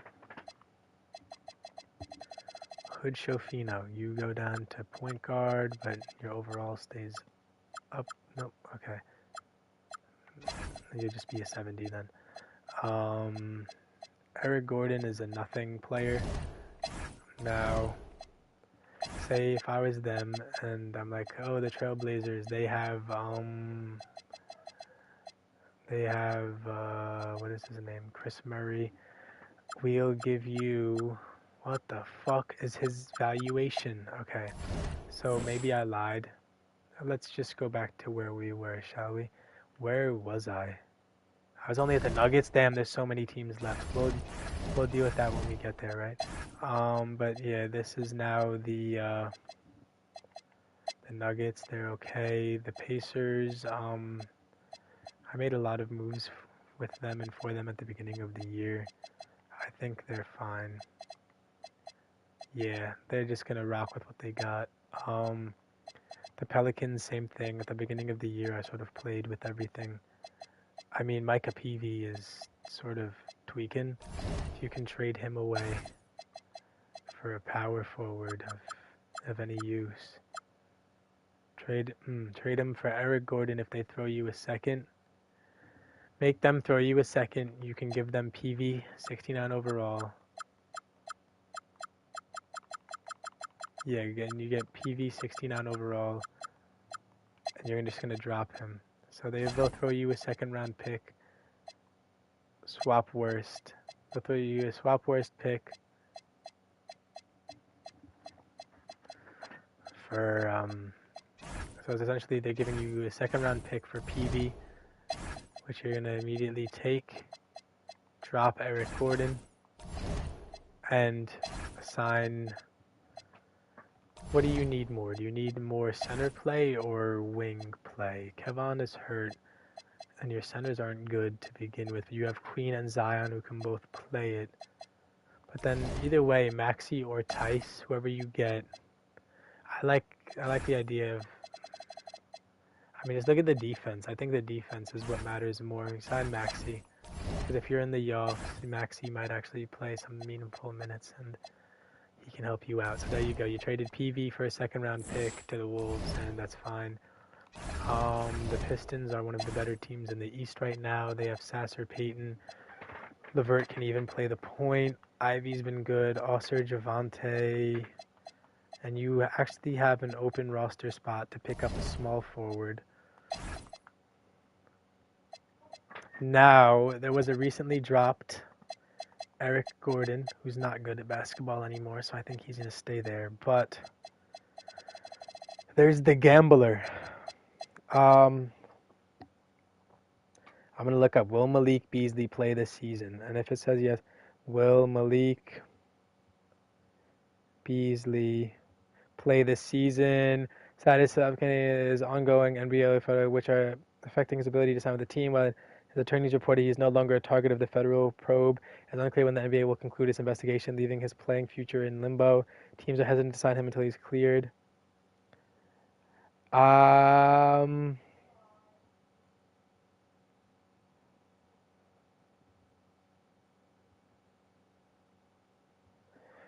August 22nd, August, September, November. So 2 months ago, exactly 2 months ago, they said he's no longer under federal investigation, and there's still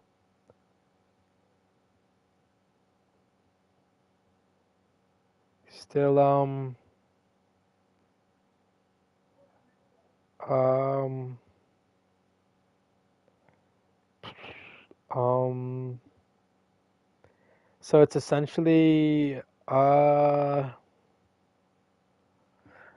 no. I was gonna pick him up right now, but I'm fairly certain, like, if the NBA hasn't cleared him yet, will they ever? And there's like no sign saying yes or no anything. He's no longer being investigated under the probe, is all that they said.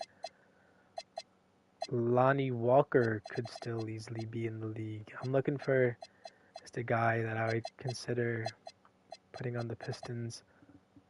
I mean, Lonnie Walker's a good perimeter defender. I did not know that. Apparently he is. His interior is a 55. His perimeter is a 74. And he can low-key snag. He's going to play the 3. Malik, where's the 15th player? I've got to be missing someone, right? 3, 6, 8. Oh, Lanier is actually, he's a rostered. I didn't know that. Lanier, fuck it, you fucked me. Maybe you can trade him somewhere. Maybe you can trade him for a droppable player and a pick to a team. Droppable player and pick.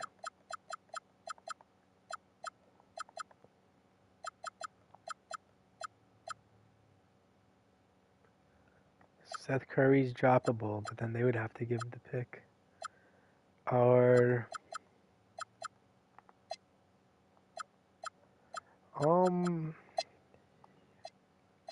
I like the idea of Lonnie Walker going to them. I mean, they have a lot of bigs injured right now, which is sort of weird. Does he have good perimeter defense? What does that equate to? If you could please tell me. 44, so no.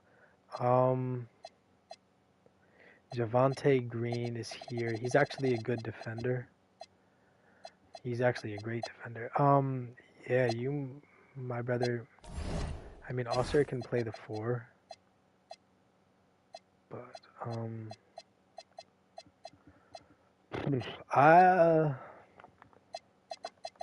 Does he even play? He plays 10 minutes a game and has played in 18 games. I would go as far as saying, yeah, drop Peyton, pick up Lonnie, or trade Peyton and Lanier for a singular player. How much do they value these little retards, bro? Well, I know the answer. The answer is a lot. You know what?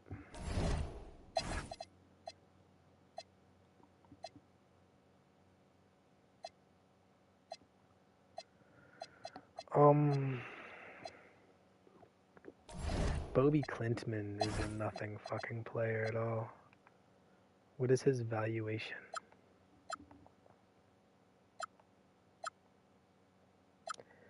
I would say just trade Lanier to the Warriors for a second, then pick up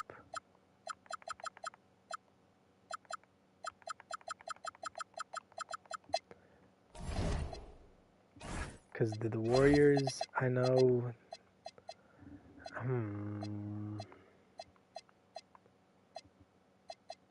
You have Josh Green who will go to the 2, and Seth who will go to the 1.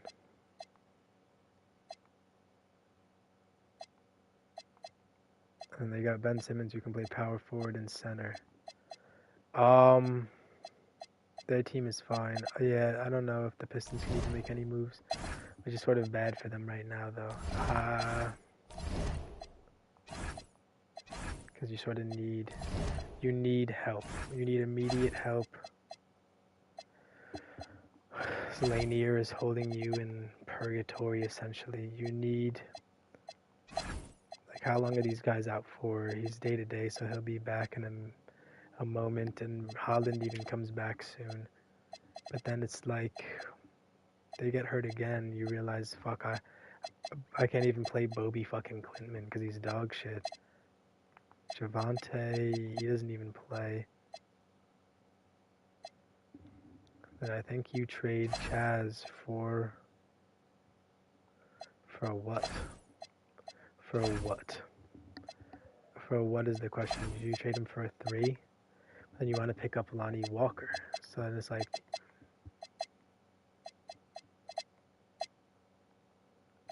I think they're just gonna rot. I don't know if I like. Does Chaz Lanier look okay in a Pistons uni? He's on the cruise, and no, he doesn't. So let's trade him. Let's trade him for a point guard. Then we unfortunately drop Peyton. Trade him for Blake Wesley to the... Did I do them already? No, I didn't, but I was considering doing it. Trade him for Wesley, so then they have him instead of Wesley. Or Wesley instead of him. Ryan Rupert is a nothing player, so he will get dropped. In place of a power forward, in case, like he is right now, Denny is hurt. So boom, there you go. Chaz Lanier, and you give one of your second round picks. Do you have a second round pick from the Trailblazers? Possibly, no. But who's a bad team? That's a swap worst. Blah, blah, blah, blah, blah. I figure in the year 2029, the Knicks will be ruined. So you give a 2029 second from the Knicks. And you pick up Wesley. You drop Elfrid Payton. And you pick up... It's if I didn't give Max or Kleber to the to them, I was gonna say Lonnie, right? And just have Lonnie play the 3 and let Javante play the 4. Yeah, that's what I do. Because I'd fuck Daniel Tice realistically. Lonnie could objectively be a difference maker. So it's just like now I move Lonnie to the 3. Shooting guard, I make Javante be a backup 4. There you go. That's what their new look is like. Now we're at the Raptors. I have been doing this now for 5 hours. I've lost my mind.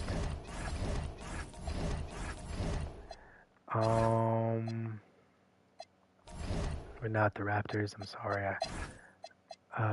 Okay. So I said I was gonna make Shed a shooting guard. Shooting guard, point guard. So then the point guards are Jared Butler, Drew Smith, and Emmanuel Quickley. Then there's R.J. Barrett, Jamal Shed, Jacoby Walter, Jamison Maddow, Grady Dick, and B.I. Then it's Scotty, O'Shea, Colin Murray, then Mogbo, Sandro, and Podol. I think I mean, their point guard depth being Jared Butler and Drew Smith, maybe not ideal. That's when you drop Jared Butler, because I don't think you can really get anything for these retards. You drop Jared Butler, since you're going to be a playoff team, and you pick up where the fuck is he? Alfred Payton. Because, yeah, I mean, he was sort of... In the 36 minutes, he's just like a playmaker, defender archetype that, yeah, he's useful, definitely. And I'd say as far as he's definitely deserving of a 74 overall, a little bit above Drew. So then there you go. That's now the Raptors. Now we're at the Rockets.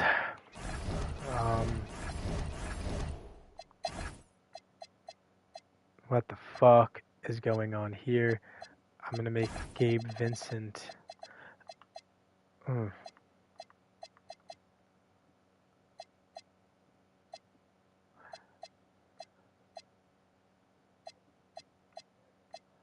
Well, which one of them? Hold on, discard changes. Which one is a better playmaker? I don't think Gabe Vincent has ever gotten an assist. He has an 80 pass IQ, but a 38 pass vision. And there's Aaron Holiday, who has a 52 pass vision, so he's slightly better. So we'll make good old Gabe a shooting guard. I'd say you probably make both a shooting guard, and then it's like that. You move Terrence Mann to the 3, which makes his overall go up, but it shouldn't. He's not a good player. So now they're like this.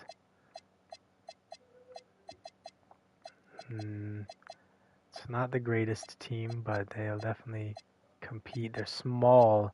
They're big and small at the same time. All the players that actually get minutes, these 3, these 2, him, and him, they all are big. But then there's the bench that's him.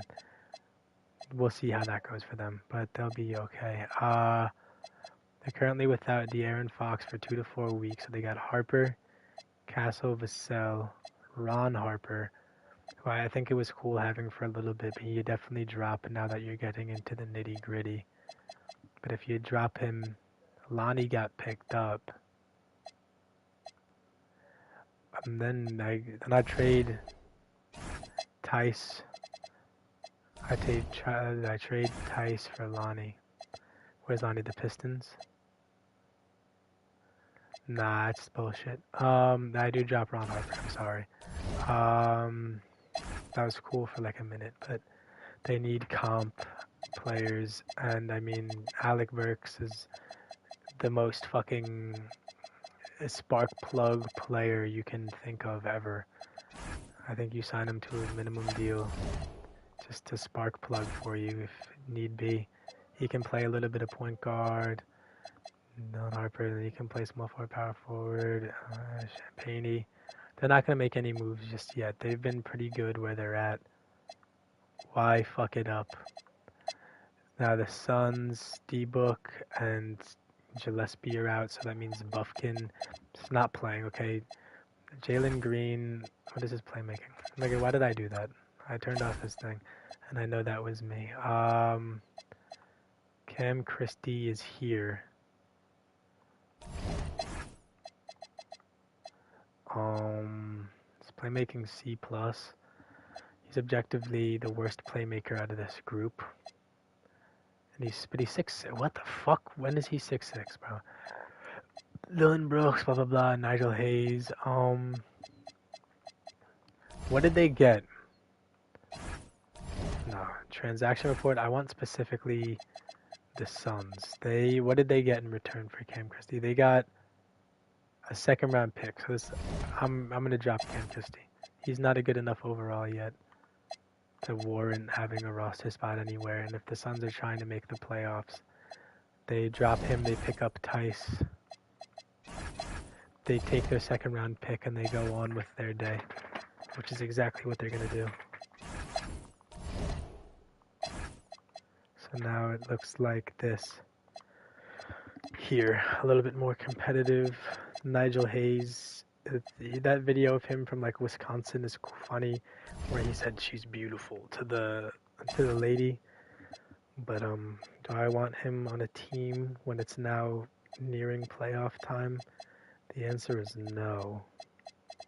But who would I put to fill his spot?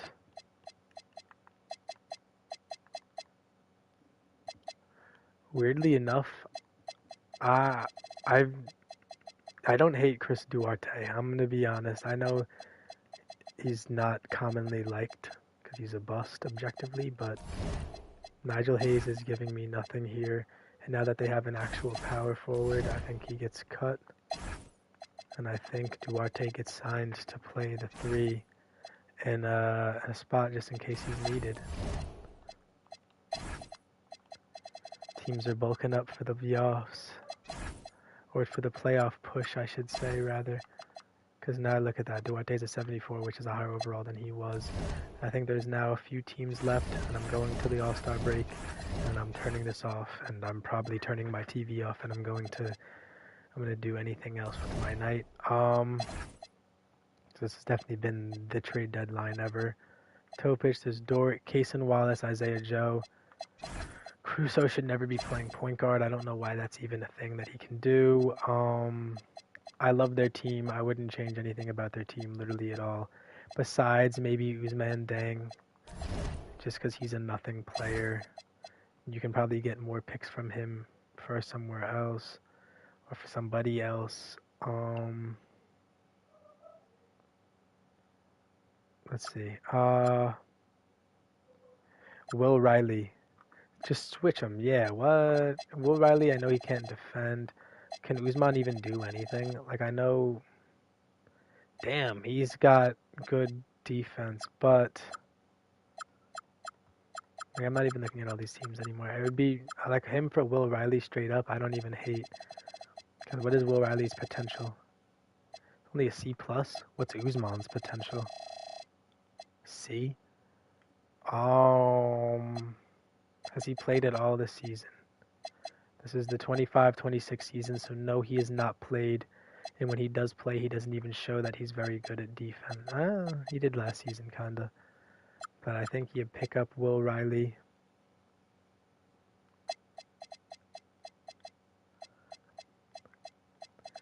I mean, how many picks do the Thunder have in this next draft? Oh, Jesus. And he's on an expiring deal, right? So then, no, you don't even do that. Then you make no moves. Because then, yeah, you let go of Ousmane and probably Kenrich. You definitely let go of Ousmane and Kenrich. You keep all these guys. You keep these guys. You lose those 2. And then, yeah, that's really it. The Timberwolves, I've done so many moves for in like the last 30 seconds. I don't even know what's going on anymore. Jake fucking Micah Peavy, who the fuck are you, brother?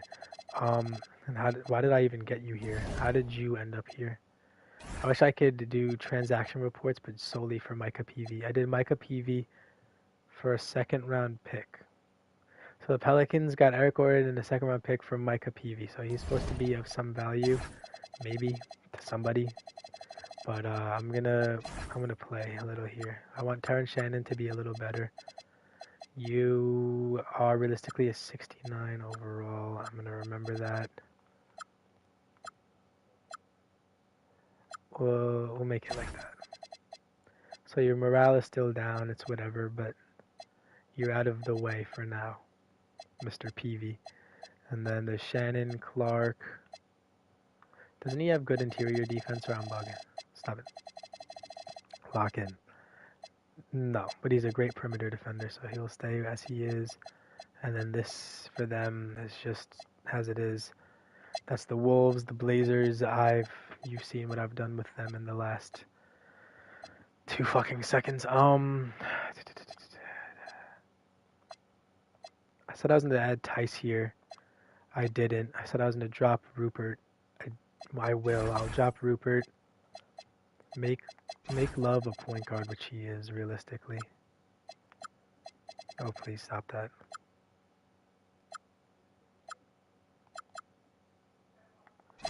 Okay. Well, there you go. Caleb Love.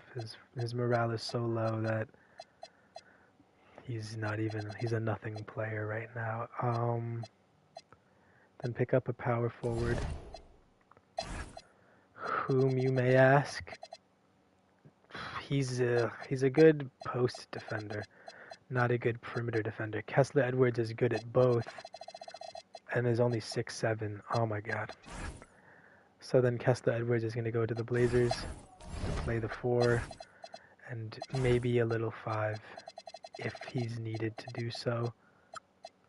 So there you go. Kessler Edwards is now on the team and ready for action. That's the Blazers, the Warriors. Seth Curry. He hasn't played probably, right? Is that just in one game? He played one game. He started said game. He played 30 minutes and had 17 points. He might be himmy a little bit, just a little bit. So maybe we don't drop him. But there you go. Josh Green, you make a shooting guard. Josh Green is also a nothing player. I just sent him here out of not wanting to cut him from the NBA. So he's here now. Gary Payton, Grant, Ben Simmons. Can he play the 5, you think? 68 interior D, 67 block, and a poor rebounder. So I guess no, he can't is the answer. But now nope, they don't. Draymond's hurt. They don't have an extra roster spot. And then the Wizards, they're sort of just where they're at. They traded Carlo for Jeff Green in a 2nd-round pick, essentially. And that's just where they're going to be at. All right, there you go. I did it. That's the fucking trade deadline. Oh my goodness, I'm never trading in 2K ever again. Let's just get to the All-Star break so I don't hurt myself. No. There you go, baby. The trade deadline's over. Now I can't make any more trades, right? Nope, only player finder. Trades are over. There was a total of 1, 2, 3, 4, 5, 6, 7, 8, 9, 10, 11, 12, 13, 14, 15, 16, 17, 18, 19, 20, 21, no, 20. 20 trades made. And it took me about fucking 3 hours to do. I don't know what is wrong with me, but it's nothing good. Oh, fuck it. Let's sim through the games here. The Pistons beat the Wizards. They have any new players? No. The Nets, they now have Cam Reddish. They still lost. Cam Reddish put up 16 though. What you know about Super Cam Reddish? Kuzma, if he sucks, he sucks. That's all it is. Oh, man. This is just a team of doom, but I don't even hate it. There you go. That's them now. The Hawks, they win. Trey dropped 52 and 11 in his new lineup, starting all the big boys. But there you go. Yek, Regis, Kristaps, damn. Alright, and then the Jazz, they got Laurie Ace. Ty Jerome, yeah, he made his Jazz debut, and he scored 17. DeJounte made his debut, he scored 14 and 6. Yeah, they got a team for sure. Is it a good one? Yeah, no. The Raptors and Bulls. The Bulls stole one from them. They didn't even make any moves for real, the Raptors. It was just like deep bench stuff. The Bulls, though, I forgot I gave them Bradley Beal. So there you go. The Io for Beal trade replacement results in a win. The Hornets and the Rockets, Rockets, I don't think made any. Oh, okay. Well, there's Gabe Vincent. Okay. Dorian Finney, Capella, Reed, Eason, Sengun, Thompson. Yeah, there you go. And then the Hornets, Knuppel, Miller, Sexton, Bridges, Mann, Sion, Plumlee, Melton, and Daiba. There you go. Melton is playing right away. Now the Mavericks and the Spurs. Mavericks took a game. D'Angelo Russell, who's been out of his mind, 37. Clay, 22. AD, 15.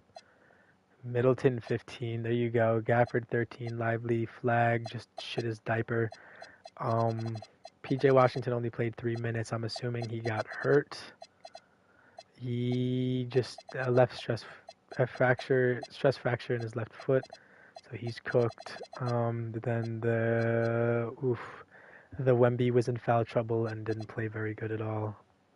There you go. Now the Warriors and Suns. Suns lose. Vooch, Jalen Green, Grayson Allen, then Brooks, Malwalk, Buffkin. No player they traded for, signed or anything, played. Curry, Stephen Curry, Kuminga, Jimmy Butler, Moody, Pods, Horford, Buddy Hield. Ben Simmons did play, and he did a little something. I want to up his shot tendency because I'm sure it's violently low, but we love Ben Simmons out here, and I want to see him have a career revival. So if Buddy Hield can shoot 60 shots or 60% shots, then fuck it, so can you, dog. And then the last game of the day is the Lakers and Sixers in McCollum's debut game with the Lakers. He's coming off the bench, I'd assume.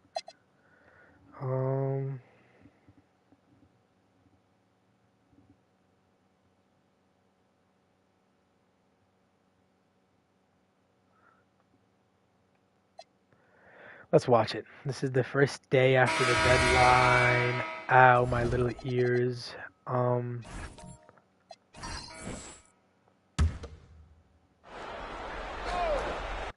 Let's see what the stat line is like. So there's no Luka, no Bron. So it's Ayton, Reeves, Laravia, McCollum with 14. Okay.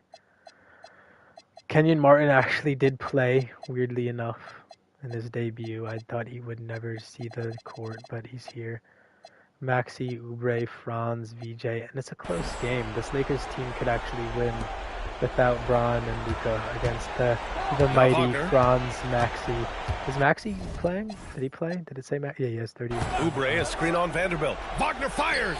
The free ball is down. Damn. And when Wagner is hitting from deep, the floor opens up for everyone else. Nice triple. Taking a look at Philadelphia. They've got Wagner, Edwards out there with Edgecombe. Then there's Kelly Oubre, and it's Drummond in at the center position. Now here's Reeves. 6 on the shot clock. No, bro.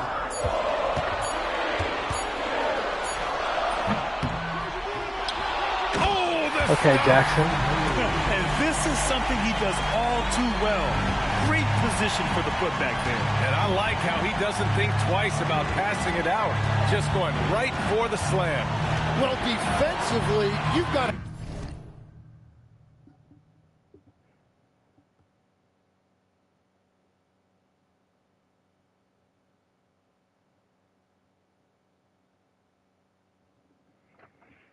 put a body on him. That guy will ruin you on the offensive glass. Here's Edgecombe following the score by Los Angeles. Cashes in from 18. Wow. And with his combination of rim running and mid-range shooting, defenses don't know what to do with Edgecombe. Yes, sir! Banking in the layup. Well, C.J. McCollum rising to the occasion. What a clutch performer. Outside Oubre. Oh, a gorgeous feed. He hammered it down. Well, if you came here looking for a scoring battle, I think you made the right choice.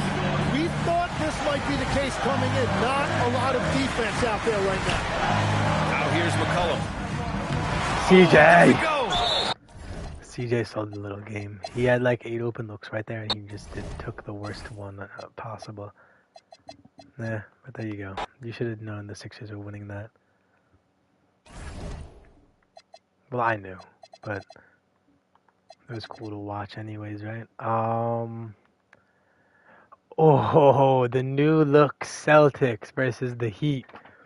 Now, the Heat didn't make any big moves. They traded for like Luke Kennard, and I think that was their big move technically. But I mean, what else were they supposed to do? They're in sort of a good spot. But now that JJJ is out there for the Celtics, they should be inevitable.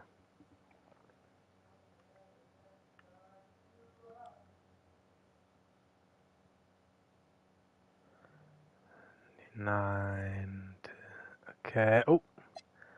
So, a 3-point game. Okay. Let's see what's going on here. You know, my phone is violently going off right now. Where's Derek White? Actually, yeah, Kidda is their 5. I'm bugging. I don't know what lineup I was just trying to run right there. It's like this. Take a break. Jaren Jackson Jr. at the line for 2 shots. First free throw is good. How'd he do in his debut game with them? He only has 12 in about 35 minutes played, but that's first game jitters, right? But where's Bam at? Nigga held Bam to Dick nothing and Kellel to Dick nothing. And that gives them a 4-point cushion. Boston making a switch here. White's checked in. The Heat also changing it up. Khalil Ware's checked in for Jaime Jaquez. Whoa! Adebayo comes in for Fontecchio. And Andrew Wiggins is subbed in for Mitchell. The wing pairing is White and Brown. And there's Jackson. Then it's Payne. And it's Kata at the center, filling out the middle. That's the Boston 5. Yeah, and luckily they make the offs and they get JT back. They say Derek White can run the 1. So who's to say JJJ doesn't move to the front? He's slow as a motherfucker. They've led by as many as 11 points. What the shit, damn, he's bugging. He's slow as a fucking defense will take that miscommunication. Not even close. They trail by 7. It's off target.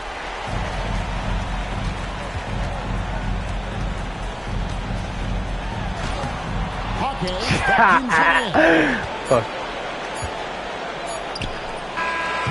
Yo, he almost nailed that and his biscuit too. A little closer than they would have liked it, but a win nonetheless. Yeah, but I really got good stuff, Alex.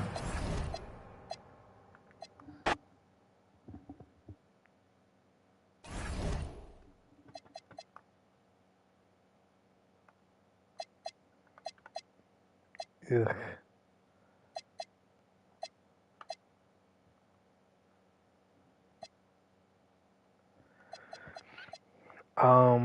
The Knicks beat the Pistons. There you go, Brunson and Cat and whatever. Cat only took 9 shots. I don't know what the fuck they're doing. But there you go. They got Carlo. Carlo is playing minutes, weirdly enough. Well, that's good. In case Mitch goes down, they have Carlo that can play the 5 instead of poor little kitty cat. The Pacers won. Why? May I connect? He's doing his usual cock dick challenge, but Siakam, Paul George, Benny, they're just inevitable. They didn't make any moves. They're just rocking. The Pels lost to the Wolves. Julius Randle and Ant are just like a wow. Yeah, it's basically the battle of the duos in the West, and there you go. Grizzlies won their first game without JJJ. Poole 22, Pritchard 20, Santi 16, Clark 15, Simons 15, Sensabaugh 13, Edie 12, Coward 11, Landale 10. KCP is still getting fucking minutes over Wells and Gigi. I mean, I would be pissed too. To be fair, the Clippers won. They snuck one out. I don't really think I made. Oh yeah, they got Dillingham. I forgot about that.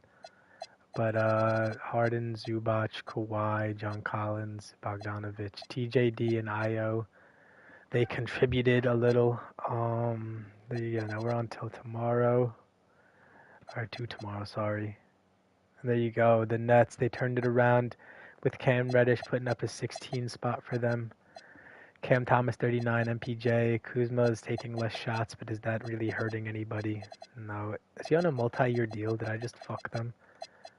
Yeah, he is, but he'll stay here for the next season. I don't really care. He's not going to go anywhere.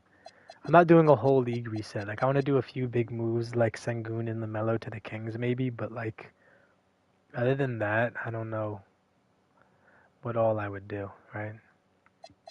So they run Haywood. Well, how do the Wizards do? Whitmore, Sarr. They're running their young lineup. They just need to start like playing well together, which I'm sure they will in the future, just not yet. Let's do the Thunder win. Shea and M. Ew. Dear Lord. They got blamped, which is the problem. I think everybody played this game. Gabe Vincent, Gabe Lincoln, like a damn. Gabe Vincent sold them. Wemby's had 2 stinkers in a row. There shouldn't have been anything detrimental done to his. Literally nothing did happen to his team to impact his play in any way, unless he loved Ron Harper Jr. that much to where him getting cut is killing him. But 80, Flag, Clay, D'Angelo Russell, Middleton didn't do much, but they don't really ask him to. He's just there to protect and serve. The Magic got Banchero, Bane, Embiid. Oh no, Embiid's hurt. Is that shocking to anybody? Take a deep breath. 1 to 2 weeks with a sprained right foot. Okay. The Hornets and Hawks.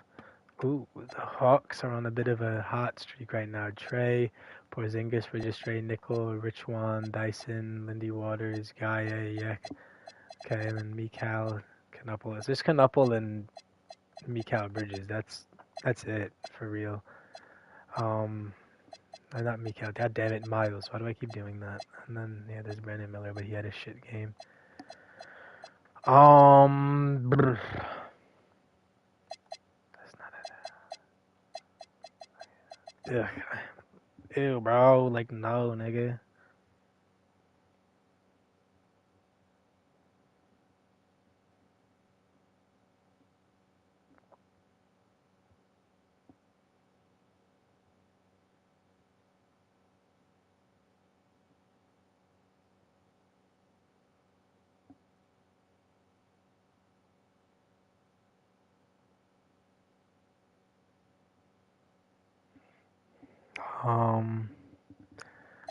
Jokic, Aaron Gordon, Jamal. They lost to the Bulls. Bradley Beal, if he turns it around, this might be a great pickup for them. But there you go. Beal, Loki just helped them beat Jokic. Ooh, wow, the Lakers just beat the Warriors without Luka or Braun. Reeves, McCollum, Rui, Ayton, but then Steph, Jimmy, Kuminga, Ben Simmons, Loki didn't even play bad. I don't know why they lost this game, but they did. Now, the Suns, who I should be forcing to lose games, just won. Jalen Green and Devin Booker are monsters. The Blazers win. Henderson, Shaden, Rob. Damn, Time Lord is putting up 20 a game. What the fuck is he doing? Jeremy Grant, Tumani, Drew. Kessler Edwards is actually playing, and that's a pretty good stat line right there. So is Chris Murray, who I was going to trade away and possibly even cut to free agency. So there you go. They don't look bad at all. They won their first game together, so they can't possibly look bad together, right? And they had a shitter little game. Rob Dillingham played again 11 minutes and put up no stats, but it's the growing pains. Oh man, Donovan Mitchell is bad. He's like not good at basketball.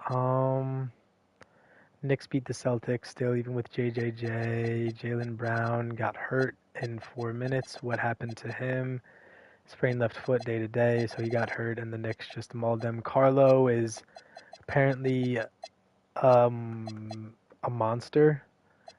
Jalen Brunson also didn't play today, and they won without him. The Heat should probably win this. They did.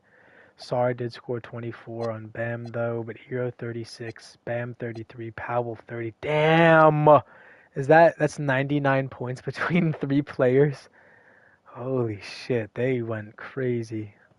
Poor Wizards. Now the Clippers versus the Wolves. The Wolves and Randall are just too much. And the Pacers, Raptors win. Okay. Barnes, RJ, quickly, BI. There you go. Alfred Payton is playing for some reason. And he played 12 minutes. He got 2 points, 1 assist, and a steal and a block. So he's there for defense, really. So next day. Ugh, man, stop it. You're ruining it for me.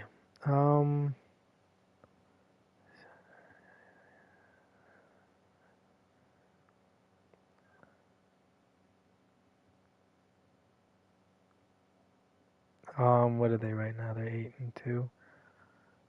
Sunday the 23rd, they verse the Cowboys.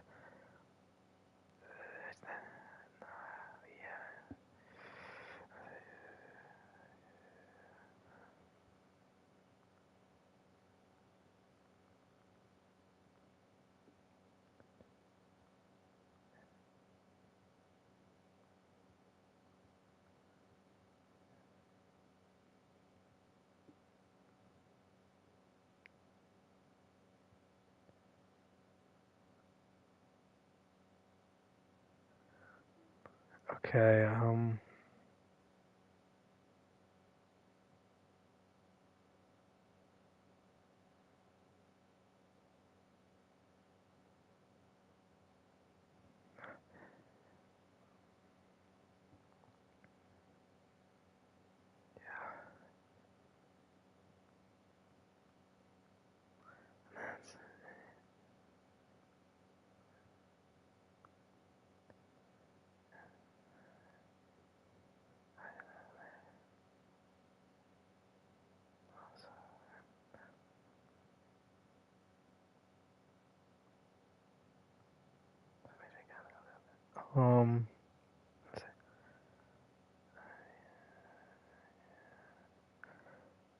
oops.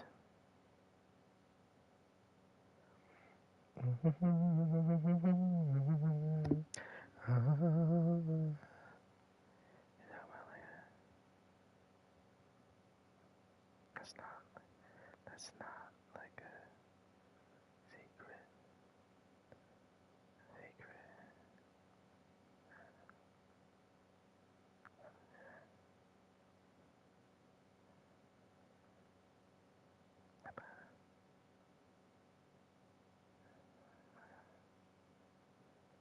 I don't know. Weird, bro. Weird. Sorry. Why am I here? How did I get there? The All-Star game is coming up soon. Oh, the award races are here. Jokic is the MVP leader, 33, 14, and 9. Giannis is 29, 12, and 5. Ooh. If the Bucks finish a high seed, I might rob Jokic, even though he's having objectively the best season ever. Nah, I couldn't do that because that's my personal agenda. I used to jack Giannis was the best player in the world because he was. And now it's definitely Jokic. I still think it's Jokic over Shea. But it's the top 3 players in the world are Shea, Jokic, and Giannis. Then you can say the next 2 are probably Wemby and Luka. But in this, it says it's Wemby. Damn, son, he's hooping. Wemby is the next best player. And it's Shea and Cade for MVP. That's awesome. Cade's getting his respect. Rookie of the Year, it's Flag is the leader. Then it's Fears, Edgecombe, Cedric Howard, Dylan Harper. 6-man is Fears, Scoot. Scoot has definitely started games. No way he's been coming off the bench this whole time. Damn, he's only started 2 games? Wow, bro. Okay, so then, yeah, it definitely truly is between him and Fears. But Fears deserves to win something. If they're going to rob him and give it to Flag just because he's Cooper Flag, then they might as well give him 6-man. Then Depoy, it's definitely Wemby. I would say far and away, but Chet isn't too... he's far away. Giannis is also looking pretty good. So So was Mobley. Loki, give all these guys their flowers. They've been pretty damn good. Most improved, there's Keda, averaging 9 and 9. Giddy, oh, it's got to be fucking Giddy, man. 23, 9 and 8. He's bugging. Sar went up 4 points, but everything else is the same. Oh, wow, his blocks went up half. And yeah, okay, no, he didn't really improve that much. Laravia, he improved from last season, but he was about as good as the season before that. And then Musa Daibat just started to score a little bit more points. So it's realistically Giddy, but it could be Keda. And then clutch player is Giannis. That's cool. Now, All-Star participants. I'm going to uninjure all of them for the All-Star game. So right now it's Trey, Embiid. Okay, wait, The West, it's Shea, Curry, Jokic, Wemby, AD, Luka, AE, Sabonis, Zion, Jimmy Butler, Kawhi, KD, and Lauri Markkanen are in the West All-Stars. Now the East is Cade, Jalen Brunson, Giannis, Jaylen Brown, Cat. So the Knicks have 2 guys in the starting lineup. That's kind of awesome. And it's Maxi Garland. Oh, I mean, he's been hooping, yeah. Maxi Garland, Joel Embiid, Bam, Siakam, Giddy, Trae Young, Evan Mobley. So no Donovan Mitchell, no Paolo Banchero, but Paolo missed a lot of time, and so did Donovan Mitchell, so that makes sense why they wouldn't make it. But of those guys, let's 1, 2, 3, 4, 5, 6, 7, 8, 9, 10, 11, 12, 13. I did change it to 13 guys per conference. 1, 2, 3, 4, 5, 6, 7, 8, 9, 10, 11, 12, 13. Okay, so I just have to uninjure Trae Young, Embiid, Jaylen Brown, and Brunson. Jaylen Brown, Embiid, Trae Young, Jaylen Brown, Embiid, Brunson, Embiid, and Trae Young, right? Now it's All-Star participants. They're all healthy. Damn. So the Cavs have Mobley and Garland. Trae Young is there for the Hawks. Giddy's there for the Bulls. Siakam for the Pacers. Bam, Embiid, Maxey. This is an interesting All-Star team. Jalen Duren has got to be here at some point, though, in this franchise save. Now the West has Shea, Curry, Jokic, Wemby, AD. That starting 5 is monstrous. Then there's Luka, AE, Sabonis, Zion, Jimmy, Kawhi, KD, Lauri. I'm probably going to play as the West because this West team has, of the 5 MVP candidates, they have 3. And then they also have Luka and Ant and Curry. There's no LeBron because LeBron's been injured, which kind of sucks. Because LeBron's been an all-star realistically every year since fucking... I don't think he's ever missed this much time. Yeah, he was an all-star from 2005 to 2025. And that's going to come to an end this year, which would probably lead to... That would lead to him retiring in real life. But I'm going to give him one more year where I won't let injury stop him. Because, I mean, if I look at his games played. He played 30 games this year. He hasn't played that few games. I think this is COVID year. That doesn't even count. Yeah, he hasn't played this few games in a season literally ever. So, this is sort of bizarre for him. So, he won't make it, but that sucks. Damn, Bron, I'm sorry. I should have thought about that and uninjured him. But that'd be killing the realism. Damn, Bron, I'm hurt, bro. Now the dunk contest is Amin, Shaden, Asor, and Edgecombe. Ooh. The 3-point contest is Curry, Maxey, Markkanen, MPJ, Harden, and Levine. Okay. Rookies is VJ, Fears, Coop, Cedric, Kalkbrenner, Knuppel, Harper, Ace, Queen, and Sion. That's actually a kind of cool team. Versus the sophomores of Castle, Collier, Sar, Missy, Kellel, Rijase, Carrington, Klingon, Kaishan, Edie. Alright, that's a cool All-Star weekend. I mean, no Bron, no Donovan Mitchell. Who else was there? No Paulo. No, who else? I'm going to see. No Tatum, no Hallie. No Harden.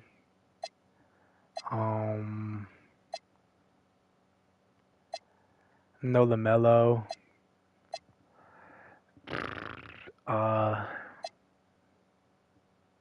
No Bron.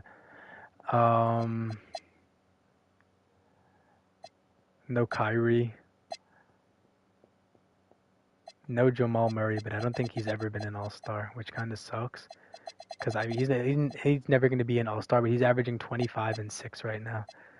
No Hallie. Siakam made it, though. Did either of these guys make it? I don't think I saw either. So Zion made it, but Ja didn't? How is that so? In the West, they ended it here. So they did 5 point guards and 8 forwards. LeBron finished above Kawhi in the voting too, but it's the first 8, which then equals out to Jokic, Wimbledon, Zion, Jimmy Butler, Kawhi, Laurie. I mean, like, Laurie had less votes than Ja and all these guys, matter of fact. So Booker, Harden, Ja got robbed, but then fucking Fat Zion gets in. It's crazy. You know what? That's okay. Actually, it's really not, but they don't edit that ever. They just make it 5 point guards. It should be 6 point. The way they're doing it in the NBA this year is it's positionless. Like the All-Star voting is positionless because they're doing like the stupid 3-team thing. So the backcourt, only these first 5 made it. Hero just missed. Powell just missed. White just missed. Cam Thomas and RJ. What the fuck? And and then the front court was these first 8. Franz just missed, and Franz finished above Paulo. That's crazy. Wow, I'm in awe right now.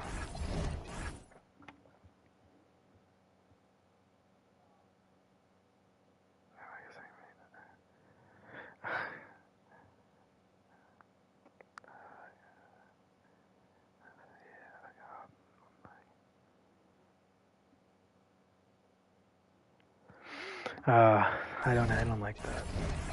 I'm getting used for my mouth. Duran, LaMelo.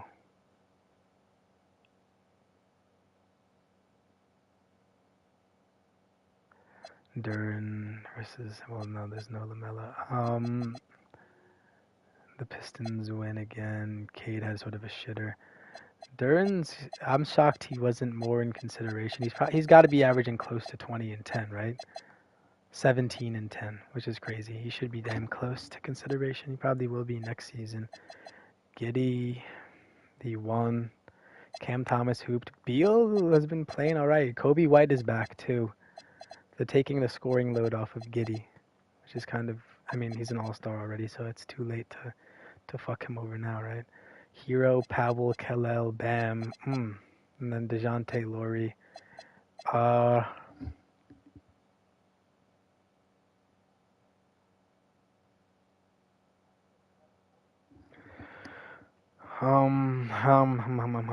don't know. They can do whatever they want in this game. I don't give a shit. Now, Bucks win.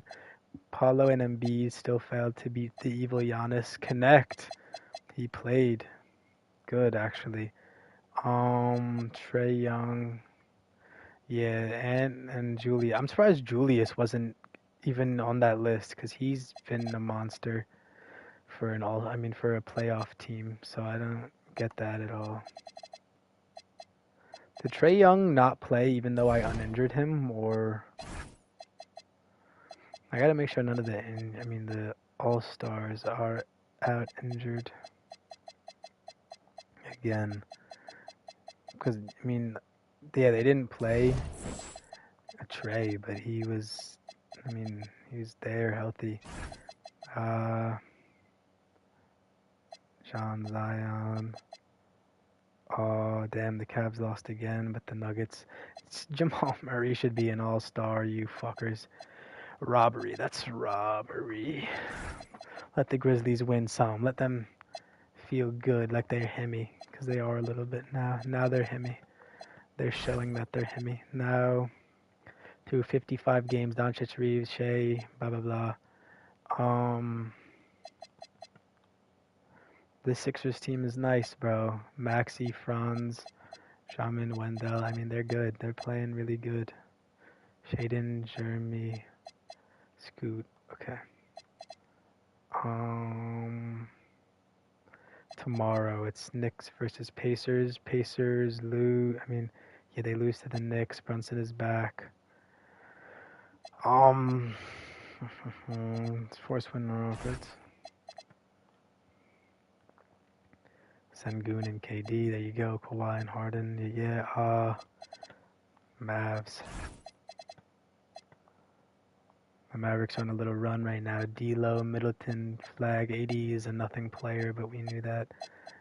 D-Book, Jalen Green, okay. And then there's Wemby versus the Lakers, who I'm pretty sure are still Luka. Nope, they got Luka back. So I'll let them play that one out, actually. I won't force. Oh, yeah, because Luka was injured until I uninjured him to make him in the All-Star game. Forgot about that. So what did we do? The Spurs won, like I was going to make it anyway. Wemby played like shit again for the third straight game. There you go. This is the lineup I was looking for here for the Hawks. This Hawks lineup is low-key dangerous. So there's there is a game on the 22nd before the All-Star break, which is dumb. Hopefully there's not many. Hawks, they got Porzingis, Trey, Sexton, Miles. Then you got Sarr and them. Okay, what? Donovan Mitchell and Garland. Sorry, Donovan, you got fucked over this year. Giannis versus the the Magic, and he beats them again for the second game, I think, in a row. And there's the Pacers, who should win. They did win. Cam Reddish, he's just been dropping 16 a game. How many games did he play for the Knicks for his stats to not have been proving at all? He started 3 games. Oh, these are for the Nets. So he played 16 games for the Knicks. And they just fucking violated his stats. Cam Thomas is right knee tendonitis and he's out for 2 weeks. That's good. Great even. The Celtics, yeah, they should be on top of the world right now. They got JJJ, Derek White, Jaylen Brown. He's looking like a damn MVP candidate. Wow. That's Beal's first bad game since joining the team. The Knicks beat the Sixers, has chopped their hot streak a little bit. Cat and Brunson have been on a mad ting. The Pistons win again. Cade and them. Oops, there was still oh my god, there's still a lot more games. What the fuck is going on here? I'm now on 6 hours of 2K. I need to actually get off immediately. I'm losing my voice. I'm